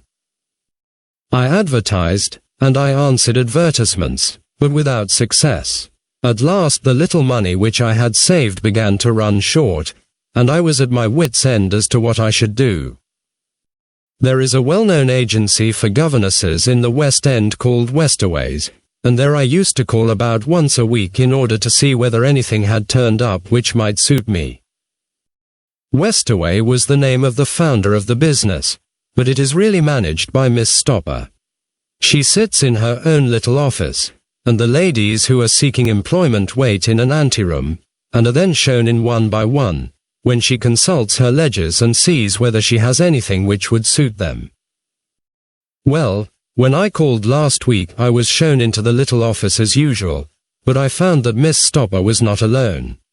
A prodigiously stout man with a very smiling face and a great heavy chin which rolled down in fold upon fold over his throat sat at her elbow with a pair of glasses on his nose, looking very earnestly at the ladies who entered. As I came in he gave quite a jump in his chair and turned quickly to Miss Stopper. "That will do," said he. "I could not ask for anything better." "Capital, capital." He seemed quite enthusiastic and rubbed his hands together in the most genial fashion. He was such a comfortable-looking man that it was quite a pleasure to look at him. "You are looking for a situation, miss?" he asked. "Yes, sir." "As governess?" "Yes, sir." "And what salary do you ask?" "I had £4 a month in my last place with Colonel Spence Munro." "Oh, tut, tut. Sweating, rank sweating," he cried, throwing his fat hands out into the air like a man who is in a boiling passion. "How could anyone offer so pitiful a sum to a lady with such attractions and accomplishments?" "My accomplishments, sir, may be less than you imagine," said I, "a little French, a little German, music, and drawing." "Tut, tut," he cried. "This is all quite beside the question. The point is, have you or have you not the bearing and deportment of a lady? There it is in a nutshell. If you have not, you are not fitted for the rearing of a child who may some day play a considerable part in the history of the country. But if you have, why, then, how could any gentleman ask you to condescend to accept anything under the 3 figures? Your salary with me, madam, would commence at £100 a year. You may imagine, Mr. Holmes, that to me, destitute as I was, such an offer seemed almost too good to be true. The gentleman, however, seeing perhaps the look of incredulity upon my face, opened a pocket-book and took out a note. "It is also my custom," said he, smiling in the most pleasant fashion until his eyes were just 2 little shining slits amid the white creases of his face, "to advance to my young ladies half their salary beforehand, so that they may meet any little expenses of their journey and their wardrobe."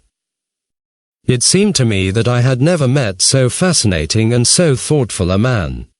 As I was already in debt to my tradesmen, the advance was a great convenience, and yet there was something unnatural about the whole transaction which made me wish to know a little more before I quite committed myself. "May I ask where you live, sir?" said I.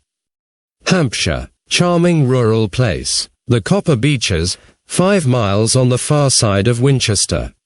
It is the most lovely country, my dear young lady, and the dearest old country house." "And my duties, sir? I should be glad to know what they would be." "One child, one dear little romper just 6 years old. Oh, if you could see him killing cockroaches with a slipper. Smack, smack, smack, 3 gone before you could wink." He leaned back in his chair and laughed his eyes into his head again. I was a little startled at the nature of the child's amusement, but the father's laughter made me think that perhaps he was joking.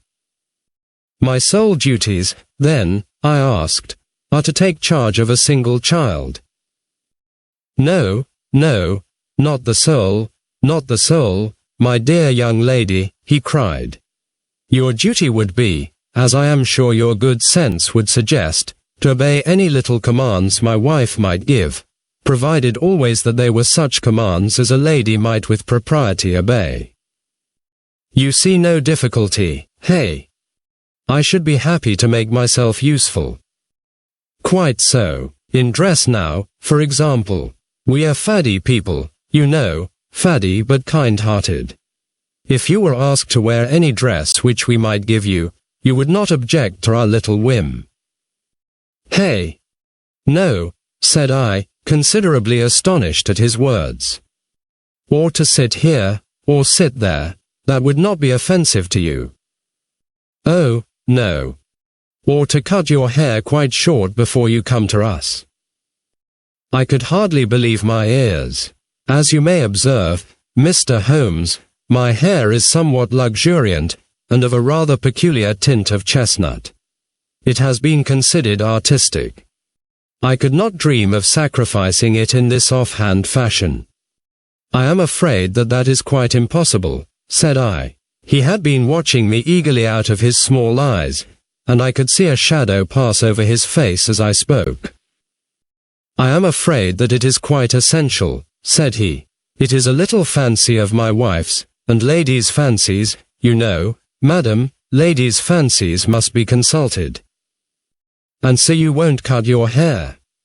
No, sir, I really could not, I answered firmly. Ah, very well. Then that quite settles the matter. It is a pity, because in other respects you would really have done very nicely. In that case, Miss Stopper, I had best inspect a few more of your young ladies. The manageress had sat all this while busy with her papers without a word to either of us, but she glanced at me now with so much annoyance upon her face that I could not help suspecting that she had lost a handsome commission through my refusal. Do you desire your name to be kept upon the books? She asked. If you please, Miss Stopper. Well, really, it seems rather useless, since you refuse the most excellent offers in this fashion, said she sharply. You can hardly expect us to exert ourselves to find another such opening for you. Good day to you, Miss Hunter. She struck a gong upon the table, and I was shown out by the page. Well, Mr. Holmes, when I got back to my lodgings and found little enough in the cupboard, and 2 or 3 bills upon the table, I began to ask myself whether I had not done a very foolish thing. After all, if these people had strange fads and expected obedience on the most extraordinary matters, they were at least ready to pay for their eccentricity. Very few governesses in England are getting £100 a year. Besides, what use was my hair to me? Many people are improved by wearing it short, and perhaps I should be among the number. Next day I was inclined to think that I had made a mistake, and by the day after I was sure of it.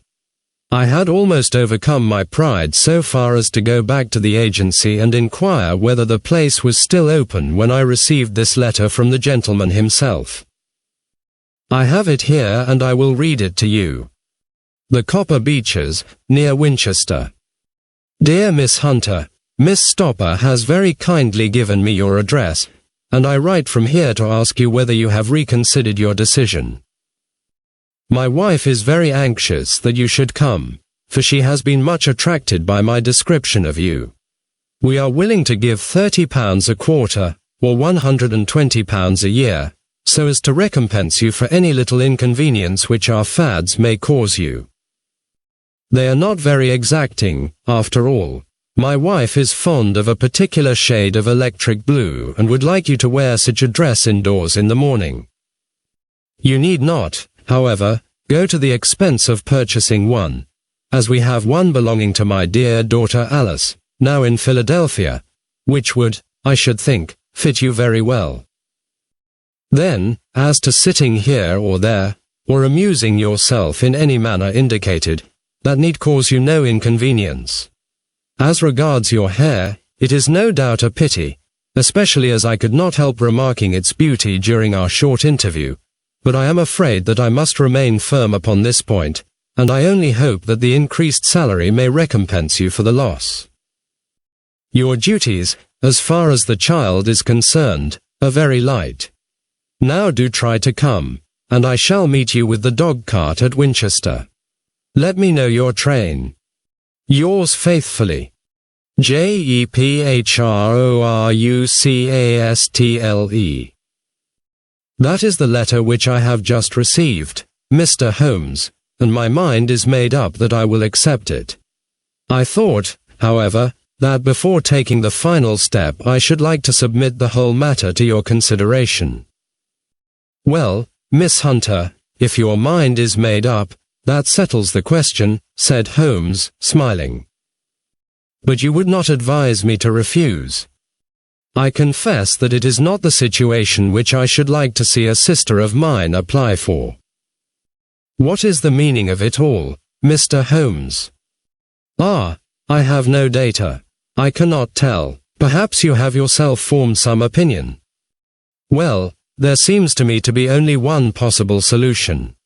Mr. Rucastle seemed to be a very kind, good-natured man. Is it not possible that his wife is a lunatic, that he desires to keep the matter quiet for fear she should be taken to an asylum, and that he humors her fancies in every way in order to prevent an outbreak? That is a possible solution. In fact, as matters stand, it is the most probable one. But in any case it does not seem to be a nice household for a young lady.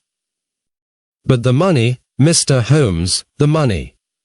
Well, yes, of course the pay is good, too good.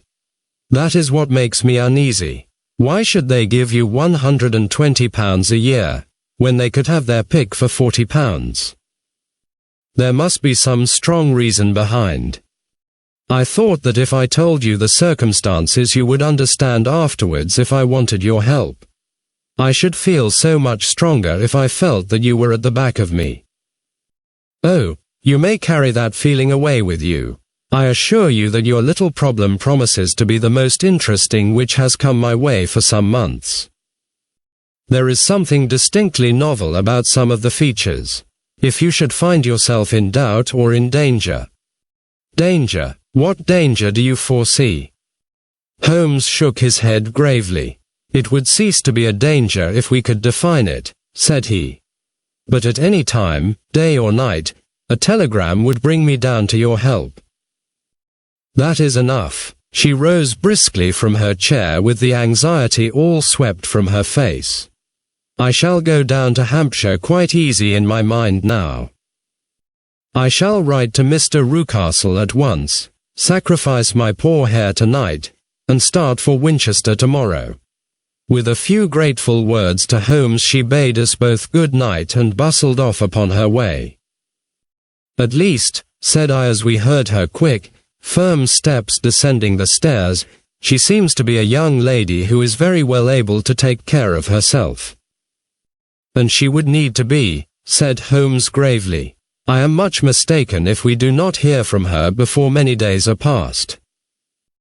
It was not very long before my friend's prediction was fulfilled. A fortnight went by, during which I frequently found my thoughts turning in her direction and wondering what strange side alley of human experience this lonely woman had strayed into. The unusual salary, the curious conditions, the light duties, all pointed to something abnormal, though whether a fad or a plot, or whether the man were a philanthropist or a villain, it was quite beyond my powers to determine. As to Holmes, I observed that he sat frequently for half an hour on end, with knitted brows and an abstracted air, but he swept the matter away with a wave of his hand when I mentioned it. Data, data, data, he cried impatiently. I can't make bricks without clay. And yet he would always wind up by muttering that no sister of his should ever have accepted such a situation. The telegram which we eventually received came late one night just as I was thinking of turning in and Holmes was settling down to one of those all-night chemical researches which he frequently indulged in, when I would leave him stooping over a retort and a test tube at night and find him in the same position when I came down to breakfast in the morning. He opened the yellow envelope, and then, glancing at the message, threw it across to me. "Just look up the trains in Bradshaw," said he, and turned back to his chemical studies. The summons was a brief and urgent one. "Please be at the Black Swan Hotel at Winchester at midday tomorrow," it said. "Do come. I am at my wit's end." "Hunter." "Will you come with me?" asked Holmes, glancing up. "I should wish to." "Just look it up, then." "There is a train at 9:30, said I, glancing over my Bradshaw. "It is due at Winchester at 11:30. "That will do very nicely. Then perhaps I had better postpone my analysis of the acetones, as we may need to be at our best in the morning." By 11 o'clock the next day we were well upon our way to the old English capital. Holmes had been buried in the morning papers all the way down, but after we had passed the Hampshire border, he threw them down and began to admire the scenery. It was an ideal spring day, a light blue sky, flecked with little fleecy white clouds drifting across from west to east. The sun was shining very brightly, and yet there was an exhilarating nip in the air, which set an edge to a man's energy. All over the countryside, away to the rolling hills around Aldershot, the little red and grey roofs of the farm steadings peeped out from amid the light green of the new foliage. "Are they not fresh and beautiful?" I cried with all the enthusiasm of a man fresh from the fogs of Baker Street. But Holmes shook his head gravely. "Do you know, Watson," said he, "that it is one of the curses of a mind with a turn like mine that I must look at everything with reference to my own special subject. You look at these scattered houses, and you are impressed by their beauty. I look at him, and the only thought which comes to me is a feeling of their isolation and of the impunity with which crime may be committed there." "Good heavens!" I cried. "Who would associate crime with these dear old homesteads? They always fill me with a certain horror. It is my belief, Watson, founded upon my experience, that the lowest and vilest alleys in London do not present a more dreadful record of sin than does the smiling and beautiful countryside. You horrify me. But the reason is very obvious. The pressure of public opinion can do in the town what the law cannot accomplish. There is no lane so vile that the scream of a tortured child, or the thud of a drunkard's blow, does not beget sympathy and indignation among the neighbours, and then the whole machinery of justice is ever so close that a word of complaint can set it going, and there is but a step between the crime and the dock. But look at these lonely houses, each in its own fields, filled for the most part with poor ignorant folk who know little of the law. Think of the deeds of hellish cruelty, the hidden wickedness which may go on, year in, year out, in such places, and none the wiser. Had this lady who appeals to us for help gone to live in Winchester, I should never have had a fear for her. It is the 5 miles of country which makes the danger. Still, it is clear that she is not personally threatened. No, if she can come to Winchester to meet us she can get away. Quite so, she has her freedom. What can be the matter, then? Can you suggest no explanation? I have devised 7 separate explanations, each of which would cover the facts as far as we know them. But which of these is correct can only be determined by the fresh information which we shall no doubt find waiting for us. Well, there is the tower of the cathedral, and we shall soon learn all that Miss Hunter has to tell. The Black Swan is an inn of repute in the High Street, at no distance from the station, and there we found the young lady waiting for us. She had engaged a sitting room, and our lunch awaited us upon the table. "I am so delighted that you have come," she said earnestly. "It is so very kind of you both, but indeed I do not know what I should do. Your advice will be altogether invaluable to me. Pray tell us what has happened to you." "I will do so, and I must be quick, for I have promised Mr. Rucastle to be back before 3. I got his leave to come into town this morning, though he little knew for what purpose." Let us have everything in its due order." Holmes thrust his long thin legs out towards the fire and composed himself to listen. "In the first place, I may say that I have met, on the whole, with no actual ill treatment from Mr. and Mrs. Rucastle. It is only fair to them to say that. But I cannot understand them, and I am not easy in my mind about them." "What can you not understand?" "Their reasons for their conduct. But you shall have it all just as it occurred. When I came down, Mr. Rucastle met me here and drove me in his dog-cart to the Copper Beeches. It is, as he said, beautifully situated, but it is not beautiful in itself, for it is a large square block of a house, whitewashed, but all stained and streaked with damp and bad weather. There are grounds round it, woods on 3 sides, and on the 4th a field which slopes down to the Southampton High Road, which curves past about 100 yards from the front door. This ground in front belongs to the house, but the woods all round are part of Lord Southerton's preserves. A clump of copper beeches immediately in front of the hall door has given its name to the place. I was driven over by my employer, who was as amiable as ever, and was introduced by him that evening to his wife and the child. There was no truth, Mr. Holmes, in the conjecture which seemed to us to be probable in your rooms at Baker Street. Mrs. Rucastle is not mad.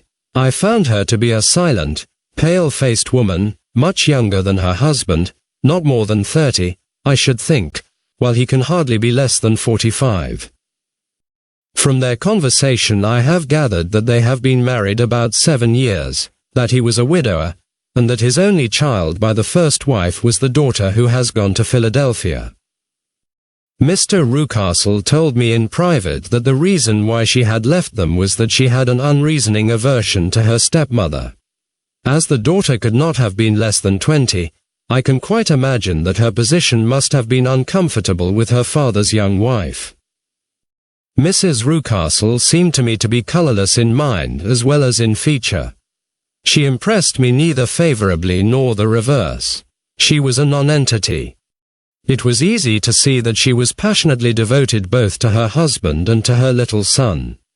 Her light grey eyes wandered continually from one to the other, noting every little want and forestalling it if possible. He was kind to her also in his bluff, boisterous fashion, and on the whole they seemed to be a happy couple. And yet she had some secret sorrow, this woman. She would often be lost in deep thought, with the saddest look upon her face. More than once I have surprised her in tears. I have thought sometimes that it was the disposition of her child which weighed upon her mind, for I have never met so utterly spoiled and so ill-natured a little creature. He is small for his age, with a head which is quite disproportionately large. His whole life appears to be spent in an alternation between savage fits of passion and gloomy intervals of sulking. Giving pain to any creature weaker than himself seems to be his one idea of amusement, and he shows quite remarkable talent in planning the capture of mice, little birds, and insects. But I would rather not talk about the creature, Mr. Holmes, and, indeed, he has little to do with my story. I am glad of all details, remarked my friend, whether they seem to you to be relevant or not. I shall try not to miss anything of importance. The one unpleasant thing about the house, which struck me at once, was the appearance and conduct of the servants. There are only 2, a man and his wife. Toller, for that is his name, is a rough, uncouth man, with grizzled hair and whiskers, and a perpetual smell of drink. Twice since I have been with them he has been quite drunk, and yet Mr. Rucastle seemed to take no notice of it. His wife is a very tall and strong woman with a sour face, as silent as Mrs. Rucastle and much less amiable.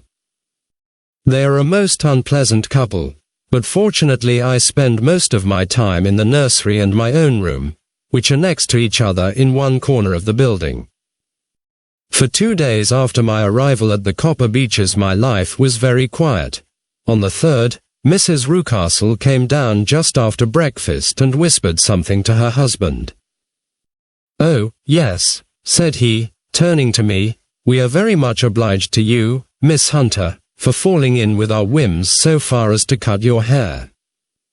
I assure you that it has not detracted in the tiniest iota from your appearance.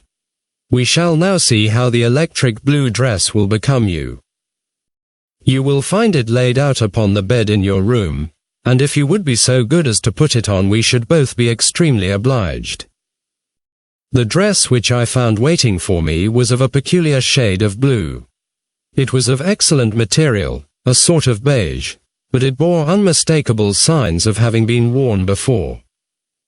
It could not have been a better fit if I had been measured for it.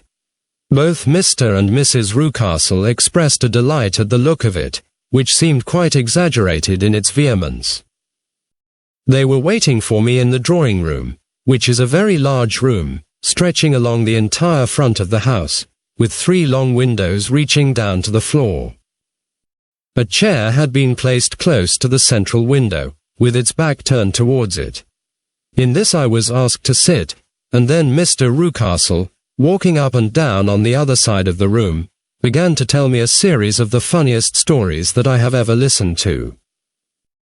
You cannot imagine how comical he was, and I laughed until I was quite weary. Mrs. Rucastle, however, who has evidently no sense of humour, never so much as smiled, but sat with her hands in her lap, and a sad, anxious look upon her face. After an hour or so, Mr. Rucastle suddenly remarked that it was time to commence the duties of the day, and that I might change my dress and go to little Edward in the nursery.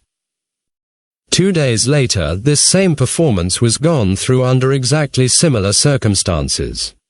Again I changed my dress, again I sat in the window, and again I laughed very heartily at the funny stories of which my employer had an immense repertoire, and which he told inimitably. Then he handed me a yellow-backed novel, and moving my chair a little sideways, that my own shadow might not fall upon the page, he begged me to read aloud to him. I read for about 10 minutes, beginning in the heart of a chapter, and then suddenly, in the middle of a sentence, he ordered me to cease and to change my dress. You can easily imagine, Mr. Holmes, how curious I became as to what the meaning of this extraordinary performance could possibly be. They were always very careful, I observed, to turn my face away from the window, so that I became consumed with the desire to see what was going on behind my back. At first it seemed to be impossible, but I soon devised a means. My hand mirror had been broken, so a happy thought seized me, and I concealed a piece of the glass in my handkerchief. On the next occasion, in the midst of my laughter, I put my handkerchief up to my eyes, and was able with a little management to see all that there was behind me. I confess that I was disappointed. There was nothing, at least that was my first impression. At the second glance, however, I perceived that there was a man standing in the Southampton Road, a small bearded man in a grey suit, who seemed to be looking in my direction. The road is an important highway, and there are usually people there.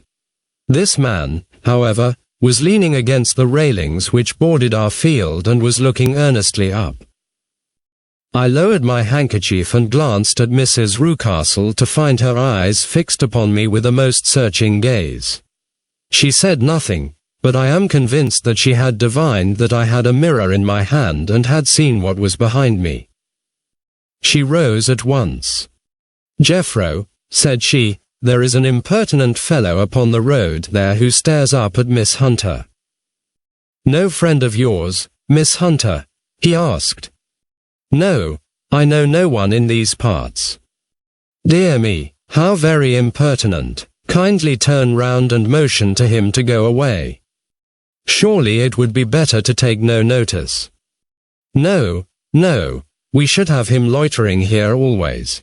Kindly turn round and wave him away like that." I did as I was told, and at the same instant Mrs. Rucastle drew down the blind. That was a week ago, and from that time I have not sat again in the window, nor have I worn the blue dress, nor seen the man in the road." "Pray continue," said Holmes. "Your narrative promises to be a most interesting one.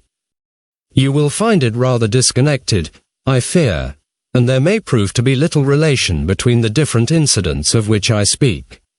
On the very first day that I was at the Copper Beeches, Mr. Rucastle took me to a small outhouse which stands near the kitchen door. As we approached it, I heard the sharp rattling of a chain, and the sound as of a large animal moving about. "Look in here," said Mr. Rucastle, showing me a slit between two planks. "Is he not a beauty?" I looked through and was conscious of two glowing eyes, and of a vague figure huddled up in the darkness. "Don't be frightened," said my employer, laughing at the start which I had given. "It's only Carlo, my mastiff. I call him mine, but really old Toller, my groom, is the only man who can do anything with him. We feed him once a day, and not too much then, so that he is always as keen as mustard. Toller lets him loose every night, and God help the trespasser whom he lays his fangs upon. For goodness sake, don't you ever on any pretext set your foot over the threshold at night, for it's as much as your life is worth." The warning was no idle one, for 2 nights later I happened to look out of my bedroom window about 2 o'clock in the morning. It was a beautiful moonlight night, and the lawn in front of the house was silvered over and almost as bright as day. I was standing, wrapped in the peaceful beauty of the scene, when I was aware that something was moving under the shadow of the Copper Beeches. As it emerged into the moonshine, I saw what it was. It was a giant dog, as large as a calf, tawny tinted, with hanging jowl, black muzzle, and huge projecting bones. It walked slowly across the lawn and vanished into the shadow upon the other side. That dreadful sentinel sent a chill to my heart which I do not think that any burglar could have done. And now I have a very strange experience to tell you. I had, as you know, cut off my hair in London, and I had placed it in a great coil at the bottom of my trunk. One evening, after the child was in bed, I began to amuse myself by examining the furniture of my room and by rearranging my own little things. There was an old chest of drawers in the room, the 2 upper ones empty and open, the lower one locked. I had filled the first 2 with my linen, and as I had still much to pack away, I was naturally annoyed at not having the use of the 3rd drawer. It struck me that it might have been fastened by a mere oversight, so I took out my bunch of keys and tried to open it. The very first key fitted to perfection, and I drew the drawer open. There was only one thing in it, but I am sure that you would never guess what it was. It was my coil of hair. I took it up and examined it. It was of the same peculiar tint, and the same thickness. But then the impossibility of the thing obtruded itself upon me. How could my hair have been locked in the drawer? With trembling hands I undid my trunk, turned out the contents, and drew from the bottom my own hair. I laid the 2 tresses together, and I assure you that they were identical. Was it not extraordinary? Puzzle as I would, I could make nothing at all of what it meant. I returned the strange hair to the drawer, and I said nothing of the matter to the Rucastles, as I felt that I had put myself in the wrong by opening a drawer which they had locked. I am naturally observant, as you may have remarked, Mr. Holmes, and I soon had a pretty good plan of the whole house in my head. There was one wing, however, which appeared not to be inhabited at all. A door which faced that which led into the quarters of the Tollers opened into this suite, but it was invariably locked. One day, however, as I ascended the stair, I met Mr. Rucastle coming out through this door, his keys in his hand, and a look on his face which made him a very different person to the round, jovial man to whom I was accustomed. His cheeks were red, his brow was all crinkled with anger, and the veins stood out at his temples with passion. He locked the door and hurried past me without a word or a look.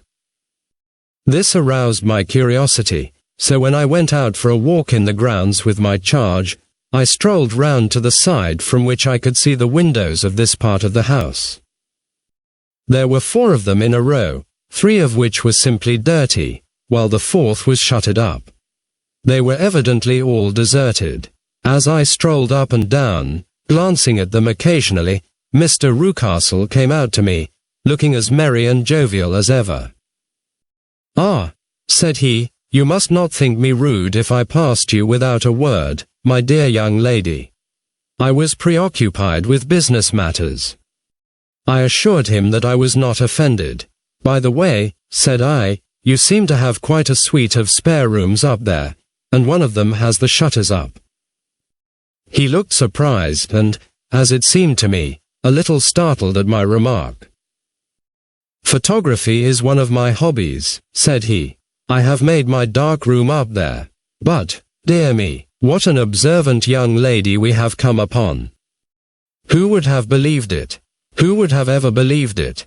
He spoke in a jesting tone, but there was no jest in his eyes as he looked at me. I read suspicion there and annoyance, but no jest. "Well, Mr. Holmes, from the moment that I understood that there was something about that suite of rooms which I was not to know, I was all on fire to go over them. It was not mere curiosity, though I have my share of that. It was more a feeling of duty, a feeling that some good might come from my penetrating to this place. They talk of woman's instinct. Perhaps it was woman's instinct which gave me that feeling. At any rate, it was there, and I was keenly on the lookout for any chance to pass the forbidden door. It was only yesterday that the chance came. I may tell you that, besides Mr. Rucastle, both Toller and his wife find something to do in these deserted rooms, and I once saw him carrying a large black linen bag with him through the door. Recently he has been drinking hard, and yesterday evening he was very drunk, and when I came upstairs there was the key in the door. I have no doubt at all that he had left it there. Mr. and Mrs. Rucastle were both downstairs, and the child was with them, so that I had an admirable opportunity. I turned the key gently in the lock, opened the door, and slipped through.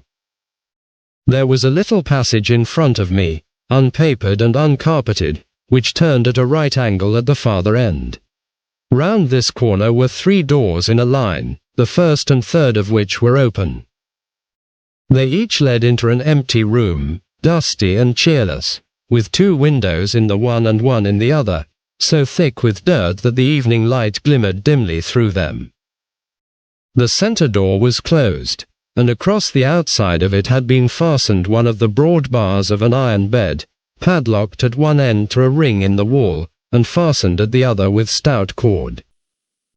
The door itself was locked as well, and the key was not there. This barricaded door corresponded clearly with the shuttered window outside, and yet I could see by the glimmer from beneath it that the room was not in darkness. Evidently there was a skylight which let in light from above.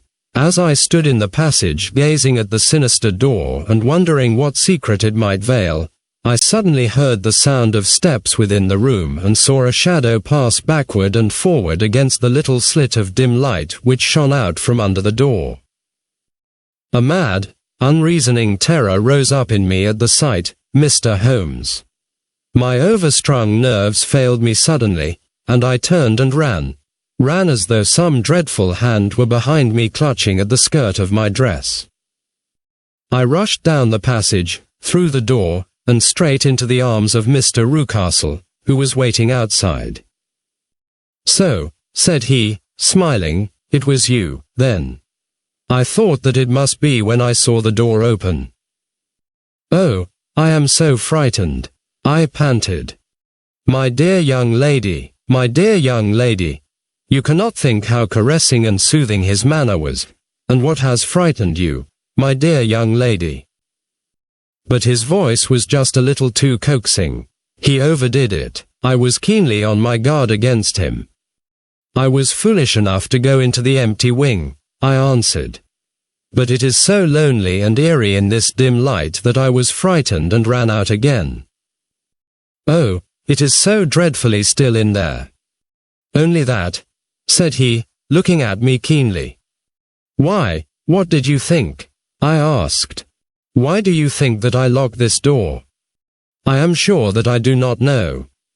It is to keep people out who have no business there.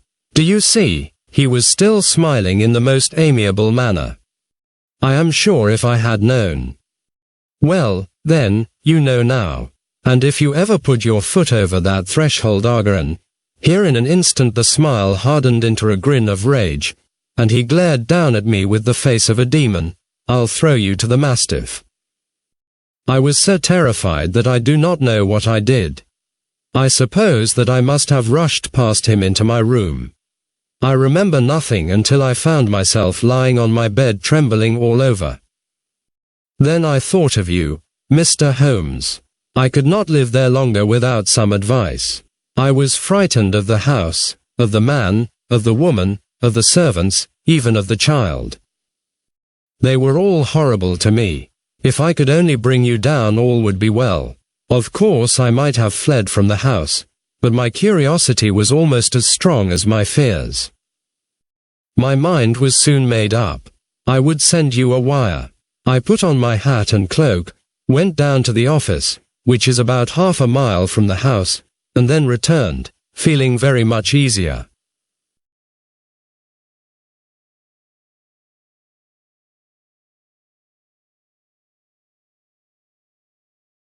A horrible doubt came into my mind as I approached the door lest the dog might be loose, but I remembered that Toller had drunk himself into a state of insensibility that evening, and I knew that he was the only one in the household who had any influence with the savage creature, or who would venture to set him free. I slipped in safety and lay awake half the night in my joy at the thought of seeing you. I had no difficulty in getting leave to come into Winchester this morning, but I must be back before 3 o'clock, for Mr. and Mrs. Rucastle are going on a visit, and will be away all the evening, so that I must look after the child. Now I have told you all my adventures, Mr. Holmes, and I should be very glad if you could tell me what it all means, and, above all, what I should do. Holmes and I had listened spellbound to this extraordinary story. My friend rose now and paced up and down the room, his hands in his pockets, and an expression of the most profound gravity upon his face. "Is Toller still drunk?" he asked. "Yes, I heard his wife tell Mrs. Rucastle that she could do nothing with him." "That is well, and the Rucastles go out tonight?" "Yes." "Is there a cellar with a good strong lock?" "Yes, the wine cellar." "You seem to me to have acted all through this matter like a very brave and sensible girl, Miss Hunter. Do you think that you could perform one more feat?" "I should not ask it of you if I did not think you a quite exceptional woman." "I will try. What is it?" "We shall be at the Copper Beeches by 7 o'clock, my friend and I. The Rucastles will be gone by that time, and Toller will, we hope, be incapable. There only remains Mrs. Toller, who might give the alarm. If you could send her into the cellar on some errand, and then turn the key upon her, you would facilitate matters immensely." "I will do it." "Excellent. We shall then look thoroughly into the affair. Of course, there is only one feasible explanation. You have been brought there to personate someone, and the real person is imprisoned in this chamber." "That is obvious. As to who this prisoner is, I have no doubt that it is the daughter, Miss Alice Rucastle, if I remember right, who was said to have gone to America. You were chosen, doubtless, as resembling her in height, figure, and the color of your hair. Hers had been cut off, very possibly in some illness through which she has passed, and sir, of course, yours had to be sacrificed also. By a curious chance you came upon her tresses. The man in the road was undoubtedly some friend of hers, possibly her fiancé, and no doubt, as you wore the girl's dress and were so like her, he was convinced from your laughter, whenever he saw you, and afterwards from your gesture, that Miss Rucastle was perfectly happy, and that she no longer desired his attentions. The dog is let loose at night to prevent him from endeavoring to communicate with her. So much is fairly clear. The most serious point in the case is the disposition of the child. What on earth has that to do with it? I ejaculated. My dear Watson, you as a medical man are continually gaining light as to the tendencies of a child by the study of the parents. Don't you see that the converse is equally valid? I have frequently gained my first real insight into the character of parents by studying their children. This child's disposition is abnormally cruel, merely for cruelty's sake, and whether he derives this from his smiling father, as I should suspect, or from his mother, it bodes evil for the poor girl who is in their power. I am sure that you are right, Mr. Holmes, cried our client. 1,000 things come back to me which make me certain that you have hit it. Oh, let us lose not an instant in bringing help to this poor creature. We must be circumspect, for we are dealing with a very cunning man. We can do nothing until 7 o'clock. At that hour we shall be with you, and it will not be long before we solve the mystery. We were as good as our word, for it was just 7 when we reached the Copper Beeches, having put up our trap at a wayside public house.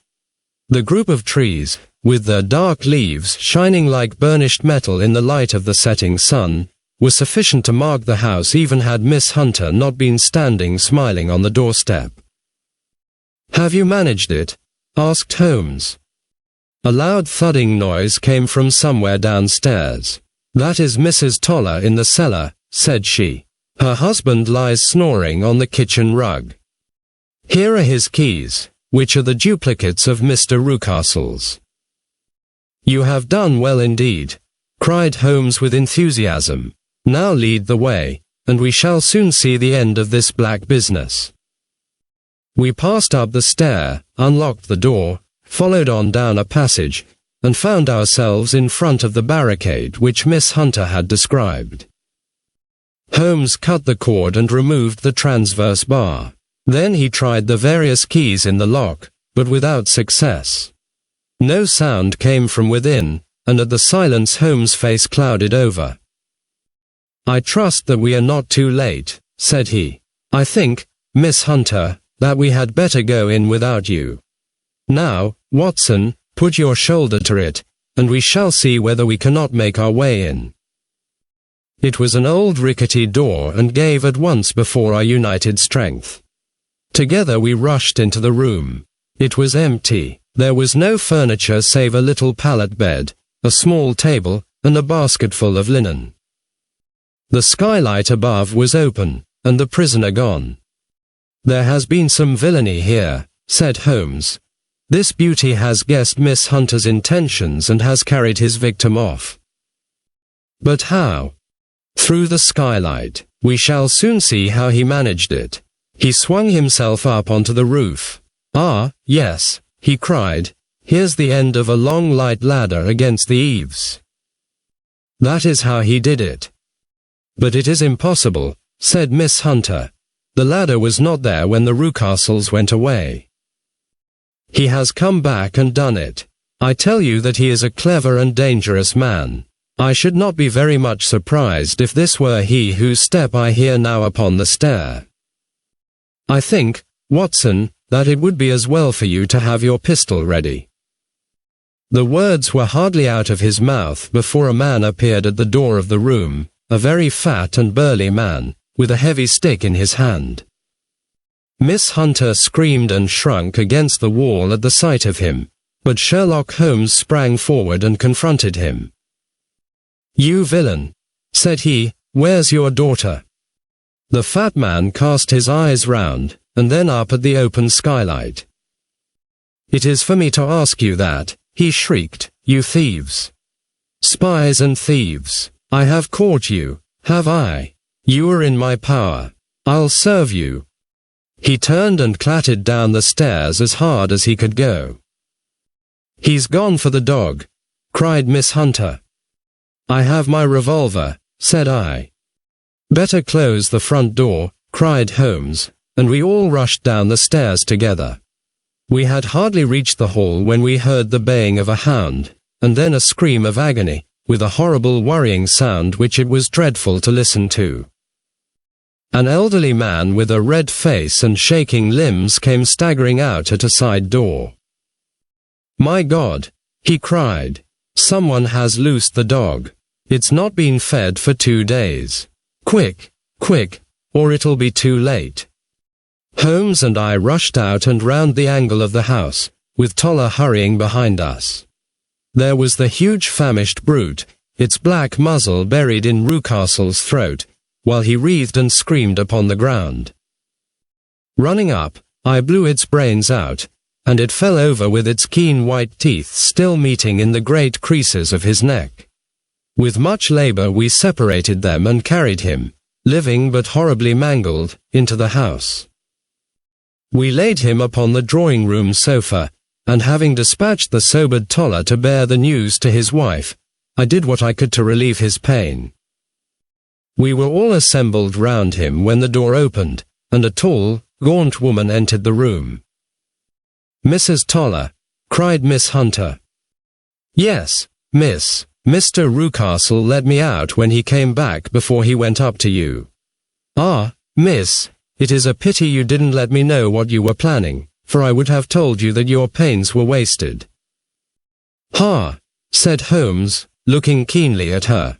"It is clear that Mrs. Toller knows more about this matter than anyone else." "Yes, sir, I do, and I am ready enough to tell what I know."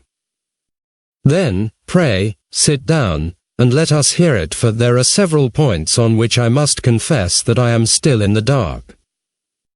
"I will soon make it clear to you," said she, "and I'd have done so before now if I could ha' got out from the cellar. If there's police court business over this, you'll remember that I was the one that stood your friend, and that I was Miss Alice's friend too. She was never happy at home, Miss Alice wasn't, from the time that her father married again. She was slighted like and had no say in anything, but it never really became bad for her until after she met Mr. Fowler at a friend's house. As well as I could learn, Miss Alice had rights of her own by will, but she was so quiet and patient, that she never said a word about them but just left everything in Mr. Rucastle's hands. He knew he was safe with her, but when there was a chance of a husband coming forward, who would ask for all that the law would give him, then her father thought it time to put a stop on it. He wanted her to sign a paper, so that whether she married or not, he could use her money. When she wouldn't do it, he kept on worrying her until she got brain fever, and for 6 weeks was at death's door. Then she got better at last, all worn to a shadow, and with her beautiful hair cut off, but that didn't make no change in her young man, and he stuck to her as true as man could be. "Ah," said Holmes, "I think that what you have been good enough to tell us makes the matter fairly clear, and that I can deduce all that remains. Mr. Rucastle then, I presume, took to this system of imprisonment." "Yes, sir, and brought Miss Hunter down from London in order to get rid of the disagreeable persistence of Mr. Fowler." "That was it, sir. But Mr. Fowler, being a persevering man, as a good seaman should be, blockaded the house, and having met you succeeded by certain arguments, metallic or otherwise, in convincing you that your interests were the same as his. Mr. Fowler was a very kind-spoken, free-handed gentleman, said Mrs. Toller serenely. And in this way he managed that your good man should have no want of drink, and that a ladder should be ready at the moment when your master had gone out. You have it, sir, just as it happened. I am sure we owe you an apology, Mrs. Toller, said Holmes, for you have certainly cleared up everything which puzzled us. And here comes the country surgeon and Mrs. Rucastle, so I think, Watson, that we had best escort Miss Hunter back to Winchester, as it seems to me that our locus standi now is rather a questionable one. And thus was solved the mystery of the sinister house with the copper beeches in front of the door. Mr. Rucastle survived, but was always a broken man, kept alive solely through the care of his devoted wife. They still live with their old servants, who probably know so much of Rucastle's past life that he finds it difficult to part from them. Mr. Fowler and Miss Rucastle were married, by special license, in Southampton the day after their flight, and he is now the holder of a government appointment in the island of Mauritius. As to Miss Violet Hunter, my friend Holmes, rather to my disappointment, manifested no further interest in her when once she had ceased to be the centre of one of his problems, and she is now the head of a private school at Walsall, where I believe that she has met with considerable success. You've listened to The Adventures of Sherlock Holmes by Arthur Conan Doyle. If you enjoyed this classic detective audiobook, consider liking the video or subscribing to the channel for more timeless mystery stories. Thank you for listening, and until our next case, farewell.